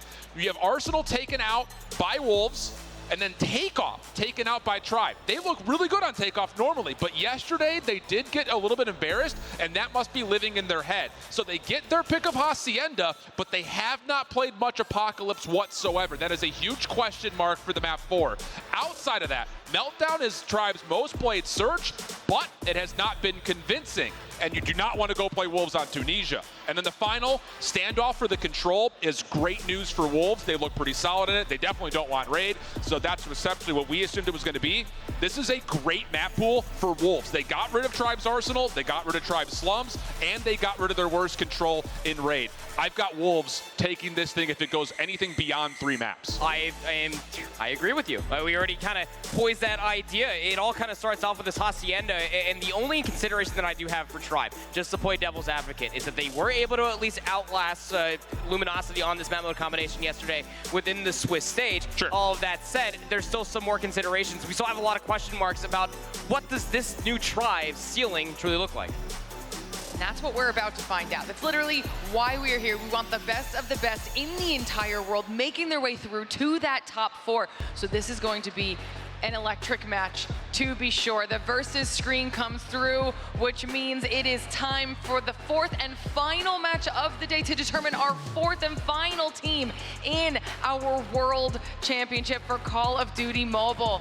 Let's see who takes this one home. It's going to be a good one. And again, I think this has to be for Tribe. You have to come out immediately. This is your bread and butter. This is their favorite hardpoint map. Wolves let it through because they didn't like Arsenal, so you have to provide electricity from the word go, which is right now. Tribe Gaming, Wolves Esports, final quarterfinal before we get to our top 4. Let's get it on. Tough to really gauge about just the favorite side of the map. There's so much that could go wrong down here in P1. So many different kills could give you an advantage. Tribe able to find at least themselves a clean kill feed, but still, test of time is going to be decent. A lot of time still to be playing for before we have to take the rotation towards new. Still that battle for the high ground, echoing across the hallways. Smoke comes through in the middle.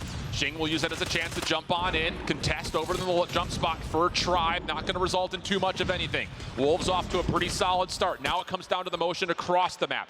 Bottom left, looking for that garage hard point that opens in the next 28 seconds. Wolves already in a good spot to at least fight back over through topside staircase, but Tribe find the kills, and that gives enough time for them to get in, get a little bit of exit time, and still have some members on rotation. Thug has actually started to lurk his way all the way through the mansion, trying to get in behind inside of Lambo, but I mean, Wolves' setup on this rotation is a good one, but they didn't have more than just a single player inside of the Lambo for the new hill, so somehow Tribe have worked their way through the mansion and have players trying to set up for new. Peg down low, able to catch a couple of members of Tribe off guard. Trade does come through, Pinstripe goes the kill feed. Hardpoint opens up. Tribe currently on the inside, but Wolves close to possibly contesting. Rabal low, able to find himself a double, and now he's got the nastiest heady in least in the game, but the Lambo explodes, pushes him off of it, and now Wolves have a bit of a lifeline to try to pinch this hardpoint from behind. Xing able to get one. Teammates from the front having a little bit more trouble getting over towards the hill, and Tribe use that chaos as a chance to reestablish control. Double pincher in effect. One player ended up spawning out. That was Zai, dealt with swiftly over by the staircase. Just when you thought that Wolves were looking pretty darn good for the rotation over towards P2, which could be considered a money hill, it gets immediately broken up by Tribe. It's a lead, a small one at that, but now you're starting to get closer towards these operators, and P3 might just be seen towards the end when we start to see them being popped. Yeah, exit time's gonna be good here for Tribe. One last finesse play from Wolves, not gonna amount to too much. But the exit kills over the middle of the map do look good for the team in blue. Only player to get through will be S-Thug. Good start for him, like we mentioned. He needs to have a good one. He's on 9 kills and already has the ability to pop his operator if he needs to on rotation here. And S-Thug top office says business hours are closed. And now the Sparrow being earned, not going to be pulled here as he gets surprised by Wolves' proximal spawn. They get into fences first. S-Thug has been that player now going over towards P2 as well as P3. Is always trying to be the tip of the spear for Tribe, or the tip of the axe as it may end up being, to try to get themselves the rotation over towards Snoop. But there's a lot of focus across this north lane for Wolves. Yeah, Tribe able to shut down the Claw, though. That leads to an opportunity to neutralize the hard point. Space trying to find some work in areas to get this Purifier going. Just trying to see if he can freeze some toes. There we go. Finds Peg just over the top of the brick wall. Not going to find Neon at range, though. War Machine also being assisted. And a trade between the Gravity Vortex gun.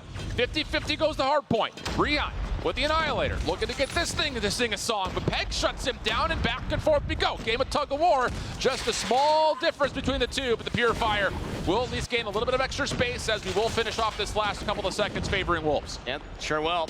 That's going to keep this game just about even before we rotate all the way down over by the water side once again for the final hill in the rotation.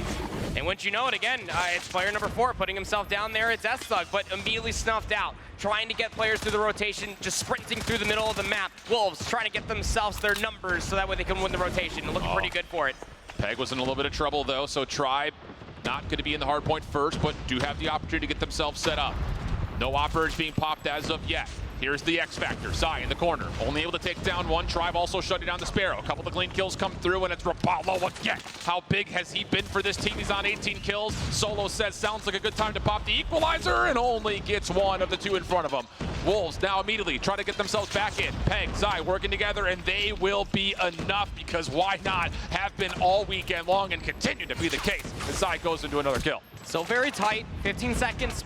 Honestly, you can fight over it because it'll give you immediate top halls control, which could set yourself up for P1.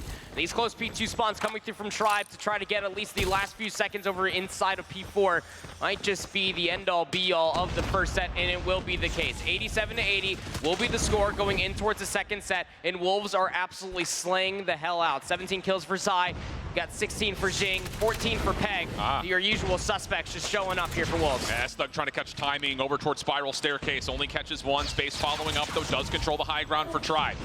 So very quickly, they find themselves on towards Fountain. Peg trying to be a bit of a nuisance, but taken away very quickly. 90 plays 86. Tribe looking to take their lead for the first time in a while now, but still in their way. Wolves keeping things mixy. And these SMGs for Wolves just don't seem to die. They get a kill, pop over, find themselves a little bit of safety, and that safe haven provides an opportunity for more. And with that, Wolves still want a chance here to keep this thing pretty much 50-50 all the way through Fountain. You look at it, the least of all the kills. Rapallo was up to 24.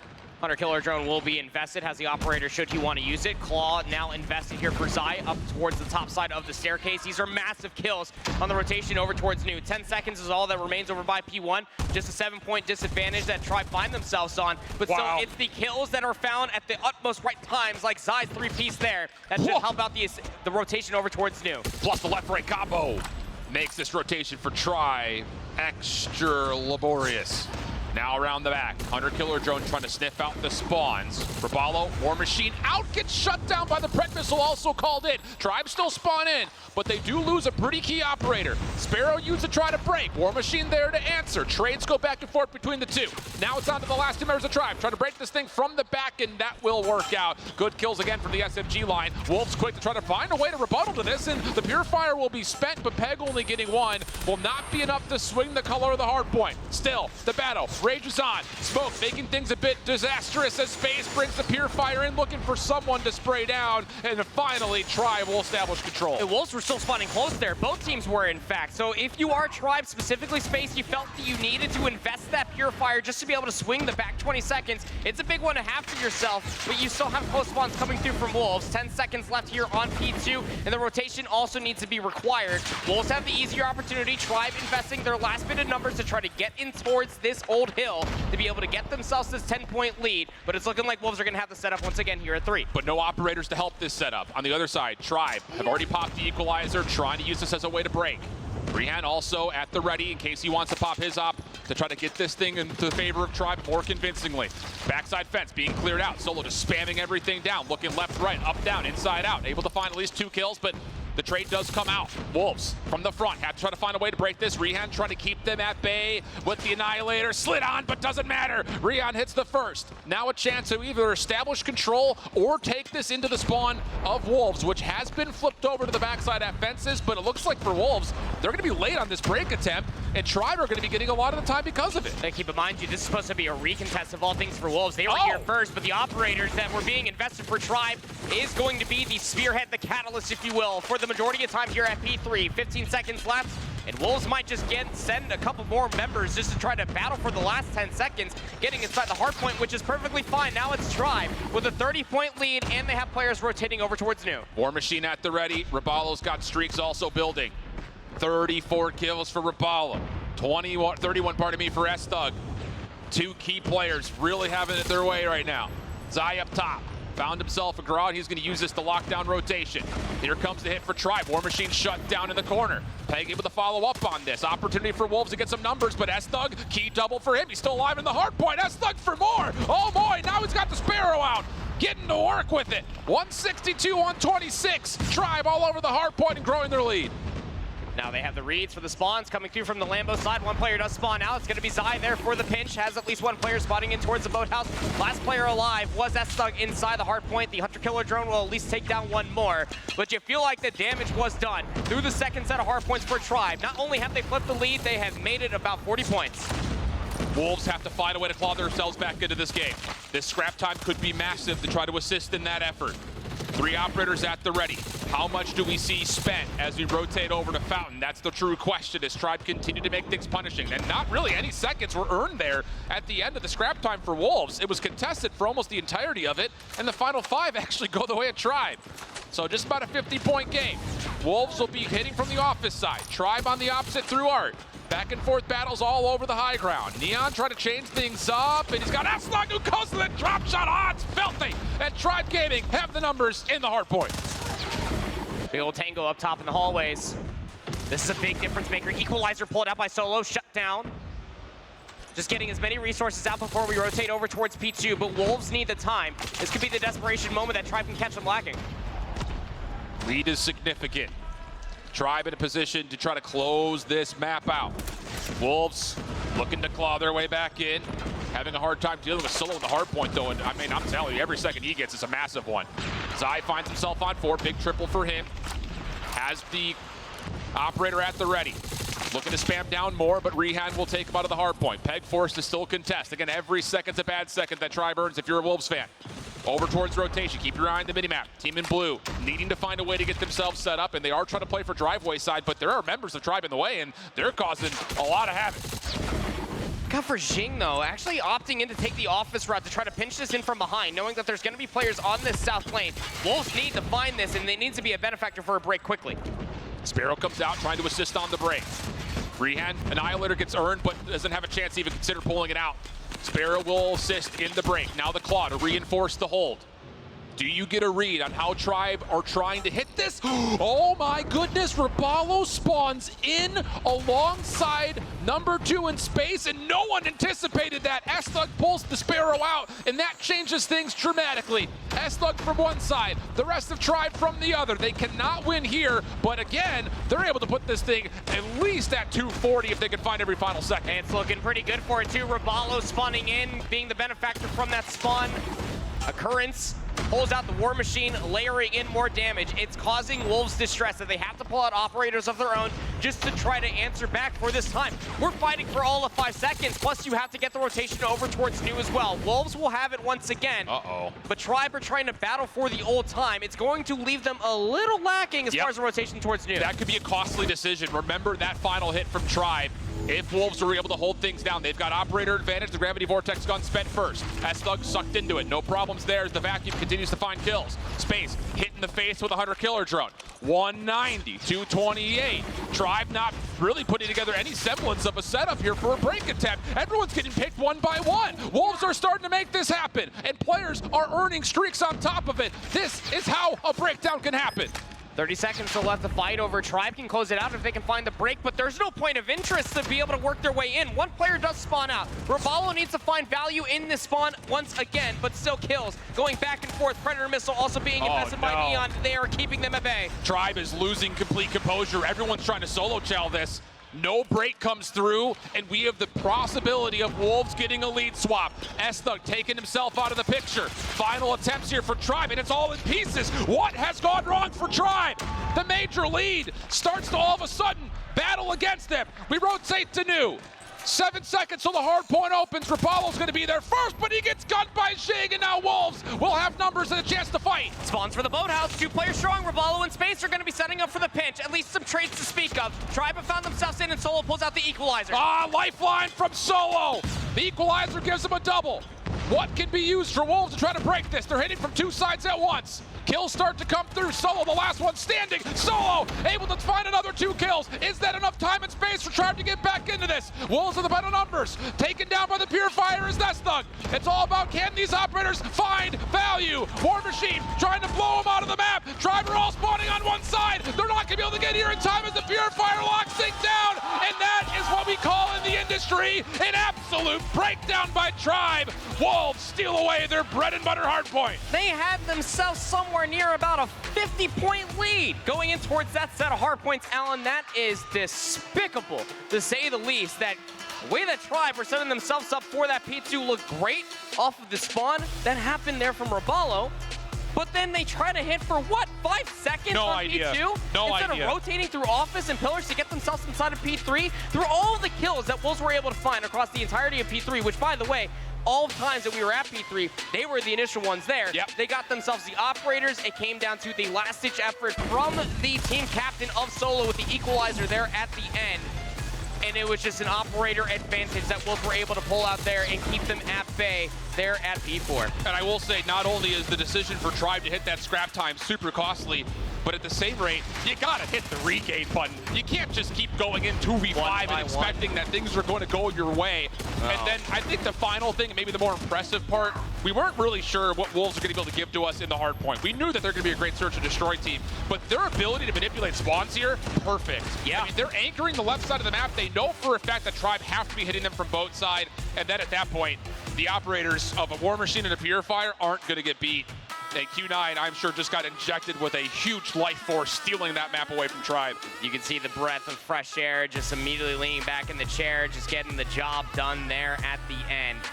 50 kills for S-Thug for the L was the tip of the spear more often than not for these rotations, but just simply was not enough for the combined 104 kills between Xing and Zai. Typically, it's both Peg and Zai that are the ones that are popping off in the hard point, but why not, Xing? Have yourself a game, young man. Also had about 1:40 of OBJ time. Everybody sharing the legwork, like you said there from Wolves, man. That was probably the best in probably most composed hardpoint we have ever seen them play. Absolutely the case. And that's just massive for the series swinging even more favorably towards Wolves. Yes. I mean, again, it is a bit bizarre. Like, to get talking through the hardpoint vetoes, Tribe had to make a decision. Do we take out Takeoff or do we take out Summit? Those were the 2 maps that Wolves really ran through China on. So you had to pick your poison. And somehow Summit still doesn't get picked. So it is a bit bizarre, and it kind of feels like, I think, when Tribe are looking at the map set saying, we kind of got away with one here. All we got to do is win our opening hardpoint, and we've got extra lifelines built into the series. Problem now is they didn't win their hardpoint, and the things start to look very dire in terms of how do you find a way to steal 3 maps somewhere in the mix here against a Wolves team that's very complete across the rest of this map set. Yes, they sure do, because we were setting ourselves up for that map number 2. It's going to go down on Meltdown. This is a map mode combination that we did see yesterday for this Wolves roster, where they completely blew Khagendra out of the water. 7-2 was that final scoreline in recency. Not to mention, I mean, let's just call it buck here. It is S&D. This is Wolves' wheelhouse. Yeah, absolutely the case. And that was the one thing we for sure knew coming into all this, was that the Chinese teams were going to be a major threat in search and destroy. They value it a lot higher just in their format and play style than what we see out west normally. And then that said, you know, there's a mixed bag of results here for Tribe. I'm just kind of going through the canals of my brain here, like thinking back to Tribe in particular on this map, and it's either hot or cold. And it's not just by instance of them playing it. Sometimes they have a super hot first half and a super cold second half. So It's not a convincing map for Tribe in any form. It's their most played, sure, but there's nothing out there that has me going and saying, this is how Tribe for sure win this map, especially against a Wolves team that has looked really solid on it as well. Well, take it as what happened yesterday even. This was the map number 2 when they were facing off against Luminosity in the Swiss stage. Yeah, and LG's always had their number on this map. Absolutely, yeah. But it was still tied 3-3 at the half, but then once sides had swapped, Tribe were nowhere to be found. It's again almost feels very similar to what we just witnessed there on the Hacienda map number 1. They had themselves at least an even game, a little bit of a lead, and they couldn't close things out, let alone find some semblance of consistency to be able to win that map. Yeah. Here's the thing, here's the John Madden comment. They have to play 2 good halves of Search and Destroy here. Boom. Have to have it. Fist bumps are out. Map surely loading. Wolves, huge advantage in the mode. But does Tribe find something over all of the reps they've had on this map to merit the selection, the pick, and a chance to even up this series? Because I'll tell you flat out, if this thing ends up getting to 5 and you have to play up against Wolves on Tunisia, yeah, whew, good luck. Call the doctor. There's a very quick offensive attempt coming through from Wolves over towards A. Might as well feel everything out, but a nice nade from Neon for first blood and King for the second. Numbers advantage very quickly for Wolves. And this is the problem. This is where Wolves really, kind of cashes their checks. Is as soon as there's opening first blood, Zai is going to be already in your face. He is so aggressive. He is like the Chinese shark of EU, if you want to call it that. Stretch, I know. That's fair, though. Yeah. Tag with the plant. Wait, that's Doug. Will find the kill. Unfortunate, he wasn't able to find the timing to stop that from being planted because now, even in the 2v2, clock favors Wolves. Space, awkward battle, and says, all right, you go down to the tunnel. I'm going to go help my teammate over here. Oh, and Neon able to find the kill.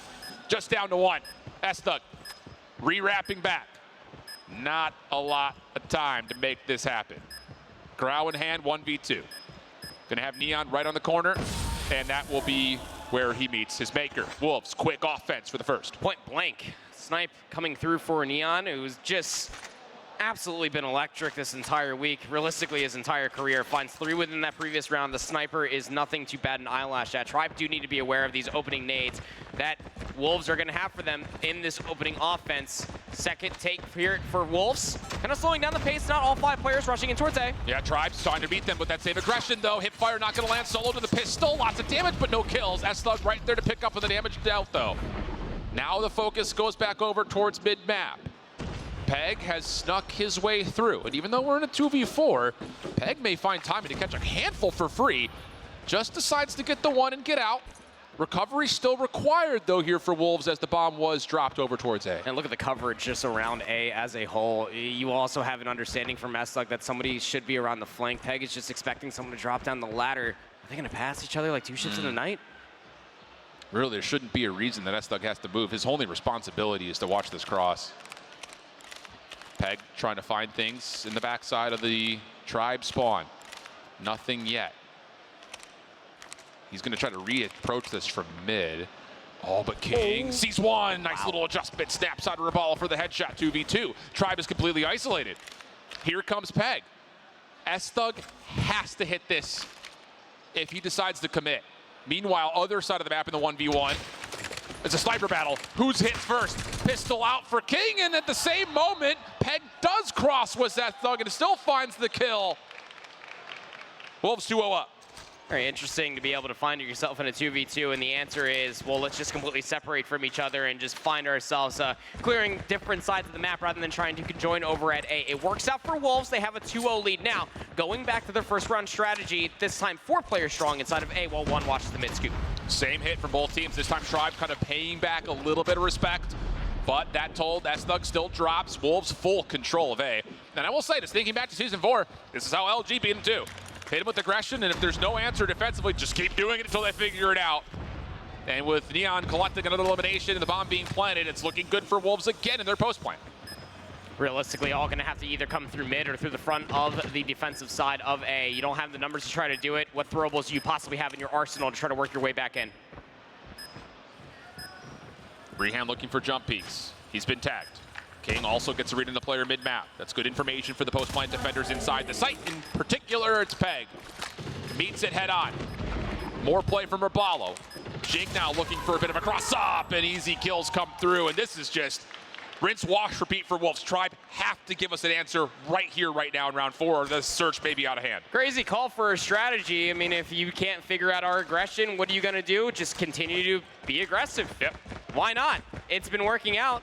Where are these nades going if you are Tribe off the rip to try to stop this? They've been trying to get stuff down over towards A, but it just has not landed. Smoke out towards mid. Different hit for Jing. Trying to get deep, and uh-oh. In trouble is Raballo. Down to half HP, trying to finesse his life, but there's nowhere to go. There's no help anywhere either. I mean, Tribe, they're all statues. They're planted in cement. No one's moving over to rotate to assist in any form, and now the B site's wide open. You've got players in your spawn. If you can't tell by the candor of my voice, it's just embarrassing. Wolves are making an absolute feast out of this Tribe defense. I mean, Wolves just completely catching Tribe lacking the mental game of the S&D, thinking that they're going to go over towards A. They just completely bulldoze them over through the middle of the map, take the player down on the B heady. Numbers favoring that for Wolves. Nobody was surprised, looking for round number 4 in a row. And I'm lost on options in terms of what do you do to crack the code here. At the moment, it's just down to can you make an individual play. Solo gets some real estate, but it's not for sale. Now down to S-Thug. He's stuck. Up a creek without a paddle, without a boat, without floaties. Nothing. Nothing's keeping him afloat. 4-0 up our Wolves. And, oh boy, this is getting real ugly real quick for Tribe. Cement shoes almost coming through for Tribe as far as this water joke is concerned. It almost has to come down to it that, look, you might as well 5-player stack something defensively, and if they're not at that bomb site, just try to flip out the map, because these nades at the beginning aren't stopping anything. Wolves are, again, switching their effect, not going over towards A, not hitting mid or B very quickly. They're waiting for the information and the nades to come through before they decide where they want to go. Bit of patience here for Wolves overall. Tribe, I'm sure, is going to be happy to see all 5 members last for more than 15 seconds in the round. Can they use that as an opportunity to get themselves on the board here, though? Lots of doubt, I'm sure, starting to creep into the defensive minds of Tribe, having not seen anything at all yet. You got Raballo, who snuck a little bit forward over towards A-side reactor. He's going to make sure no one enters. Space is the one trusted to watch this cross, but he gets smoked out. So now you look over to Solo and Raballo. Can they rotate in to even contest this plant, or are Tribe just going to play full retake? Nades over the top will work. Okay, good discipline from Space to get the first blood. Seems that the full-on retake might just be the case. I mean, look, if you are Space, you are watching this with the sniper rifle, you know you should have at least one player trapped, but the 1v1 down low goes in the way of Peg. And just where one domino falls, the soon after is another. Raballo falls, 3v4. Dude, if Peg is feeling confident to slide shell into one-dimensional angles like that and still come out on top. Dirty. Yeah. So Space still playing Sniper's Nest. Just trying to see if anyone crosses over towards middle, but it doesn't make much of a difference. You've got a double stack of post-plant offensive players inside Reactor and the generator building. Jing can get forward, just play a 1-for-1 angle. Peg on the flank. I mean, no, it's just all turning up aces for Wolves. This is the fall-in-your-face moment if you are Tribe, trying to play this reactionary to what Wolves are constantly throwing at you. They're trying to make proactive decisions, but Wolves can play just as patient and try to flush you out of these different angles and win the gunfights, as you just saw from Peg. Last round of this half, Wolves going back to the old tried and true. Get your trophies down, get your nades out, run on in towards A, and no one from Tribe could do anything about it. Plant should surely come in quickly, waiting for a couple of defensive delayed nades to make sure that the planter stays safe. So Tribe using a lot of utility, but not finding much with it. They're going to have to do this the old-fashioned way. Counter-offensive nades being tossed over towards middle. And keep your eye on number 4 in yellow. King is deep in towards mid at the moment. Does he check this corner? No, not quite. So a bit of hesitancy here from Wolves have actually kind of given a lifeline back over to Tribe now 5v4. And they completely cleared the entirety of the site. However, being able to clear away that B lane meant that Rihan can hold that angle, take down Neon. The 3v5 in a post-plant situation, but that you have to try to retake the site if you are Tribe. Crossfire for Wolves at the front doors at mid. It goes 2 for 1, make it 4 for 1. Are you kidding me? All it is an SMG crossfire. Tribe trying to hit it with numbers, and it comes up absolutely ineffective. 1v1. Rihan taking on Shing. And it's just Rihan's got no intel at all. Not a lot of time. And Jing is just going to sit here and say, defuse if you want to. I've got the sound cues at my favor. Although Rihan wins the gunfight. That's the round that Tribe take? Okay. That round shouldn't even been in a 1v1 in the first place. Even in a post-plant situation, you had a 2-player advantage. It's 5v3. And your decision was to one-dimensionally work your way through a narrow choke point into an SMG crossfire. Yeah. Sure, why not? At least you got yourself on the board. Still trailing by 4. Sides will swap. Now it's Tribe's turn for an offense, quickly rushing towards B.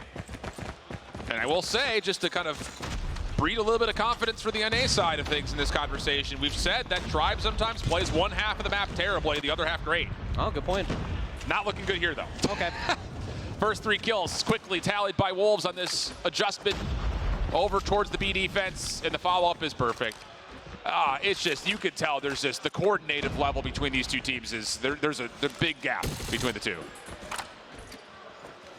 It's an Atlanta-sized Walmart in between these two teams at the moment as far as this meltdown search and destroy is concerned. Wolves will put themselves up on map point, and if there's one thing you have to always try to take away from this Wolves roster, we saw this yesterday in their Swiss matches. We've seen this periodically through the past calendar year.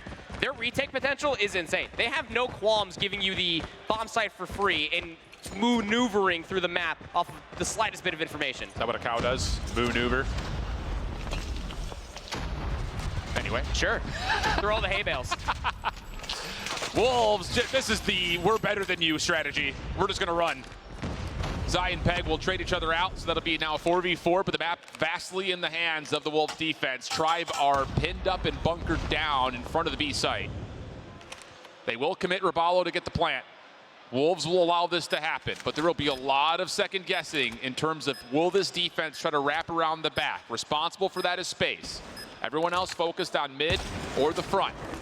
King will make first contact. Sees the player still standing on top of the bomb site. Can't quite hit the snipes as of yet, and that will be enough for Zai to say, okay, I know where I need to go. Let me get there. Trying to find Raballo over the heady. Nasty shot from King. Good help as well from Zai. Here comes the full collapse. Any kills for Tribe to be found anywhere? I mean, at this point, they're just getting completely broken down. Last player left is going to be number 4 in S-Thug, and he can only do so much. It is a literal beatdown, 7-1. Wolves will take the map and be primed to knock out Tribe with one fell swoop if they can do it on control. Looking pretty good for it. I'd be pretty damn confident if I am Wolves at this point in time, considering that you quite literally ripped the rugs out from underneath Tribe in that Hacienda map number 1.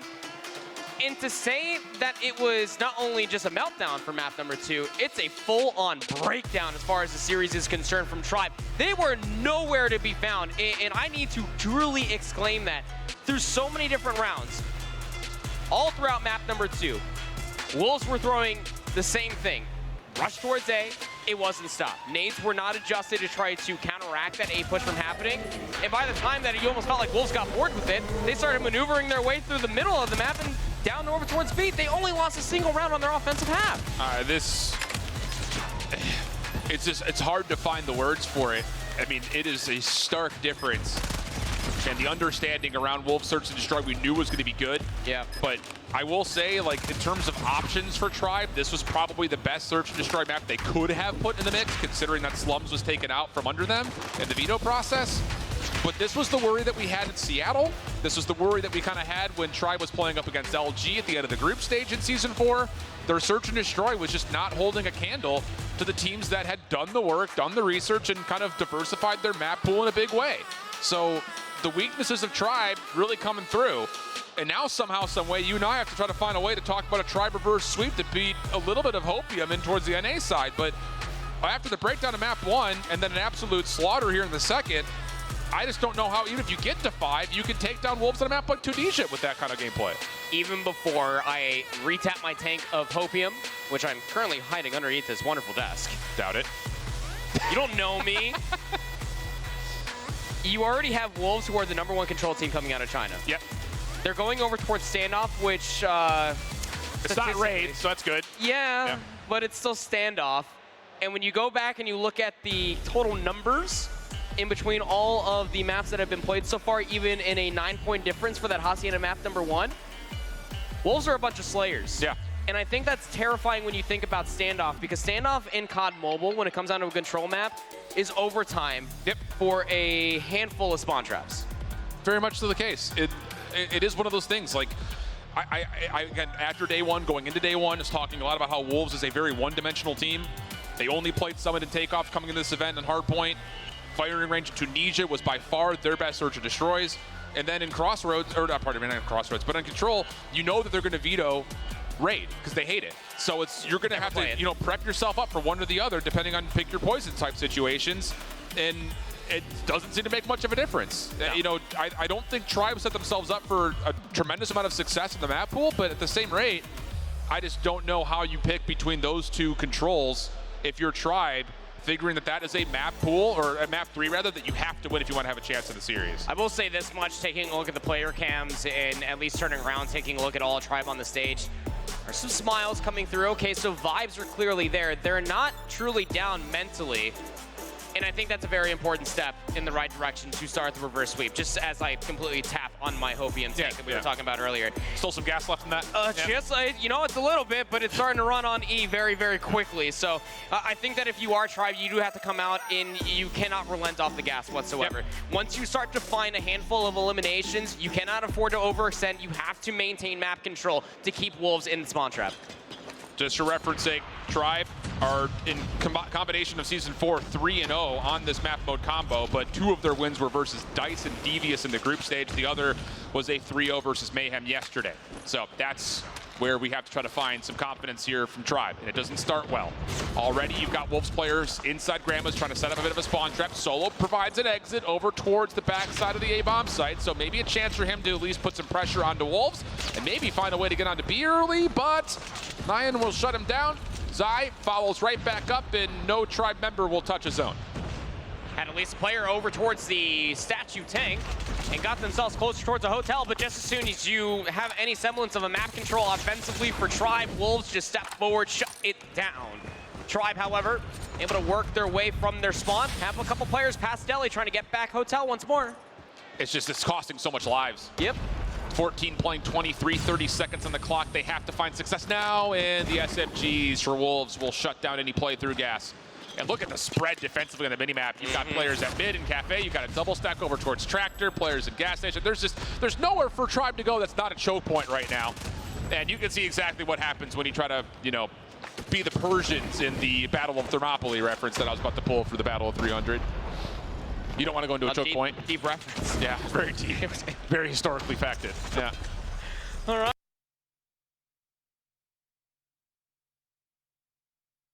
And again, just maneuvering their way through all these different choke points. It realistically just feels like a total blender, doesn't it? The way that Wolves have just set themselves up continuously. Able to at least get past the tractor over towards the B zone, but at what cost? You got the first segment.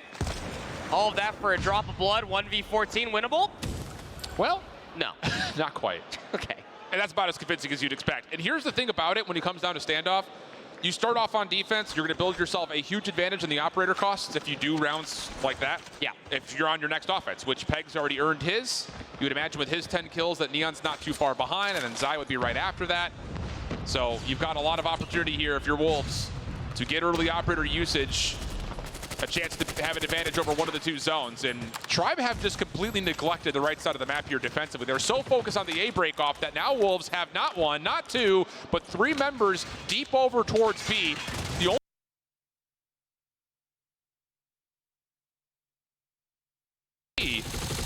And, well, it's not where you want to be trying to re-aggress from. Rabalo shut down, and Wolves will get the first stick of progress on the B site. That is not exactly what you want to see whatsoever if you are Tribe, expecting for the push to come over towards A through the middle of the map, over by Delhi. Nuh-uh, not going to be happening. They try to push over towards the tractor. They're able to get that first segment over at B. But Control is just a fickle monster that always comes down to the opening breakoffs. And once you know it, Wolves, both defense and offensive like, have one set opening breakoff. Peg there for the equalizer, just completely putting them in the dirt. 21 plays up against 13. And the clock has stopped the entire time that these kills keep coming through. So it just makes matters worse here for Tribe's defense. They have called in a couple of operators, but you can kind of tell by S-Thug he's not 100% sure where the hit's even coming from here for Wolves.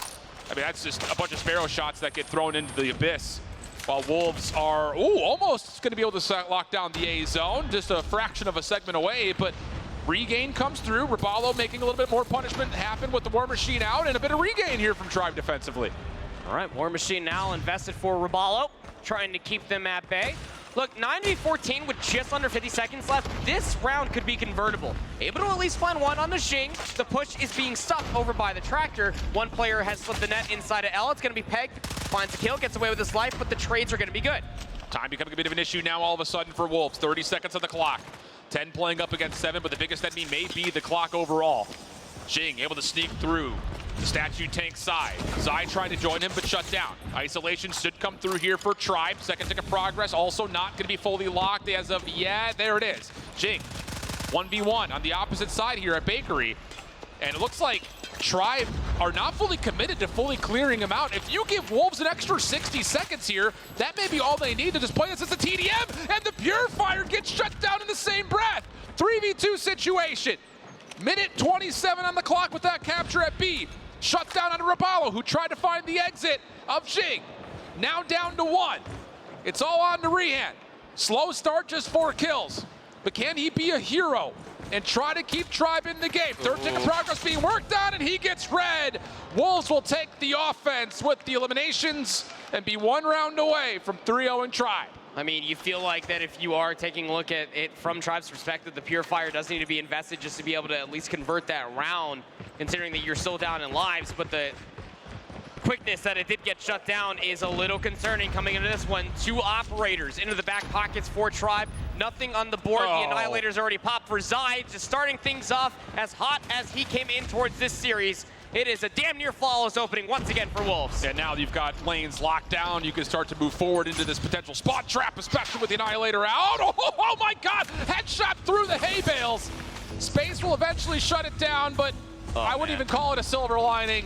Xing with the Gravity Vortex gun also trying to get forward. He also gets put back to respawn, but it's a 6 life advantage and only 50 seconds for Tribe to work on a spawn with. It's not looking likely.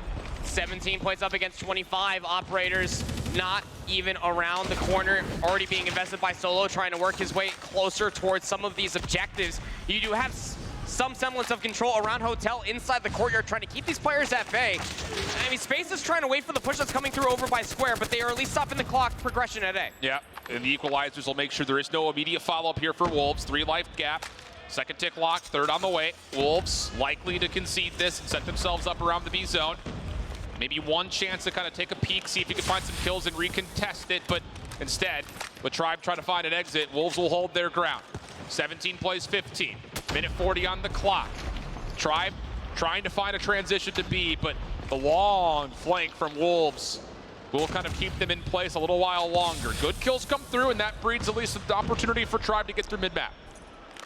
Minute 26, very doable with lives just being about even. Walking through the blender, they're over by Statue, going 1 for 1 is Zai, who's having himself a hell of a control, up to 19 eliminations, 21 for Peg. You can almost hear a pin drop. Gotta try to work your way closer towards this B control zone if you are Tribe, but most importantly, you have to clear all of Bakery. Where's the bait and switch right there? It's just the Solo Chow comes in, Xing says thank you very much. S-Thug does turn things at least marginally back towards Tribe's favor, able to use the Sparrow to some success, but a pushback again comes through. 7 plays 6. Rabalo, desperate in nature, gets the War Machine over towards the B zone. No defenders are on it though.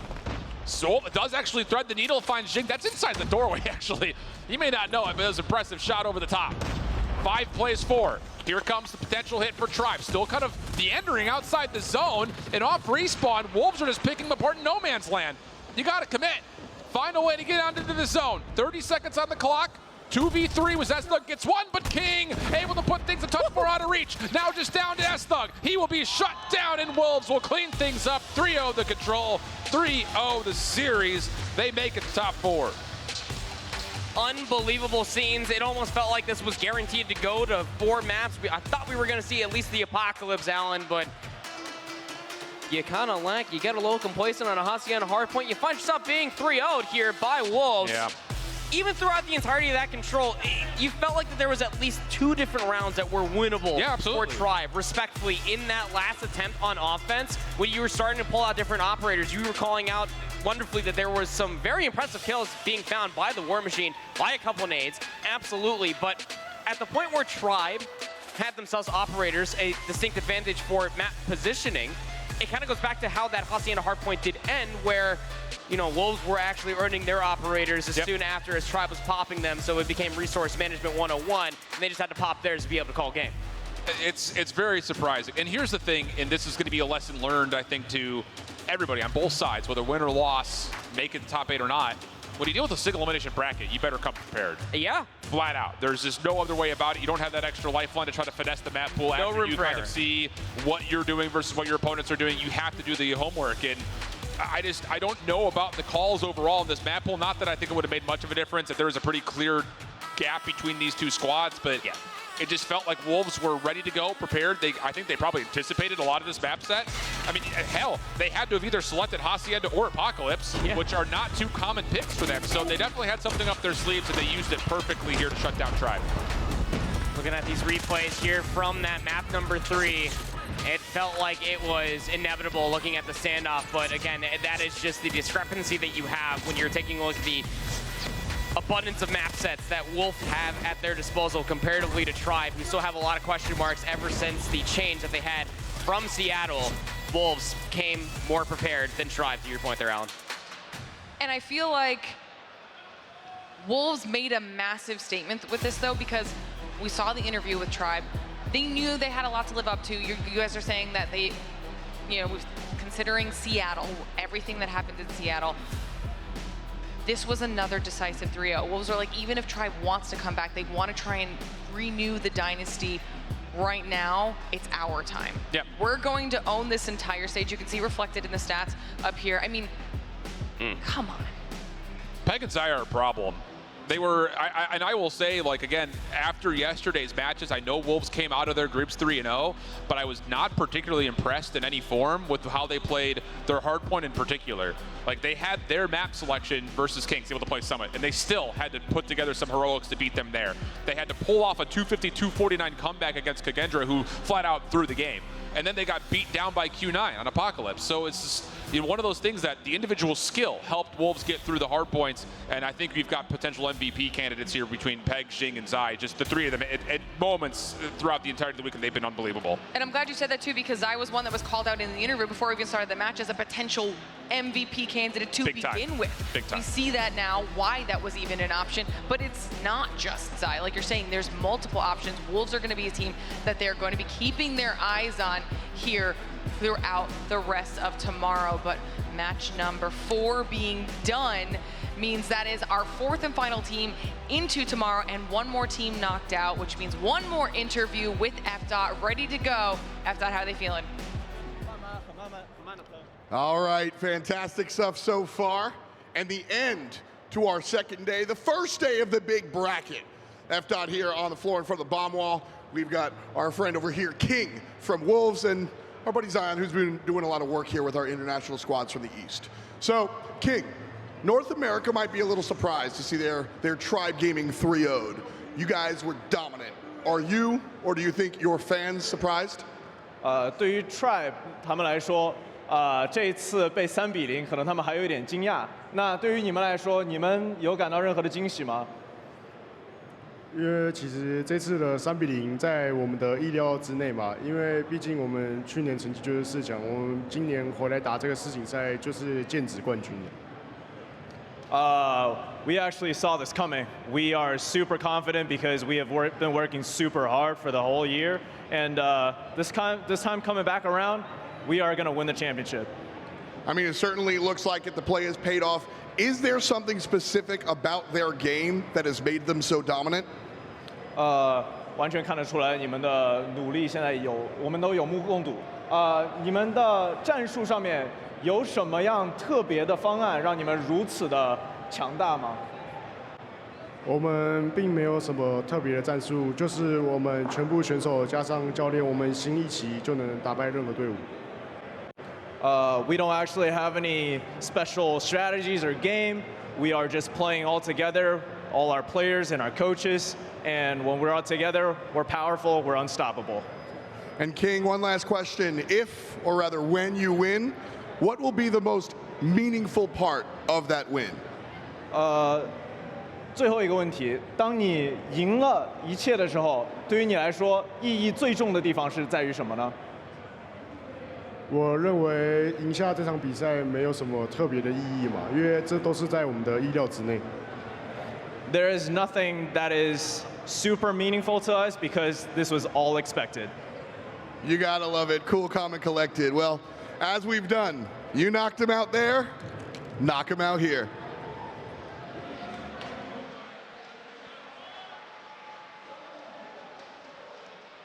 I am here for that level of confidence.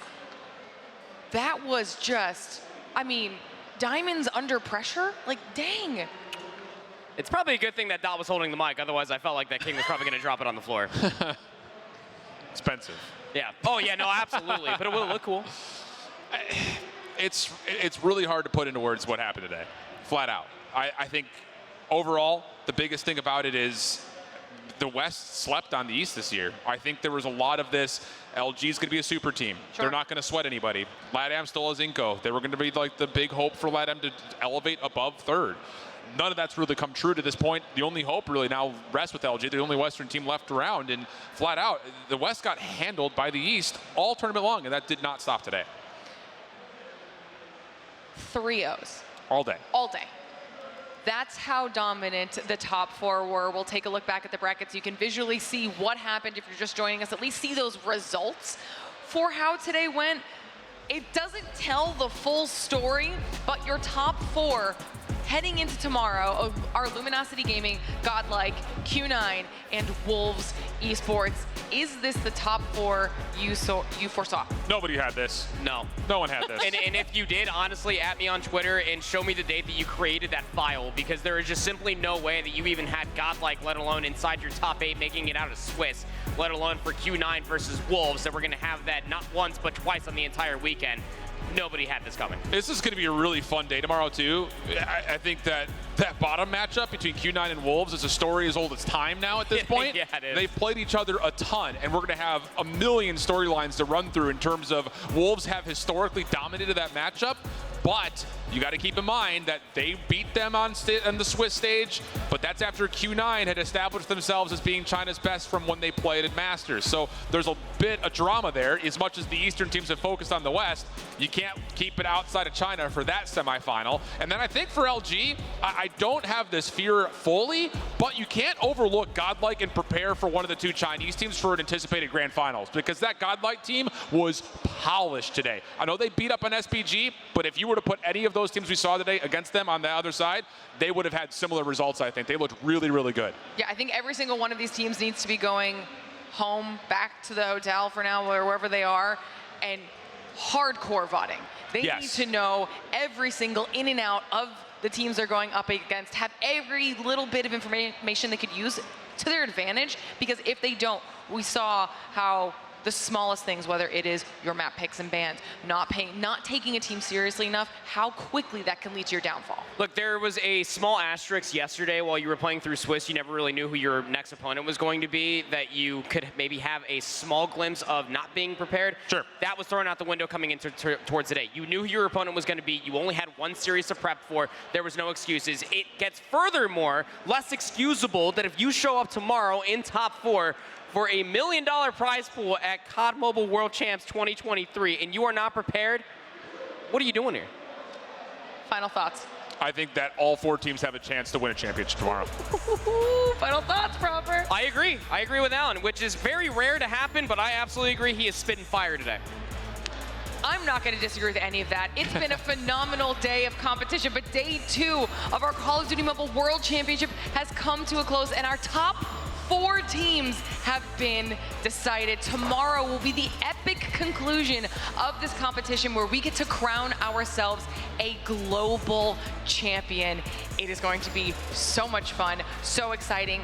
You are not going to want to miss a single second of it, so make sure you are tuning in back here tomorrow to see what happens. As always, a huge thank you to Snapdragon Elite Gaming, Samsung Galaxy, Monster Energy, DHL, and the US Air Force for making this whole thing possible. And of course, thank you to everyone both here and at home for joining us to watch the competition.